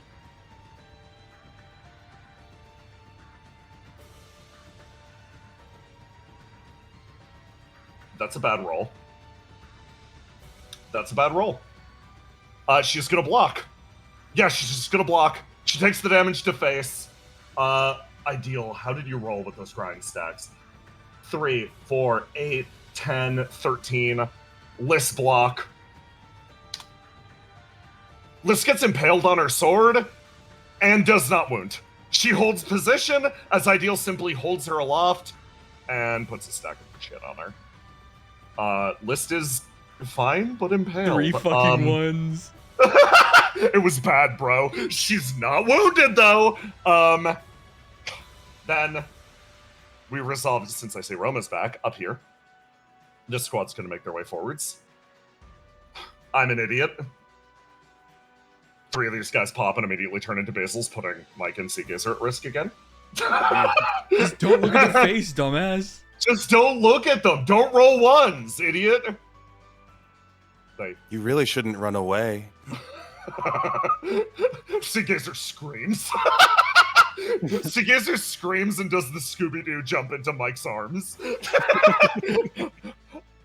The man back here is actively being Where did my pursued teammates go? by I 3 can't see them people. without my glasses. You guys are going to be put down on the map here. You can roll. You're going to roll to die versus him to see who gets to go first. I maximize my roll to die. Okay. Okay, Tiny, go first. I'm not letting this happen. I'm not letting anyone die again. Oh, this is hilarious. Oh, this is so good. Anyways, let me roll a die. Yeah, of course. Mystic TH, please, I beg you, Mike can fly, please. I activate Hero Slayer Protocol. What? Yeah, it fucking works on this guy. I'll post the ability in chat. We have 2 of them? Hero 2 of Slayer them? Protocol. Yeah, man. Circuit. As you're running with Grillo and Visionary, their single-minded focus on not letting another person die, you realize, oh no, there are indeed 2 of them. Gain a plus 2d6 bonus on rolls to do versus the strongest target in a given scene. Yes. Just wait. I mean, I mean, technically, the strongest target in a given scene is an ally in this case, so I'll give it to you. Ace. Get over here. Get over here. I'm going Approach to me. pull out Enter the my signature range. knife and run for stabbing him in the back. Willow pulls out her signature knife. This is a surprise attack. You get your full bonuses on this. It will deal double damage if it hits. Oh, Give I me get that. all my bonuses? Uh-huh. Okay. He doesn't know you're coming. Because it's the knife, I get the d6. Because it's stealth, I get 2d6. Because it's Hero Slayer, I get 2d6. 66. Let's go. 66. Throw it all for your backstab. Rogue damage. I like how. What the fuck? I told you, I can handle it.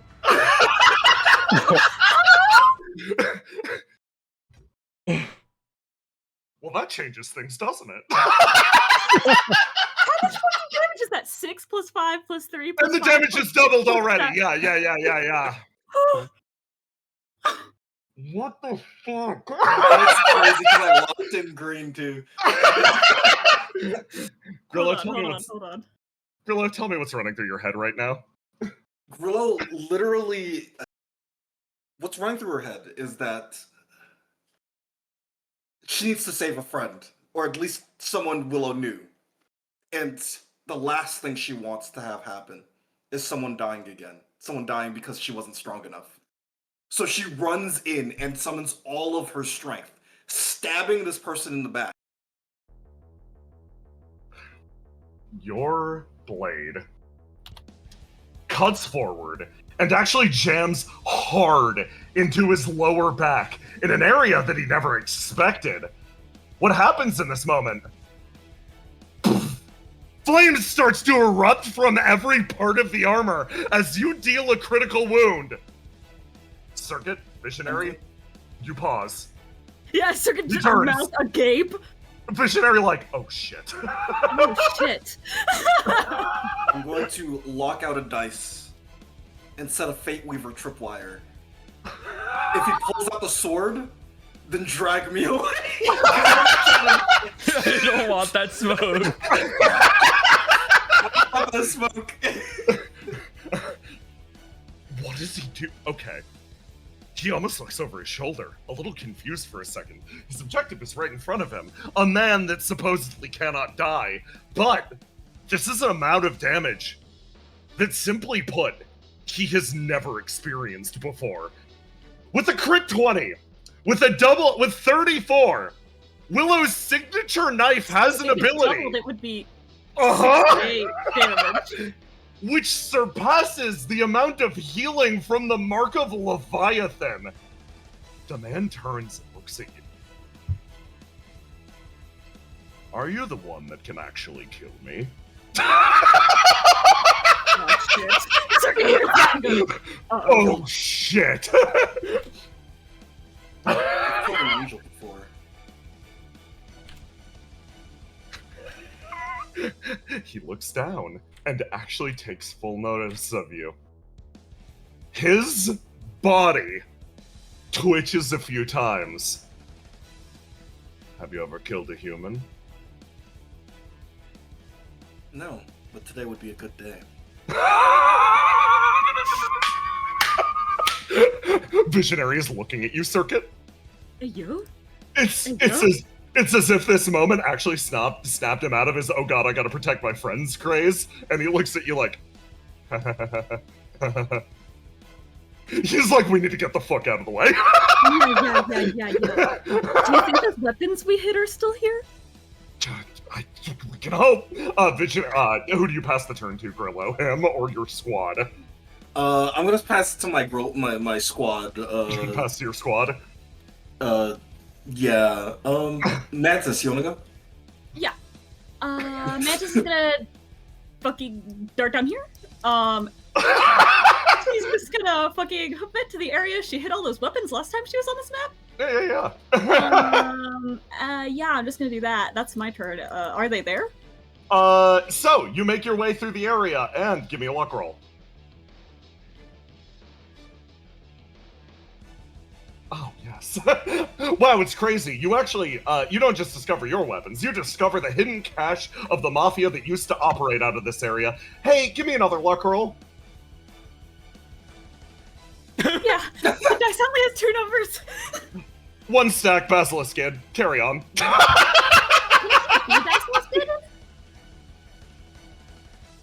Carry on. You pull out, you pull out the Mafia's hidden stash. Bullshit what you just found. Hey, you know that gun that Reaper has? Yeah, the cool anti-material rifle that actually hurt this guy too. Yeah, I want one of those. Okay. Visionary? Visionary sees this moment, notices that you are in a massive amount of danger, Grillo, even though you're squaring up really good. The full fury of this person borne down on you. I'm not showing the interior of this house, because Visionary runs up, he's gonna grab your tripwire and yank you onto the roof. You whip up in this direction. He's gonna pull you this way. None of these are up here. He sort of makes his way over and crouches down lightly. Okay, I think we're good. He's gonna take his turn. Gonna spend his action paying 9 HP. He's gonna pay 9 of Circuit's HP because he can do that. Bitch. Move. Fly through the air, suspended by flame. Pay another 9 HP of Circuits, fly through the air, suspended by flame. Pay another 9 HP of Circuits, fly through the air, suspended by flame. Whirl around the corner, past Mike and Seagaz, who are like, what the fuck? And he just hauls ass. He pays 9 more HP, wounds Circuit's flame once, and is going to make it down to this corner. And this is about as far as he can make it. He would have been using the horse for this. If, I would have killed you. I would have never forgiven you for that. Listen, you saved him.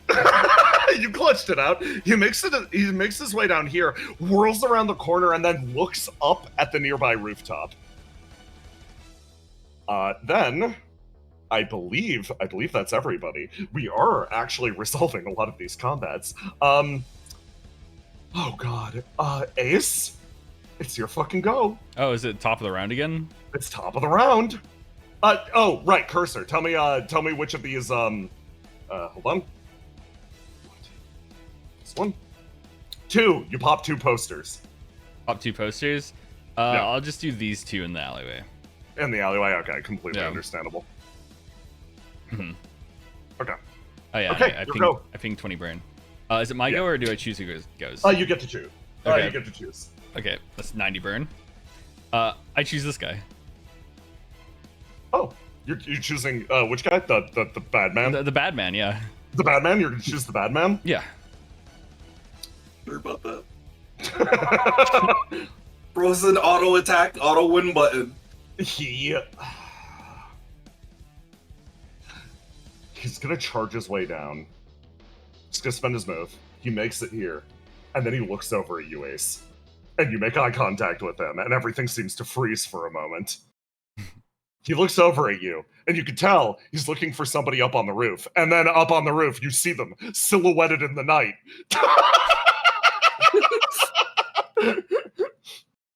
Huh. Well, you look a lot shittier than I did than you looked in my vision. What the hell happened? He adjusts his color. An unexpected attack. You're the one that I was supposed to come here for. Yeah. My immortality came from someone who's not willing to let me go, blah, blah, blah, blah, blah. Right? Blink, blink. Oh, is that so? I'm sorry, sir, then. He turns away from you! What? And moves back over like I'm killing their asses. Wait, you're just gonna walk away? I was hoping that you'd found a similar source of immortality to myself. I've been curious about one thing. What does it take to end the life of an immortal man? Wait a second. Yes, he turns. In my vision, I told you and then you stabbed me. He looks over at you. So does that mean Looks my like- vision that you just kind of like felt like the vibe was right and stabbed me anyways to look cool, but now you've like, you know, you're turning tail to make yourself look, I don't know, sympathetic or some shit? No. Of course not. Then why'd you stab to- me? He looks back over at you, and then his head tilts slightly. You watch as the man reaches his head up for his fucking helmet, and he actually takes it off. You look at the man face to face, and you get a look at him. Old. Oh my god. Decrepit. Dead. His eyes sort of squint over at you. Yes, well, it's more like, if I already had you in my grasp, I would have stabbed you as a matter of course. But I only have so much time during the day, and I'm going to spend it stabbing that one. I'm like, I ain't spending my action on you. I got somebody else to kill. Piece of shit. Forgive me. Honestly, forgive me. I'd go at it if, I don't know. The vibes were right? He looks you up and down. Sees the sword glimmering in your hand. I heard you had a blade that could kill anyone. Yeah, maybe. He turns. And actually sees the glow. You know what? Color me interested after all. Visionary and Grillo are just like, oh, thank God. Oh, thank fucking God. He stumbles one step forward over the other, moving close.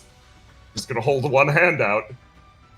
Ace is gonna hit you with the strangulation. The strangulation.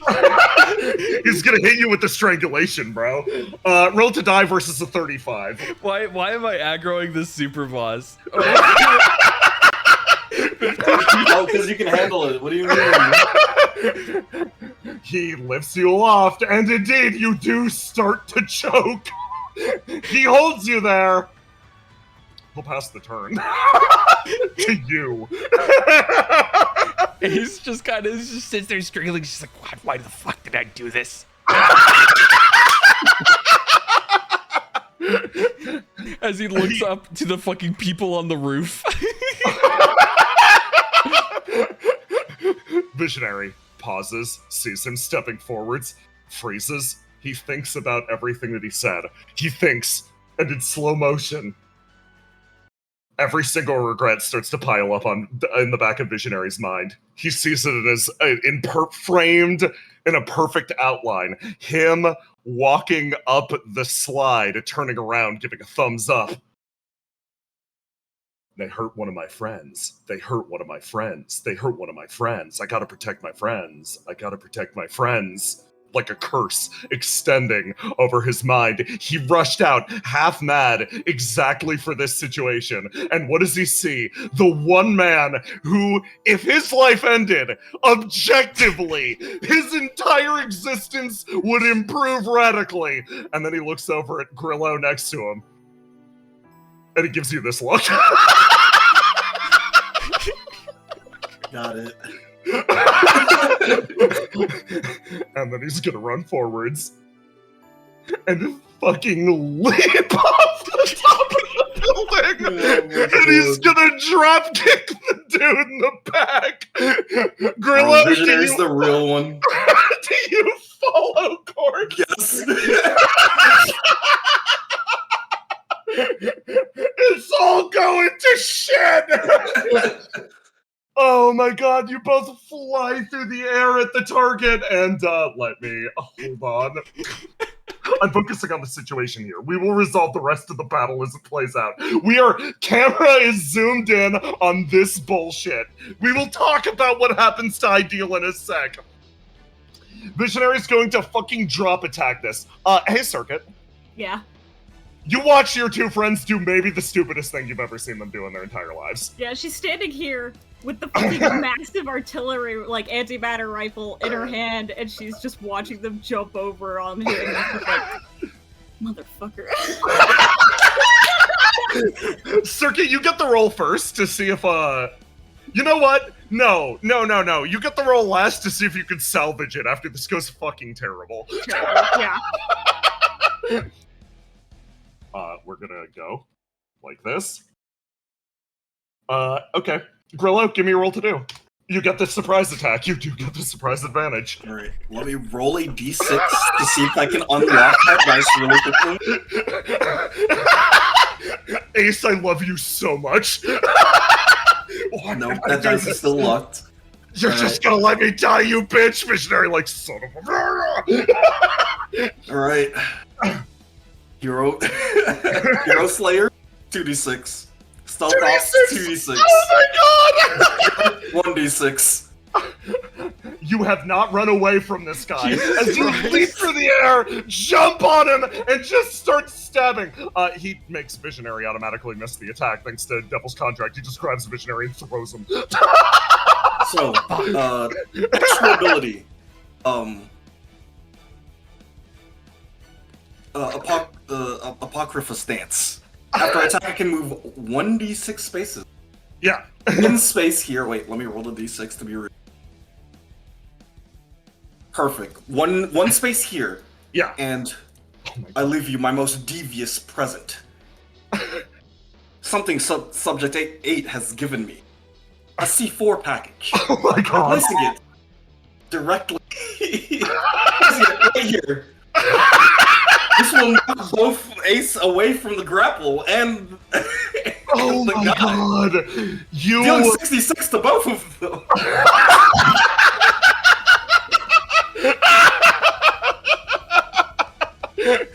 Holy shit! 24 damage on top of the damage. Knocks out another dice. Yeah. Oh yeah.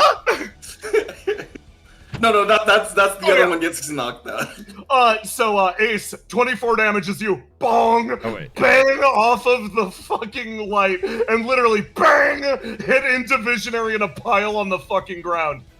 No idea why I did that. Fucking idiot. Meanwhile, over here, this man's flying straight at you. Circuit, what do you do? I shoot the rifle to push him back the other fucking direction. Give me a roll to do! I don't get any bonuses from this, right? You got a crit 20 on the weapons cache. Give me 2d6 extra.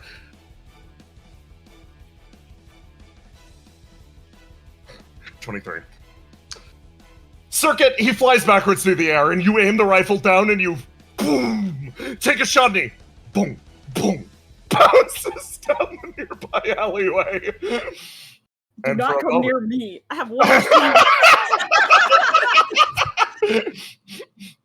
The man lies on his back, staring up at the sky. When was the last time he felt something like this? When was the last time he took significant damage? When was the last time he had a good fight? He feels blood fire through his body. In this exact moment, he knows what to do. You feel the flame in the air shift as the ancient Mage King lets his flame fully loose. Fire pours around the alleyway. You in both ends just witness the burning blaze as the man stomps his way forwards. Looks at you guys. I'm struggling, let's stop. He's spending all of his health and leaving. Wait, spending all of his health? He's spending all of Circuit's health. Wait, you bitch, get out of my The man runs as fast as he physically can. Wait. Up to this. Yeah. I haven't had my turn yet. I'll put him back. I'll put him back. So Ace hears that, sees him start running. Yeah. Works out angles in his mind as he looks to the guy who's also beat up next to him. You visionary? Yeah. Visionary. Okay, then. As you just see Ace get up and hobble out. Visionary, as you look, you see a concerning sword in his hand. Oh, fuck it. You work out angles.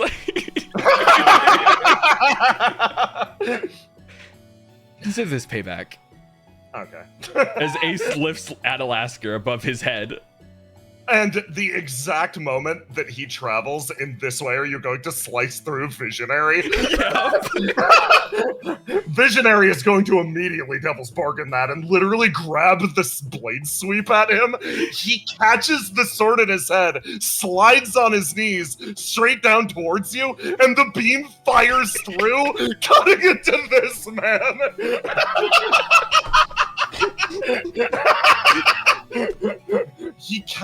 The queen sees all of this happen, and she's like about to blast Visionary with the beam, puts her finger down, lets it pass, turns and starts unloading into Ideal instead.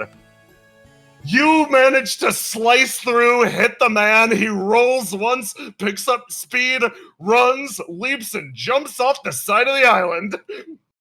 Fucker. Big grin crossing his face. And then, at this point... Circuit is screaming expletives.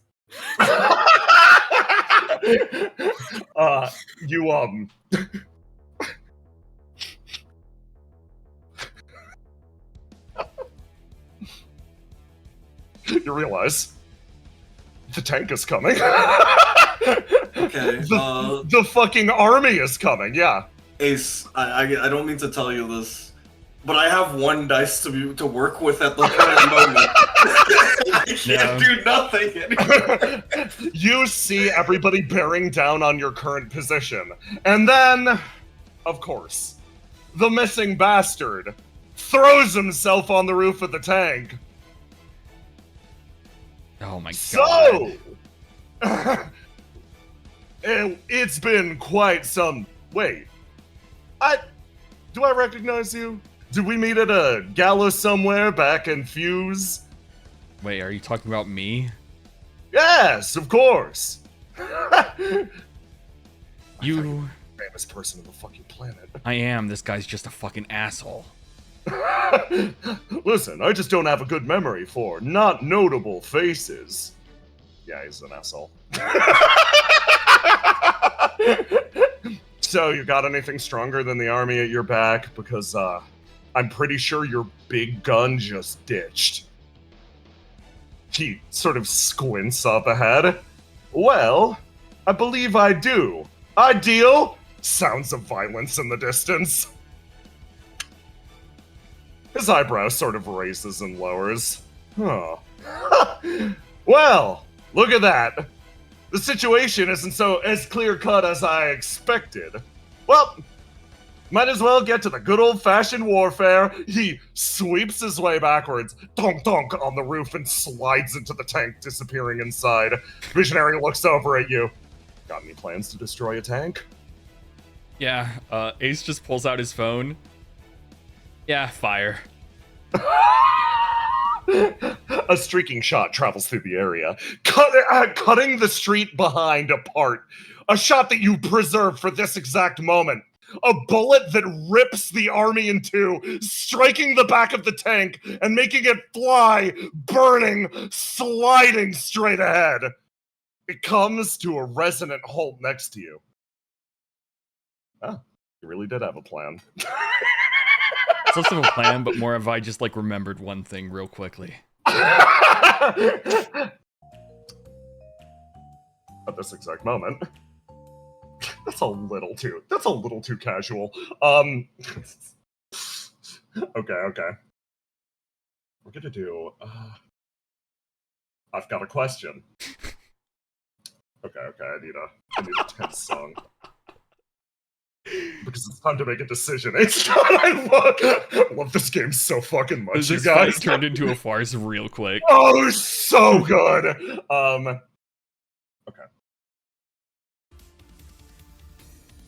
So, the tank tips over next to you and comes to a halt. Crushing the nearby flower bed, you know Siegfried Maximum is still alive inside that thing. The Geist army is coming. It continues to bear its way inwards. You watch as, one by one, they are going to close in on the area. An overwhelming presence. You look over at a visionary next to you. Well, I gotta run. Good luck. Yeah. And he's gonna run off to Grillo and Circuit over here. We're getting out. Oh, we're leaving? Yeah. We're not even gonna help them fight Ideal?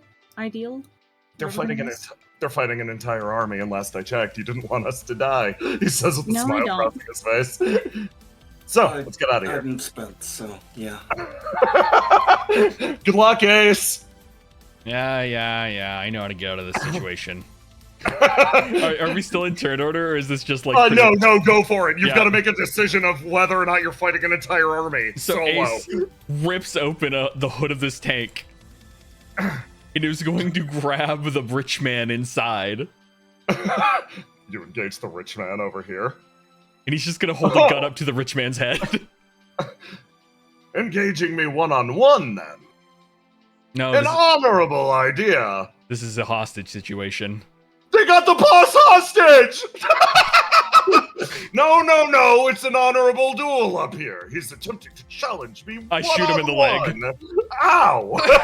Give me a roll to do. Does this guy have actual stats? He's got actual stats. 17, it actually does hit him. Ow, that hurt a lot. Don't the man move. can still walk. Don't move any closer.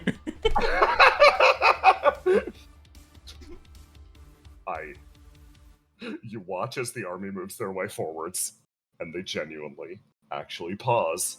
They look at you, they look at themselves, and you hear them talking on the other end of their comms to CEO 5. You know they're gonna order to fire on you anyways, right? Yeah, probably. Because you're just one guy up here, ultimately. It's not about me, it's about how they don't care about you. Wait a second. That's a very good point. And, I think these two have properly extracted. Yeah.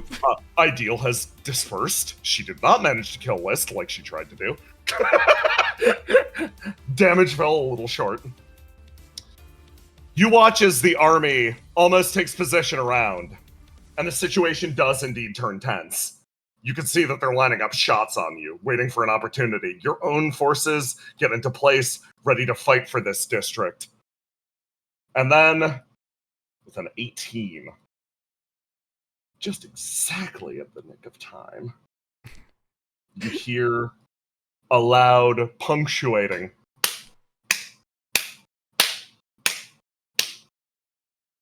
A round of applause. Which asshole Moves is through it? the area. Your eyes twitch around, waiting for yet another threat to appear on the horizon. And yet, the one that makes his presence known at this point does not have his guns pointed at you. Such uncivilized squabble.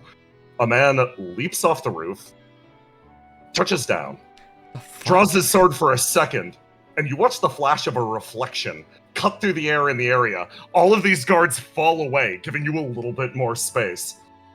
Thank you very much. Please extricate our friend from this situation. Got it, boss. And then, whoo, jumps off the roof, shoots the pair of you with the crossbow, and you jump back and over into this area. This fight has been nothing but a play yard dispute, and I, as the rightful Mauve Monarch, officially call this dispute to an end. Members of GEIST, members of Opia, please throw down your arms. Let's treat this as a civilized conversation. Ace, you look over at this fucking foppish man in front of you. Around, a rich group of goons all point their guns at you. My friend, it seems we are now both in over our heads. Why am I paired up with you? All of the Geist goons stare over at you, with those guns pointed at them, and with their leader taken hostage. They look at the man in front, an individual who strides forward, reflection held in hand. They look at each other and make the most sensible decision of the night. Simply put, they are not paid enough for this shit. A quiet withdrawal takes place, as, in silence, you are left alone with the man next to you. Skypoint just filled with freaks. Phew! That was a very big bluff. We would not have been able to take that entire army. The man that makes his way over, and I accidentally elongate him. He sort of holds his hand out. It's a pleasure to make your acquaintance. Ace just looks at him. Siegfried Maximum also similarly looks at him. Ace just turns to Siegfried. You know this guy? No, absolutely not. He's some sort of a freak. I wouldn't trust him. Well, no, not that. I'm sorry, the mask must be confusing. Boys, turn around. Yeah, boss. They all turn. He pulls the mask off. Do you recognize me now? Ace turns over to Siegfried. You know who this guy is? Haven't seen this man a day in my life. I think we should kill him.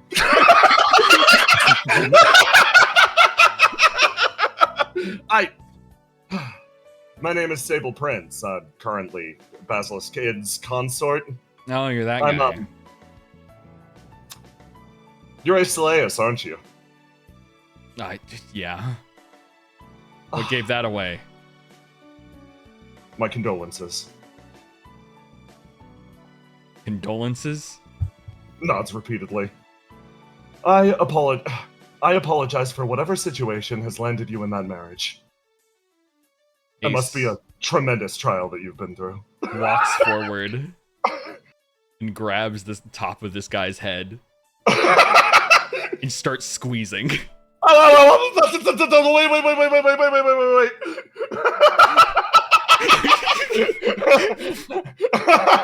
Hey, Ace, you can let him go. It's fine. He slowly lets the man go.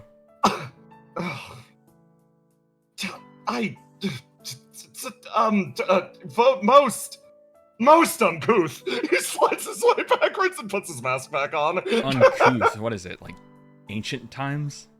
Hey, here's your gun back. Siegfried hands you your gun back. Yeah, thank you. And he continues pointing it out. Nods repeatedly.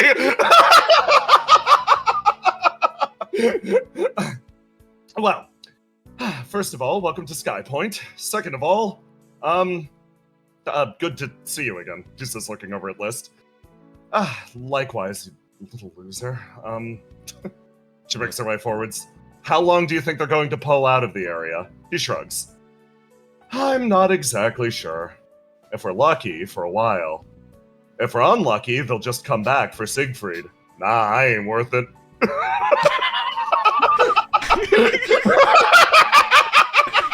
I mean, at least he's self-aware, I guess.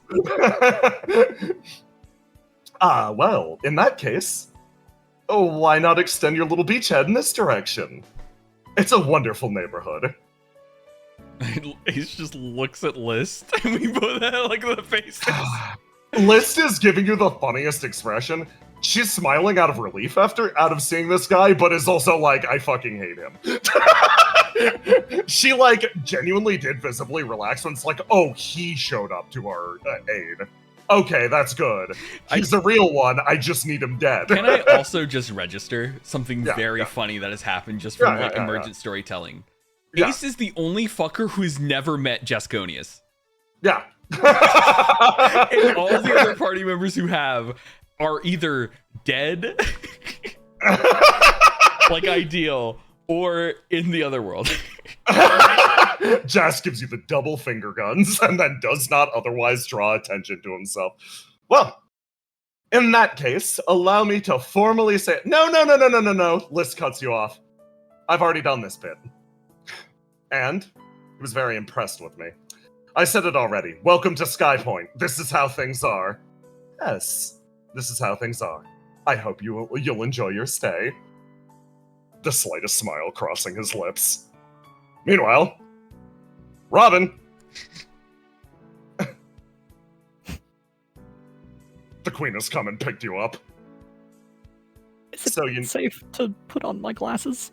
Yes, it is. That apparition actually gave us quite a lot of trouble, but it seems like she's gone now. Oh, okay, good. Did Mike and Seagazer get away okay? I assume they left.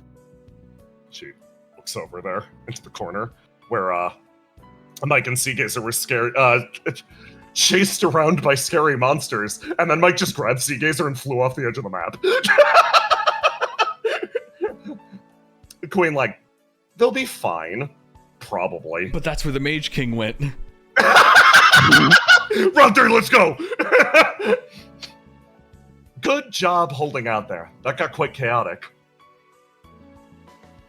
Thanks. I'm glad we all made it through okay. I'm going to go clean up after our dead. Oh, I guess not all, then. Charybdis, looking over at Love. That was some sick shit you pulled back there. I just moved things from one place to another, just like I was told. I mean, you moved me, and that was pretty cool. It's just, hey, like, a weird question, because I'm a guy who might wind up with forearms. Were you, like, born with forearms, or did that just, like, happen at some point? Because it's just, like, happening to me, maybe? Do you remember when you were born? No. Neither do I. Damn. You know what? You're a real one. I appreciate it. I also see you as a real one. You let the chaos of the battle sort of wash over you. Your beachhead into Skypoint an absolute success, despite holy shit how off the rails things went. But that isn't where we're going down the session tonight. We got another short scene. Hey, Basil.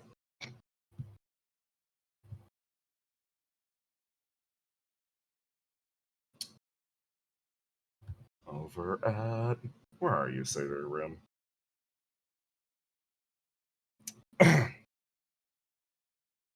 Abe stuck with you the entire time. She watched the situation unfold.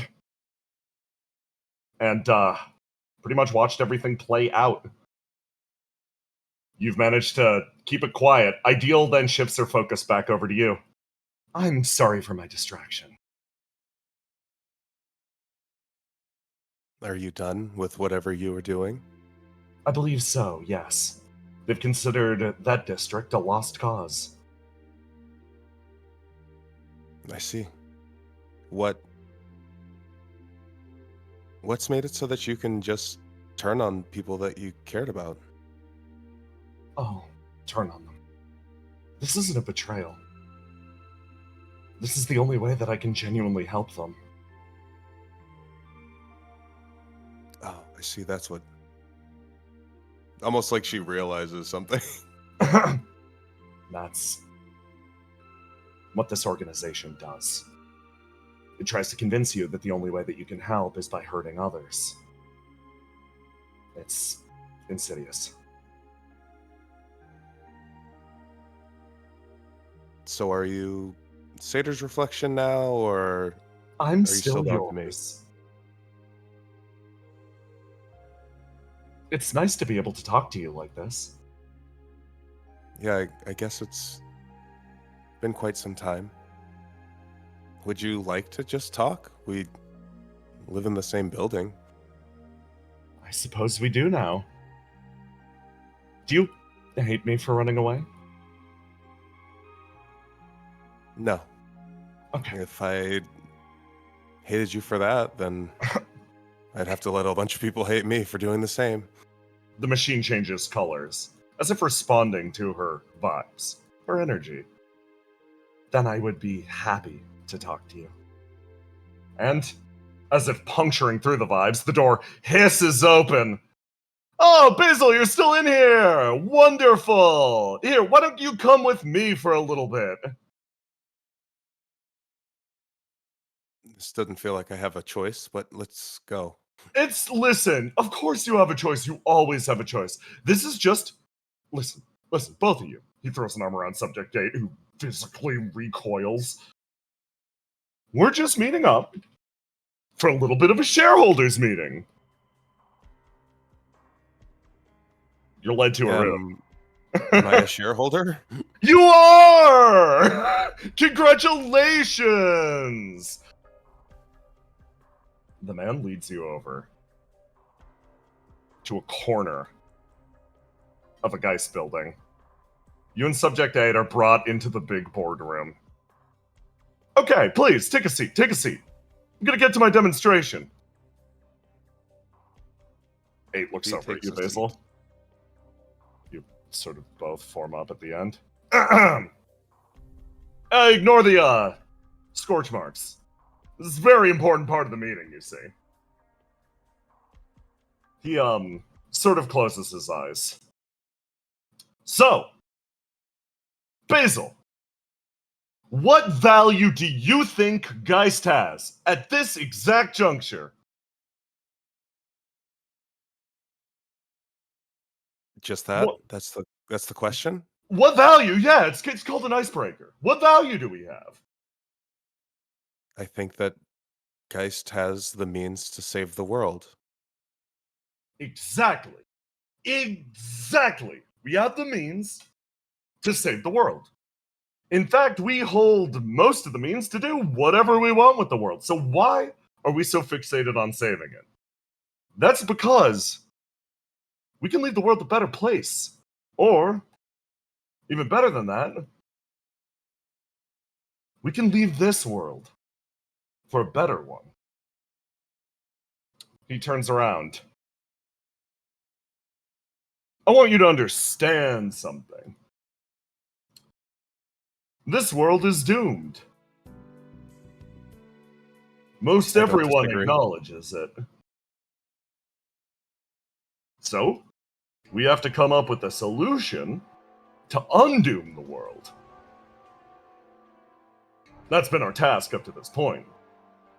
But such a thing, well, it's been striking most of our brightest minds. It's more or less impossible, which is why we have so many motivated individuals gathered in one place, exploring different possibilities for our future. Me, myself, I've got a very simple goal. I want to fill those arcs that we got with lots and lots of people and go on to the next world and start things right in a less doomed world. Seem reasonable? I think that's great. If your intention is to let those people be the people that they were when they entered the Ark. Of course! I just watched a whole combat scene of the opposite being the case. Well. Oh, you're talking about Ideal. The plan to make everyone, well, you. That is on the docket, Basil. It's a good plan, but it's not a great plan. It's a plan I like. It's not a plan I love. Do you follow me? Then what's plan number one? Plan number one for me and plan number one for lots of other people. It's entirely different. We run up here a corporate democracy, okay? We all get a little bit of our say, and I want to know what your say is. But yes, you asked me about mine. I'll get to asking you about yours eventually. He freezes as a shape makes its way into the room. Don't mind me.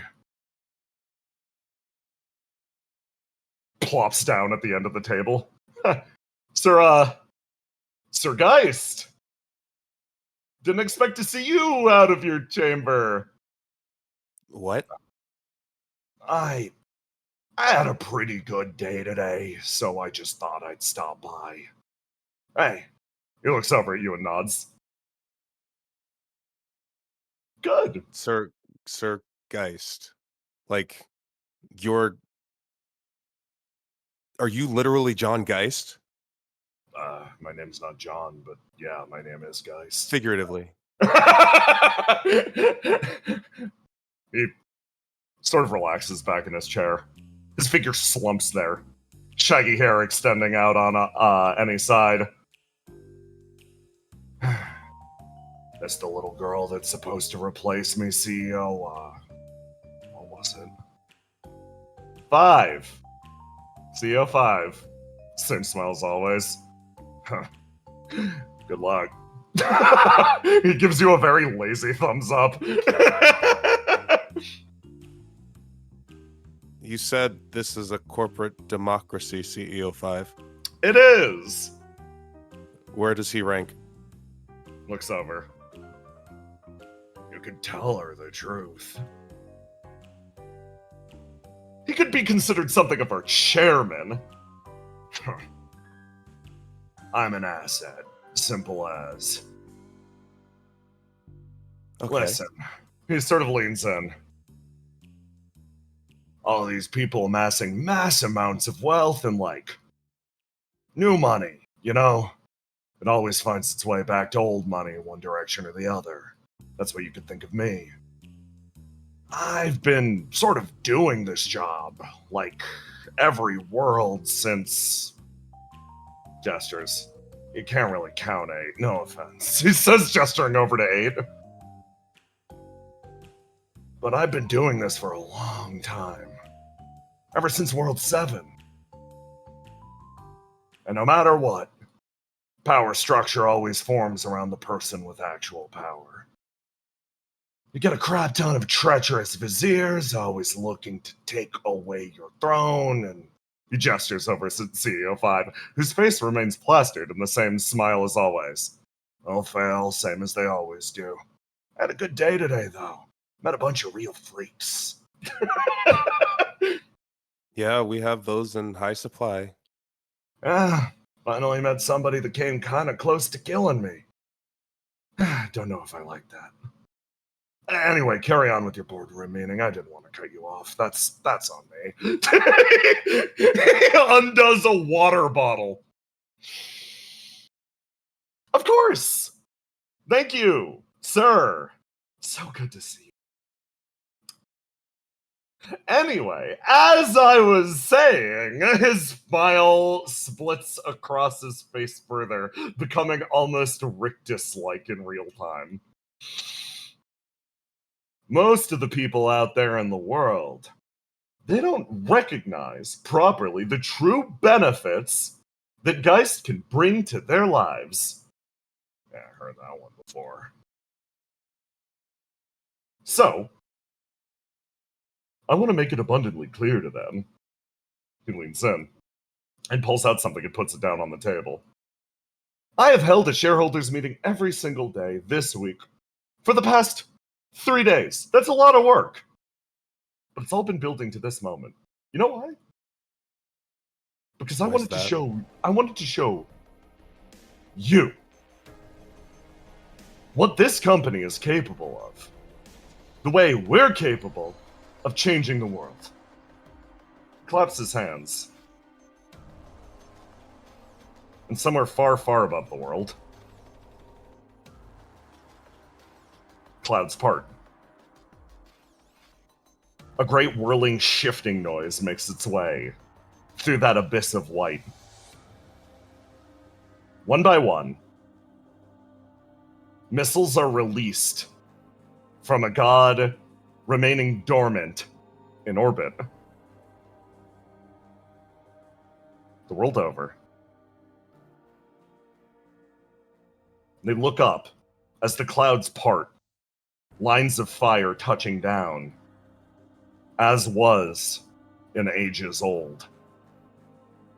Flame again adorning the surface, carried free by a god on high. A group of people exchange hurried and worried words. Listen, we need you out of here. I know you guys are rebuilding these desolate areas, but we had family here. Can't you see it? We are your family. We're not the people that died in World 12. It's still us. Theo looks up, eyes opening slightly, watching as comets one by one rain from the sky.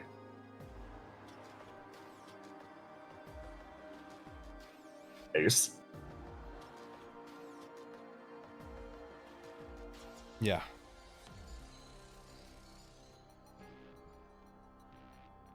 Your ESP flares all at once. As you watch this situation in silence.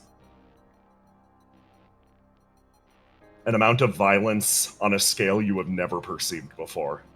A missile salvo aimed at the surface of the world. You're foretold.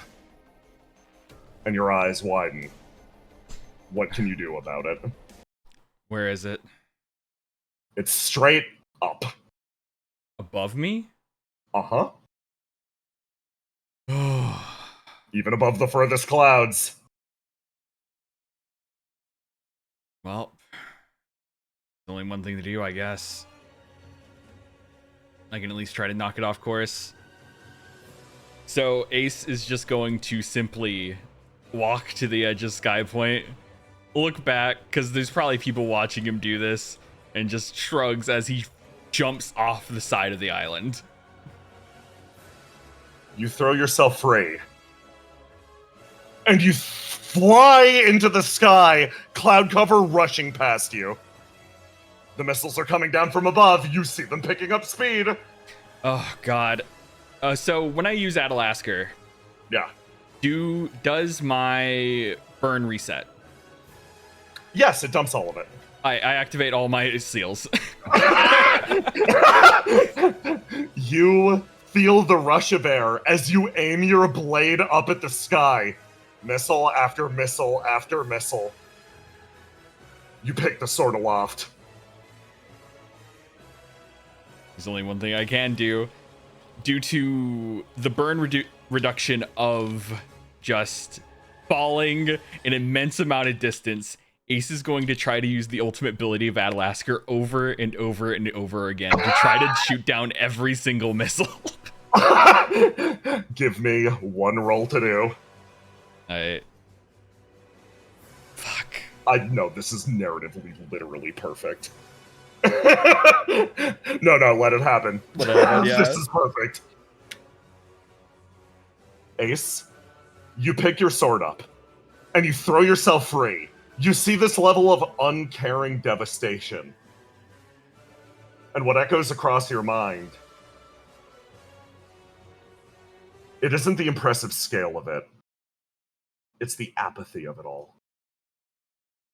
Missiles clearly fired free from the GEIST building.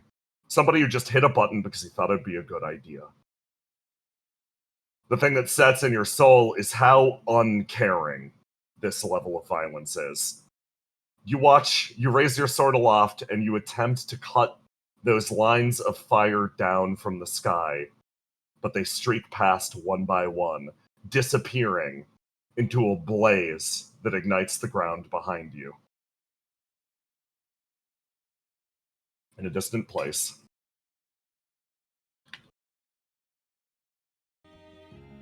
someone registered something simple. When it came to the violence imparted by the coda, imparted even by the flame, it was always the apathy of the thing. Cruelty. Cruelty could find its own motivation. It could self-justify and grow endlessly. There's nothing more terrifying than something that simply does not understand or does not care. Basil, as you stare at the man in front of you, you come to a simple realization. Geist has become so large, it does not understand life anymore. It does not understand the value of a life. The man makes his way, yeah. After seeing this, Basil jumps across the table. Yeah. He grabs her devil summoning device, and she summons the messenger. Basil, hit that roll to do button for me.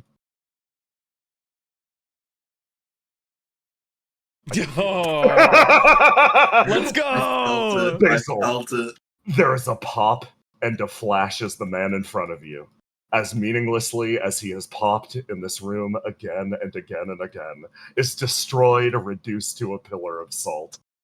You look at the screen behind him, and you see, with that, you deprive him of one thing, a chance to explain his bit. But you're able to put it together pretty quick. You look at a flashing screen.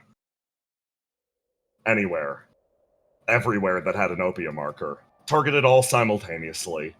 An attempt to shepherd everyone towards the arcs. An attempt to let them know that their saviors could indeed fall from grace. All driven home at a very simple, petty man's plea.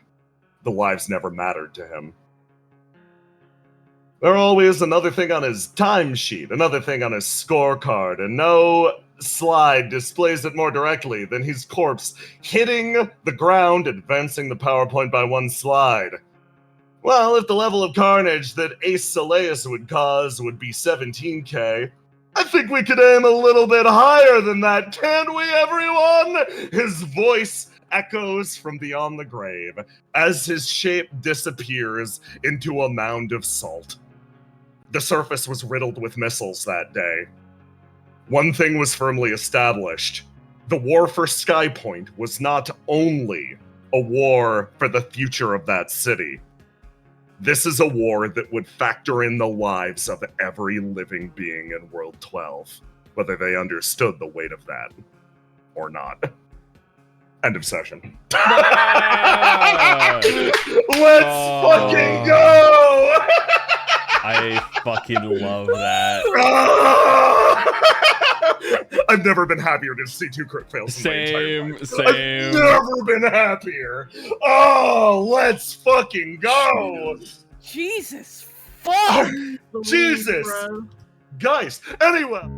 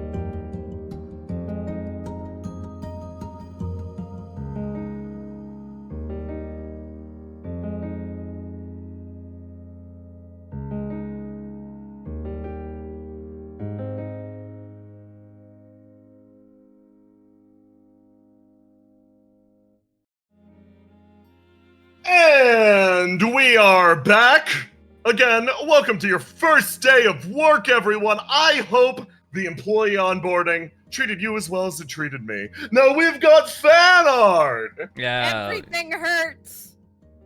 Alright. Let me share it to you guys. Thank you, Puppet, for putting this together. First together, DM Dungeon Master Zero with an eternity. Thank you for making the Imgur. Wow. Yeah. Let's fucking go. Man. So for Baker, we have white chocolate macadamia cookies for Gardner, applesauce chocolate chip cookies for Violinist, and forbidden technique birthday cake cookies for the pristine one. I love forbidden technique. Oh, Let's go. From Hody. I hear she's losing her edge. Dude, I hear This she's art- losing her edge. I believe I should have brought Incredible. that back up. I forgot the joke. You got next episode, dude. Yeah. I can't imagine what might have distracted you. Oh, Very little lovely was fun going fact, on this dude. episode. No, they're from Pupcat, dude. I Next, really like these abstract, enthusiastic Sorry. pieces. I just get Ronald! I hear she's losing her Roll from Rion. Still! Slowly was where I can spread misinformation without being banned. I love it here. They say you're losing your edge. Fuck, what a rush. Memory, please. Ghost die. Ghosts never die. Oh, ghosts never die. Right, Oh, love it. Oh. Then Charybdis from let's Dungeon Master fucking Zero. go. Sick. Da boy. Oh. Yeah, The Argos Argos. Come boat. on my boat. Oh, yeah. I love the antenna. I have a suggestion. I have a suggestion. Then all Oh these my from- god, I these love pretty these proof. so much. I love it. I love the Argos. It's Oh, the only man, I thing tell my keeping nephew. them alive. Y'all, Nanda thank you. clenched in fist. Thank you Yeah. all for another wonderful session. We will catch you guys next week. And remember to check Yeah. out the thing on the 15th. Yeah. Yeah. Thank you all for playing. Jay and Roma, thank you for running. And for Jay, thank you for this beautiful game. Aloha, thank you for being camera. All of you, thank you for watching. Take care of yourselves and good night. Bye. Bye.